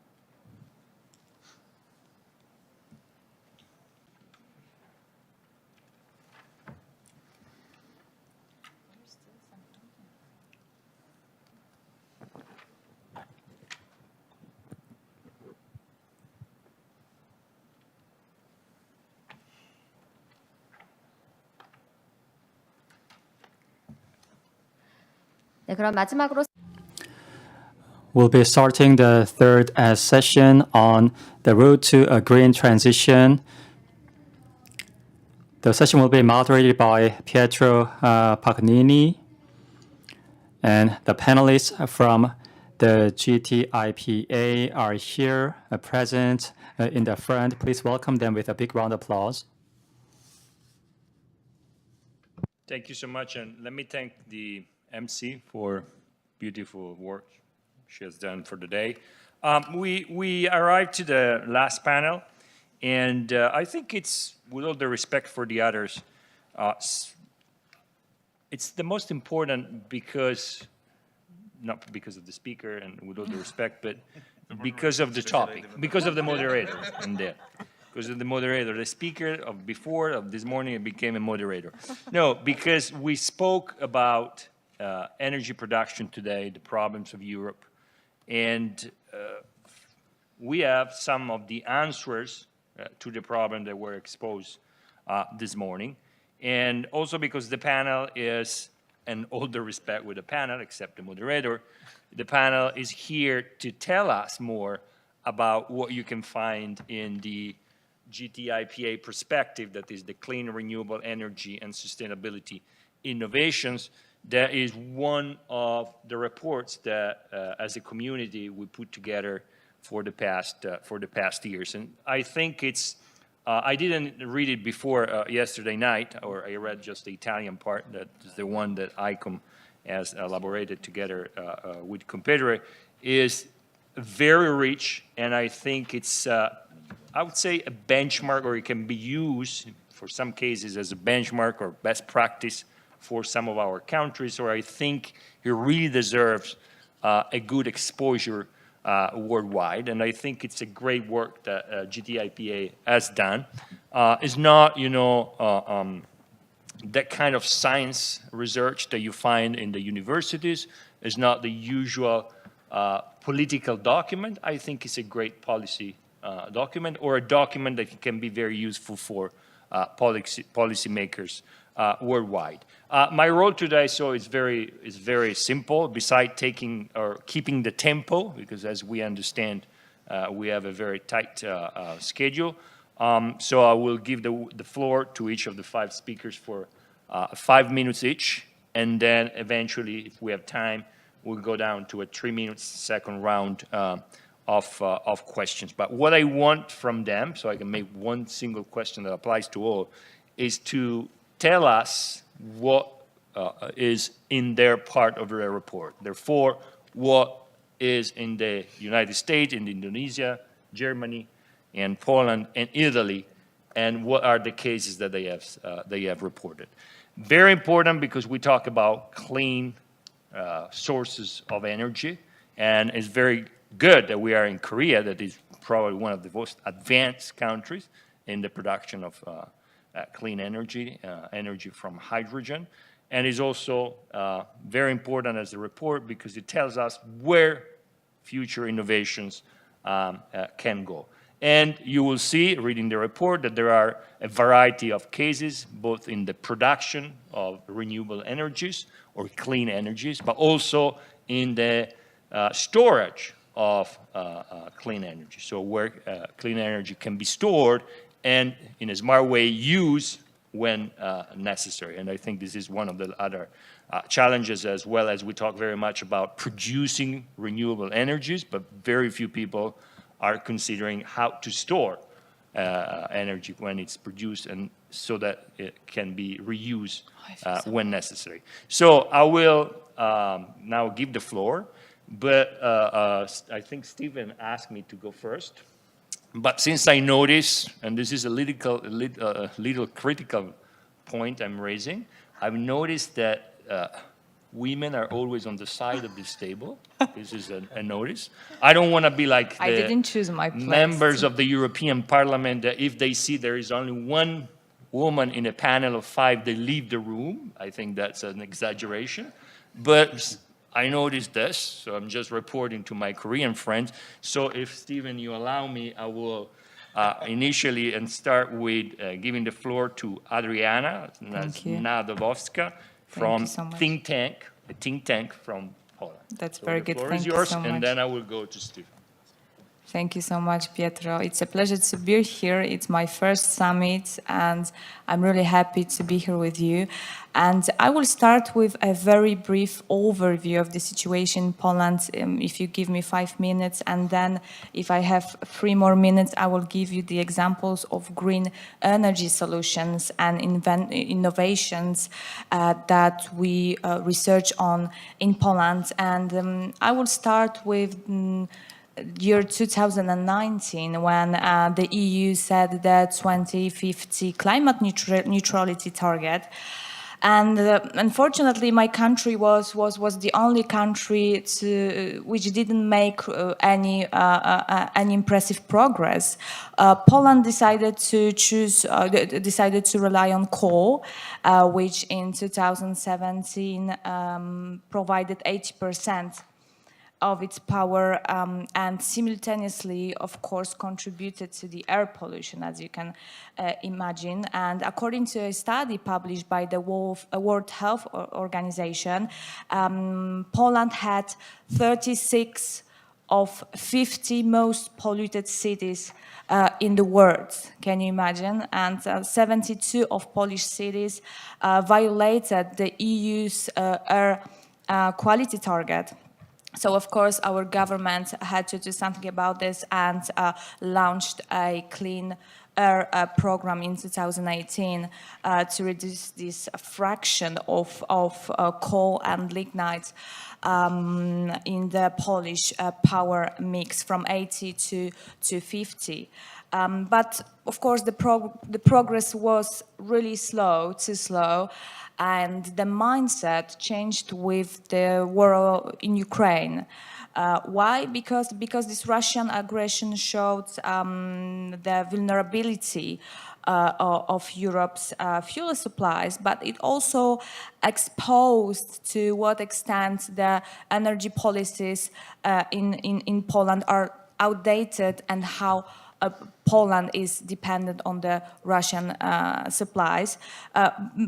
Poland uses 10 million tons of coal a year, which is 87% of coal used in the EU.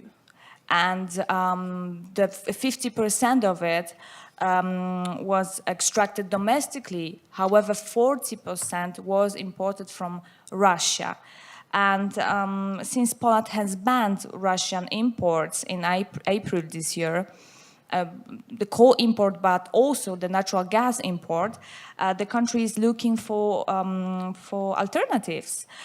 We don't have much time because winter is coming, of course, and many Poles are expected to fall into energy poverty, which means that they will not be able to pay their heating bills. And for Poland, this situation is a harsh lesson.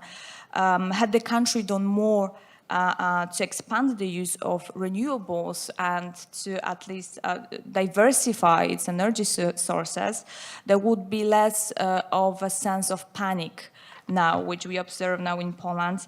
And we observe also the consequences of not creating alternatives to coal and abandoning this energy transition in Poland. And we're just telling ourselves that we should never let a good crisis go to waste. And I have this impression that in Poland nothing works better than a good crisis. So in fact, this situation perhaps can contribute to the faster energy transition in Poland. Nuclear power is a critical part of Poland's energy strategy, with a plan to build its first reactor by 2030. And when it comes to the green energy as a whole in Poland, wind installations have the highest contribution of 9%. In order to increase the development of green energies, the government also introduced the PEP 2040, plan for the fuel and energy sector, which aims for 50% zero emissions by 2040. And much needs to be done, obviously. However, some good inventions appeared in recent years, and I'm running out of time, so if we have 3 more minutes, I would like to come back to this point. I'll be back to you, Thank you later. Thank you so much, particularly if the others will be as on time as you've been. Let me move on exactly on the other side, where we have our friend Hamed from Indonesia. You were not ready, but now you are. So Indonesia is a big producer of biodiesels, so that is to be or not to be considered a source of clean energy, but you are also, as you report here in the document, have interesting cases of renewable sources of energy. So please, floor is yours. Yeah. Thank you very much, Petro. Thank you very much for ITIF and also KIET and all distinguished committees of the GTIPA 2022. So in this issue, I think this is quite futuristic, but also we also need to discuss it into more realistic perspective. So Indonesian side, we also pay much attention on renewable energy, and that was also represented to our commitment. And Indonesia also has pledged to achieve the carbon neutrality by 2060. And because Indonesia is still the current holder of the G20 presidency, Indonesia also promotes the tagline of recover together and recover stronger, emphasizing 3 core priorities, namely security, energy accessibility, and then scaling up smart and clean energy technology, and also the third, advancing clean energy financing. And these topics was also a complement with fundamentally aligned with the goal of Paris Agreement, and then UNFCCC COP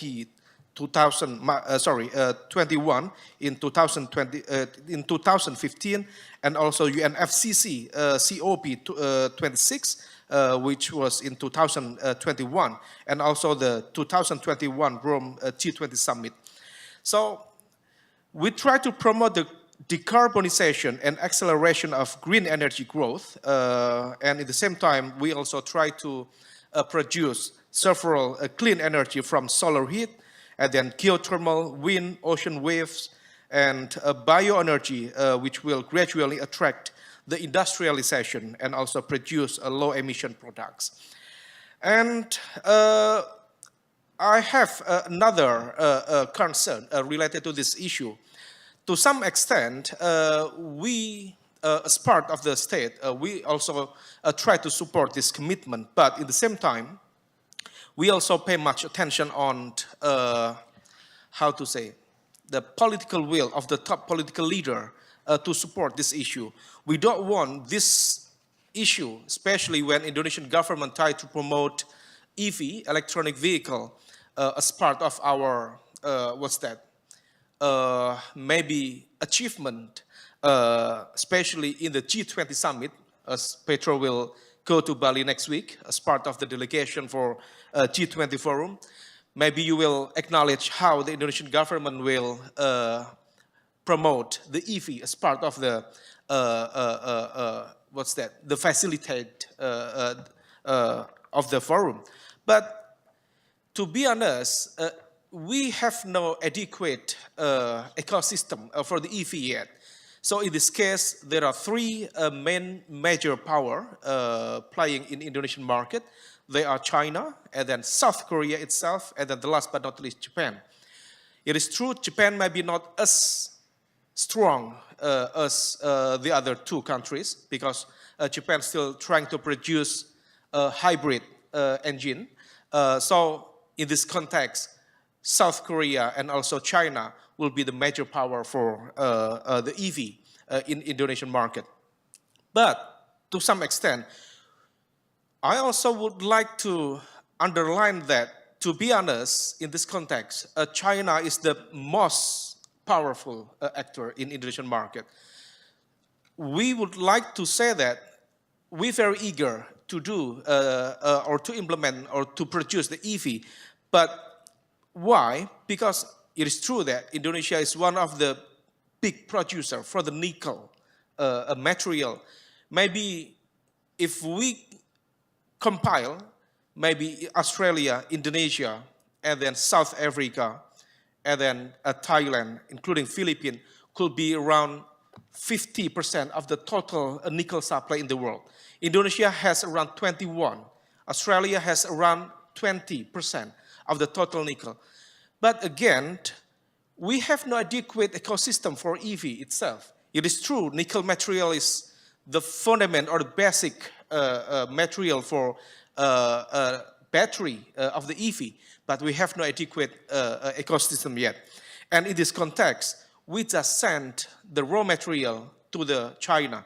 So around 95.6% of the nickel material from Indonesia has been sent to China.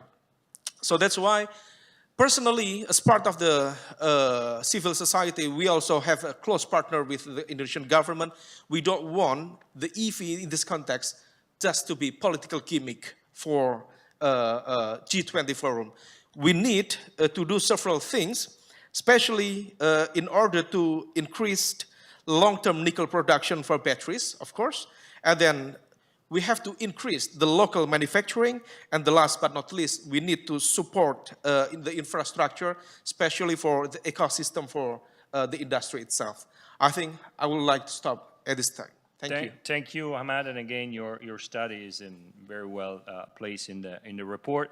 In the report, there's not just represented the 5 countries here, but there's many others. And I know there's also that San Francisco Bay Area as separated from the United States, but that's another discussion for the next GTI Congress.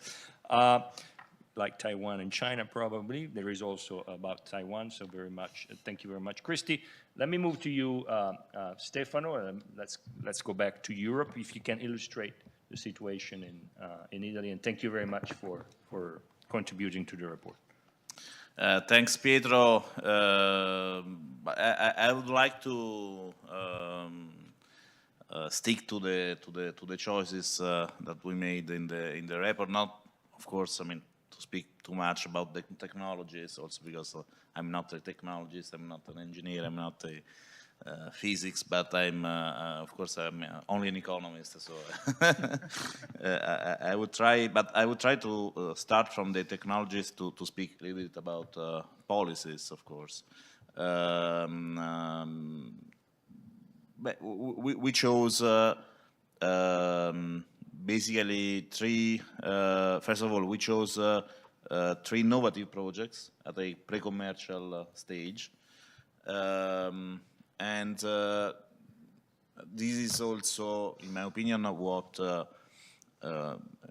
mean, a field where Italy and Europe more in general can have a say, because we know how things went with photovoltaics, for example, for instance.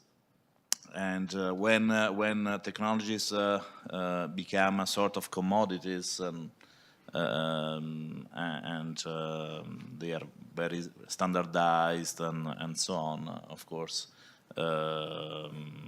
companies, large companies that can have I mean, with several factors that enjoy, can wipe out basically European companies, as it happened more than 10 years ago. Now, I mean, started to happen, and then, of course, it continued afterwards. And then when Europe realized it, it was too late. In the meantime, tens of billions of euros went to China from Europe, from European taxpayers, or taxpayers or consumers, depends on the system, to sustain incentives to photovoltaics and other renewables. But that was what happened at the time. There was no coordination between renewable targets and industrial policies. No coordination at all in Europe, and so Europe set targets, quite ambitious targets, but then without setting industrial policy, it happened that, I mean, we funded basically Chinese companies. So I think this time should go in a different way. The first example that we brought on energy storage got money, more than 50 million euros, not a huge number, but quite significant because it's a startup, basically, working especially with US, also with US partners, universities, and so on. And basically, it received these funds from a European project of industrial policy.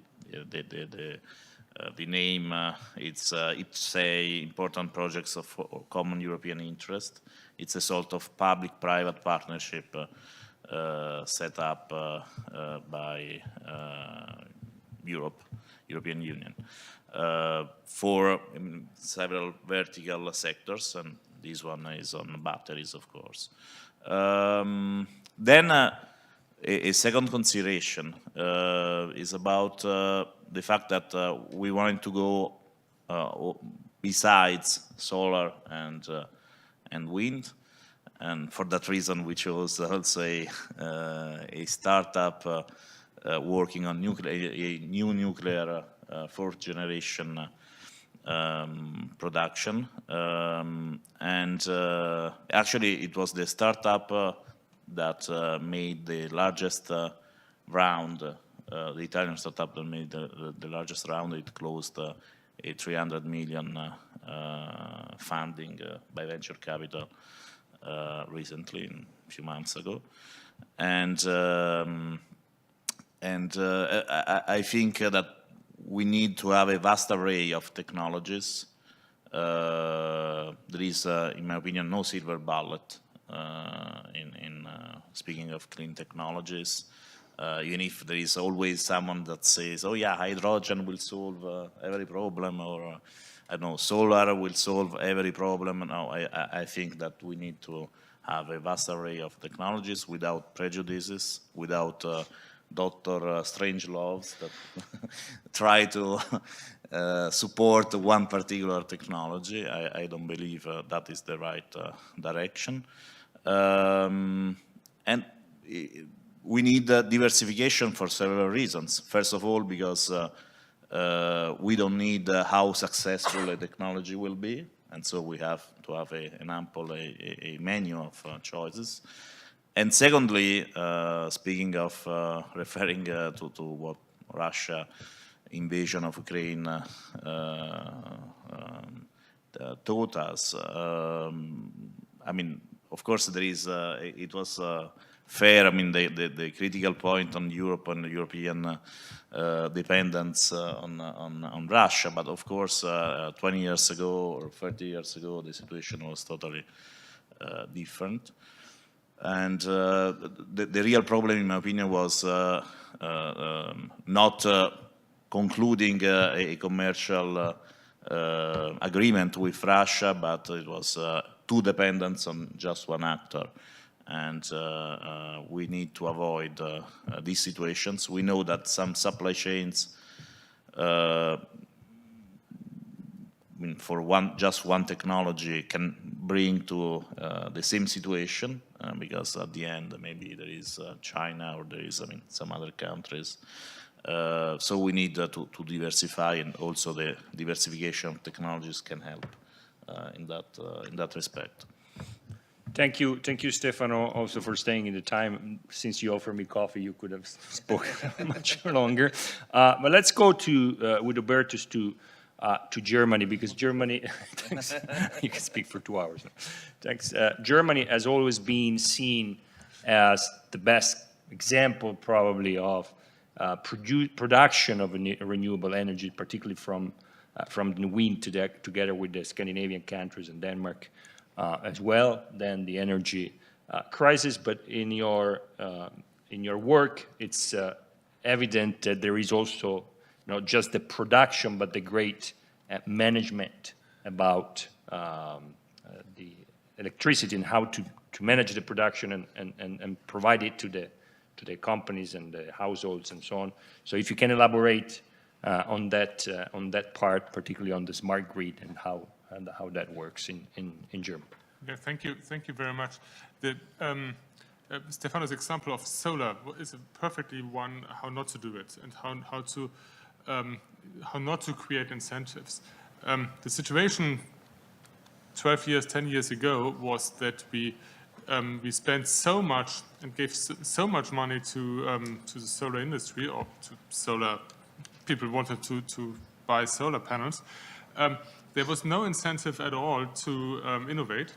Innovation ratio in that industry was ridiculously low because their incentive was to produce and produce and produce as much as possible. So we made it a commodity, and the commodity is cheaper in China than in Central Europe or in Germany.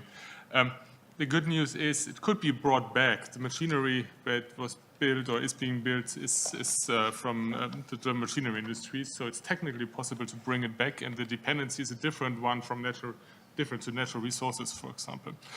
The examples here in the text are, they show that there's a lot of innovation in various fields, and it's not only energy efficiency or renewables. Examples here are from regarding the energy grid, electricity grids, and the other one is a circular economy example. The third one is an example for a policy initiative where businesses, academia or researchers and policymakers work together to find ways and support schemes to meet the big challenge. And I would like to give you a little background to that challenge, because the challenge is we just don't want to become neutral one day. We want to become neutral with the industry we have, or with a strong manufacturing sector. Maybe not exactly those companies, and definitely not exactly those production processes. But the challenge is a double one. It's decarbonization in a heavily or in a country with a very high share of manufacturing, and the reduction targets. Europe wants to become neutral by 2050. We want to be a little faster, 45, sorry.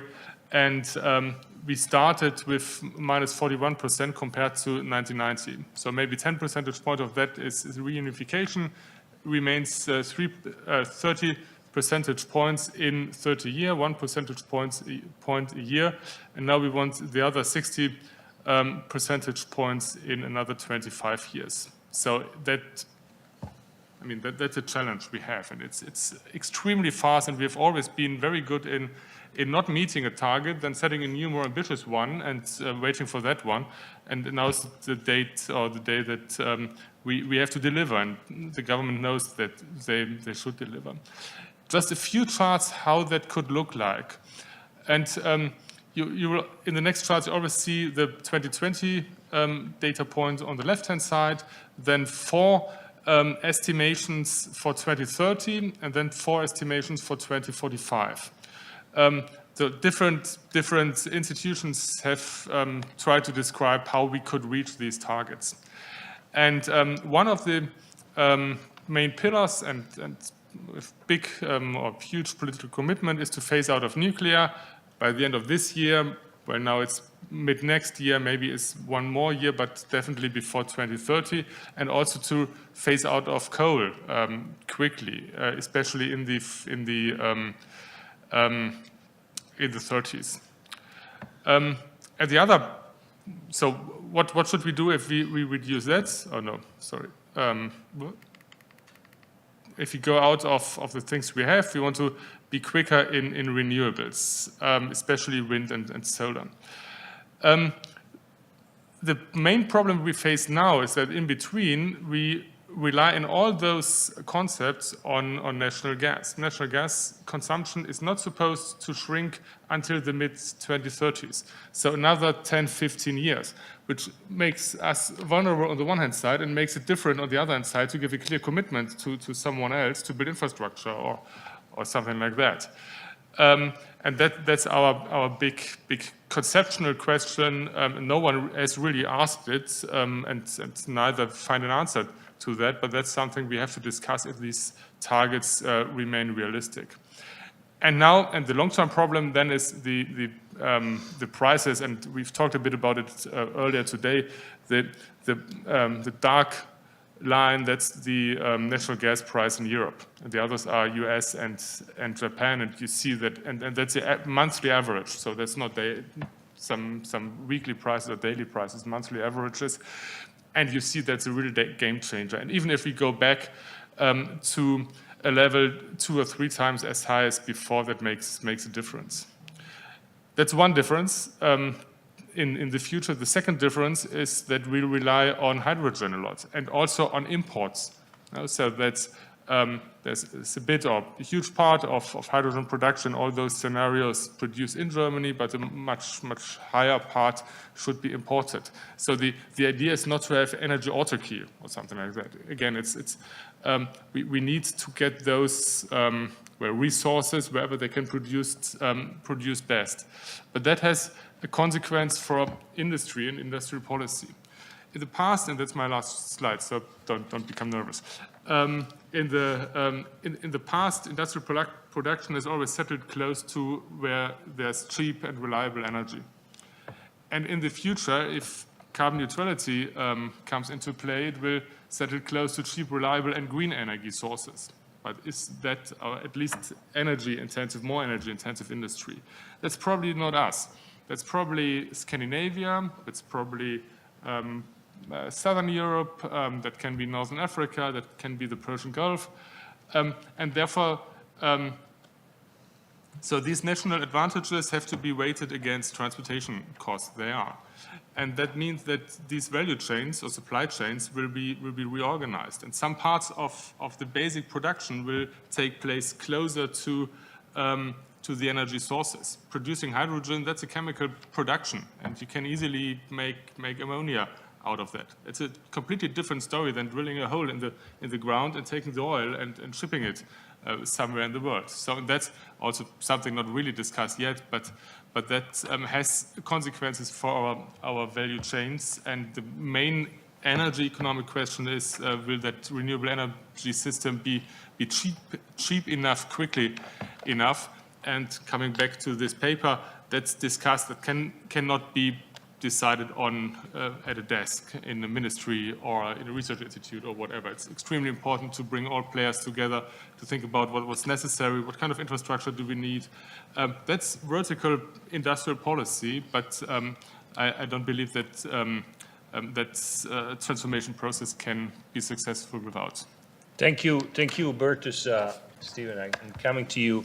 If you can illustrate the United States case, and the floor is yours. Well, what I really want to say, and why I put myself on this panel, is that... On your own. You were not invited. Yes, exactly. You know, we've written a lot of reports, as I said at the beginning, as part of the Alliance, the first being that excellent comparison of national innovation policies. But this is actually my favorite GTIPA report, because it's just absolutely fascinating. I mean, applications of using solar and AI to develop conscientious beer in Colombia, boron fusion reactors in Australia, hydrogen, green hydrogen demonstration projects in Chile. My point is that it really illustrates the power of the Alliance to bring insights and knowledge together on a global basis. And I know when we have our internal meeting tomorrow, we're going to have the opportunity to think about the kind of report we want to write next year. And I hope we use this as a guide and say, what topic can we tackle next year that has the potential to bring in, the incredibly, diverse, range of of cultures, histories, technologies, peoples, to bear, because that's really the power of the Alliance. I also want to say about this report that hopefully will give us a pathway in March to have conversations directly with the World Trade Organization about how we can evolve WTO rules to stimulate a cleaner, greener, more renewable global economy. I also want to note that there are a number of important examples in this report that highlight the importance of digital technologies to transforming everyday production processes and encouraging greater adoption of clean energy. A lot of great stuff in there on AI, IoT, and blockchain for smart marine technologies, connecting buyers and sellers of clean energy and digital markets across the world. So I think that's important to note. Also want to note that at ITIF, we have now a group called the Center for Clean Energy Innovation. This is the house for our work, which is quite extensive now at ITIF on clean energy issues. And a critical point to make about that, as this report further highlights, is that the only way we're going to address these climate challenges is through innovation. Right, so research and development and innovation. As I understand, to reach net zero, experts estimate that an additional $90 billion in public R&D and deployment funding will be needed globally through 2030. Although investment in R&D alone is not enough. To really meet the full challenge of climate change, the International Energy Association estimates a total need of $4.4 trillion in clean energy investment and infrastructure development to meet these goals. So this is the point. We only get here through innovation, and the point of this alliance is to bring innovation to bear on these global challenges. So I want to just thank my alliance partners. In particular, I want to shout out to our Brazilian, our Polish, and Macedonian friends who we've just gotten to know recently, but they're so committed to this that they produced their submissions in a matter of weeks. And thank you to them and to all the members for this great part of it. Thank you, Stephen, for highlighting the importance of the alliance and the work that is done here. We are almost at the end, so I know you want to go, but I will keep you here just for very briefly a few questions to each of you. One question to each of you in really 1 minute 30 seconds, if you can. I will start with Adriana and Poland, because the question here is how much time before becoming neutral, and do you think you'll be able actually to become neutral? I mean, we talk about the climate change as if we had a choice, but I think that if we really want to avoid this catastrophic climate change, we have to become neutral by 2050, according to research. Poland really has no choice now when it comes to renewable energies for the reasons that I explained previously. We were dependent on the Russian supplies, and now we are looking for the alternatives. But also, our mines, our coal mines, only give us 20% of the energy demands. So we really have to change the strategy, and we are running out of time. Also, the half of the population is at stake, because in Poland we have 45,000 people who died prematurely because of the air pollution. So for all these reasons, I don't know if I still have time, for all these reasons, we need to do this as soon as possible. Thank you so much, Adriana, for being here with us. Let me go to Indonesia quickly, because you mentioned something important, is the investment in an electric vehicle. But how would you produce so much electricity, considering the number of population? And likewise, is this affecting the industry of biodiesel? Because you are a big producer and user of biodiesel, that means a lot of jobs as well. So isn't there a conflict between the two, or you see that they can work together? Yeah, to be honest, there is significant conflict in terms of that interest. I mean, talking about renewable energy, that's quite prospective enough, but at the same time, we have to deal with traditional industries. And in terms of the production, today, if based on one of the case study, we talk about EV, for example, it is true as part of our government priority, but at the same time, to be honest, around only 15,000 EV, and mostly all bikes were sold in Indonesia, but that only representing less than 0.2% of the annual vehicle sales, which means it is very, very small at this time. So we have tried to, we already tried to be more optimistic, and in order to achieve, you attempt to reduce the carbon,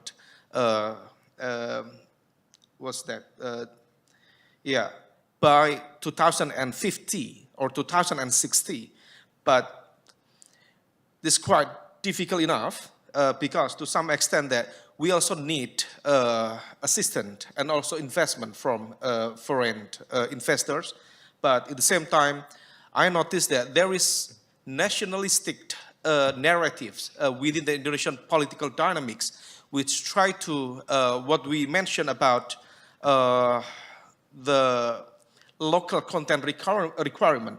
And that's new, there are some new regulation, and the newest regulation, that was a presidential regulation, which was just issued last September, which obliged, especially for solar industry and investors, to achieve around 40% for solar photovoltaic or PV modules that should be consisted of the local content requirements. That's good for Indonesian political gimmick, quote by quote, but at the same time, there are so many industries, especially coming from the foreign investors, that complained so much because of this regulation. To some extent, that's quite difficult to achieve it. That's quite expensive, and the local market is not ready enough to provide the 40% of the local content requirement. So that's why, to some extent, I would like to say that this is maybe part of the rush, and the rush into the green energy transition could be the perfect climate for corruption. Yeah. So, thank you so much for the statement. Thank you. And yeah, that's a big point, the big issue, because that's also closely related to the Indonesian governance. We have to deal with many elements, not only in a government level, but also in non-government level to deal with this. Otherwise, I think this project, this industry will be overshadowed by the big corruption. Thank you. Thank you so much, Ahmed, and for being here. And there are 250 people voting in Indonesia, so that's also a driver of some choices. Talking about new policies, Stefano, there is a new government in Italy, and one of the topic is, and you mentioned, is the production of nuclear energy. You talk about fourth generation. Is that a possibility? Is it going to take too much time? Is it too risky, or you see that there are some opportunity in there? First of all, as you know, I mean, the new name of the minister in charge of is energy security, environment and energy security, and this is already a position, I mean, consistent with this idea of sovereignty. Before it was ecological transition, now it's energy security. Yeah. Change very quick. Yeah. I mean, by year, I mean, we change quite a lot. Now, in my opinion, there could be some openings for nuclear, even if I have to say, I don't think that the current nuclear generation has real chances in Italy. Too many problems. There have been 2 referendums in different times, and 1987 after the Chernobyl incident, and more recently in 2010 after the Fukushima incident, and both stopped. I mean, nuclear. At the time, of course, in 1987 we had nuclear plants. Afterwards, in 2010, we had a program of the at that time center-right government to come back with nuclear. I don't think that even if we are at the early stage of a new legislator with a new government, that in theory, because in Italy it never happens, can last at least 5 years. But I see some space for more research and development in nuclear. I see some space for, focusing on new nuclear generation, the so-called fourth generation, like the project that we spoke, we wrote about here, but I don't see, with this current generation of nuclear, for several reasons, there is a problem of acceptability that is huge. Not only in Italy, but in Italy Europe, yes. it has been huge. And there are other problems, like with the choice of other countries to leave nuclear show, with waste especially. There are cost construction that, and costs and timing of construction, as we saw in Finland, recently in Finland, and also in France. So I don't think chances are there for this generation of nuclear, but There could for be for next the future. generation, hopefully, yes. Thank you, Stefano. And sorry if I'm rushing, but I see some eyes on me. So, Hubertus and Stephen, you have to be as fast as possible. On you, Hubertus, I start where you concluded. You talk about energy autarky. That's not the way. But depending on other country that requires some resilience, is that something feasible? Yeah, the challenge is to be not dependent on a single country or a single region. And it's like in electricity, it's N+1. You always have one line more than you need. If one line fails, you can still have a stable grid. And the same must be true regarding energy resources, and that was not true in the case of Russia and natural gas. Thank you, Hubertus, particularly for your very quick remark. Stephen, I'm coming with one last question because actually it's a personal question, so it might not interest our audience that has been resisting till now. But there was recently a plan from the US government of pouring a lot of money, billions we're talking, into a green plan. Somebody said, though, in the green liberal community, that's not enough. What is your take on that? Is that enough and is driving the innovation you were mentioning before, or is too little yet? Well, I think in this whole domain, we have to think about four things, right? We have to think about the R&D, we have to think about the demonstration of technologies, the deployment of technologies, and the infrastructure we need to get there. And certainly the amount of money the U.S. has put into clean energy investments with recent legislation in the CHIPS and Science Act and our Infrastructure Investment Jobs Act and our Inflation Reduction Act are massive. $369 billion over 10 years for deployment. $22 billion for clean energy demonstration. Between all these programs, about $41 billion in R&D. So, I think, as one of my colleagues, put it well, when you think about how this fits together, it's not just the sheer volume of the spending, but it's the strategic application of these investments that can be transformative. In the sense, the CHIPS and Science Act is the brains of the operation, dedicating billions toward the cutting-edge research and R&D needed to accelerate innovation in emerging clean energy technologies. The Infrastructure Investment and Jobs Act is the backbone, providing much of the infrastructure these technologies will need to scale. And finally, the IRA is the engine driving investment growth. So I guess my answer to the question then is it's not necessarily about how much money is invested, it's about how effectively that money is invested. And hopefully with these sets of policies we've put together that we've got the right mindset for how we R&D, we conceptualize, innovate, and then deploy them across our economy. Thanks, Stephen. Just before a small smile, I have some solar panels back home, and I'm very upset how much they produce every day. So, I keep checking how much they're producing, if they're charging my battery. But as you mentioned earlier, one piece that is still missing is then the so-called smart home. So we talk about the smart grid, but then it's the smart home, is how then the electricity is better managed inside the home. And there are some systems out there, but they are very expensive.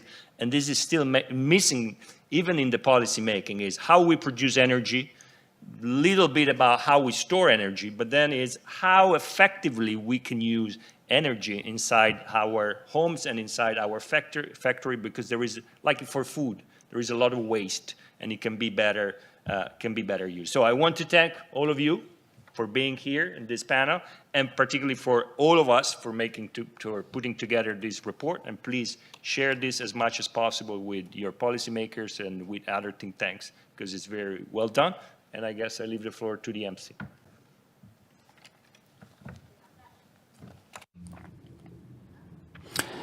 Thank you.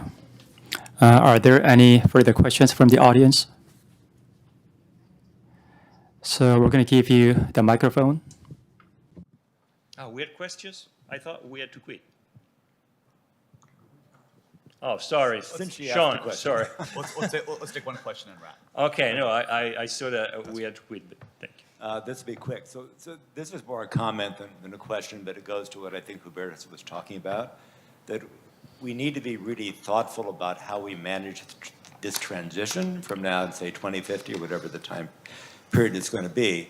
So if you go to, the Biden administration's rhetoric, until quite recently, the fossil energy producers of any kind of the bad guys, we don't want to encourage them.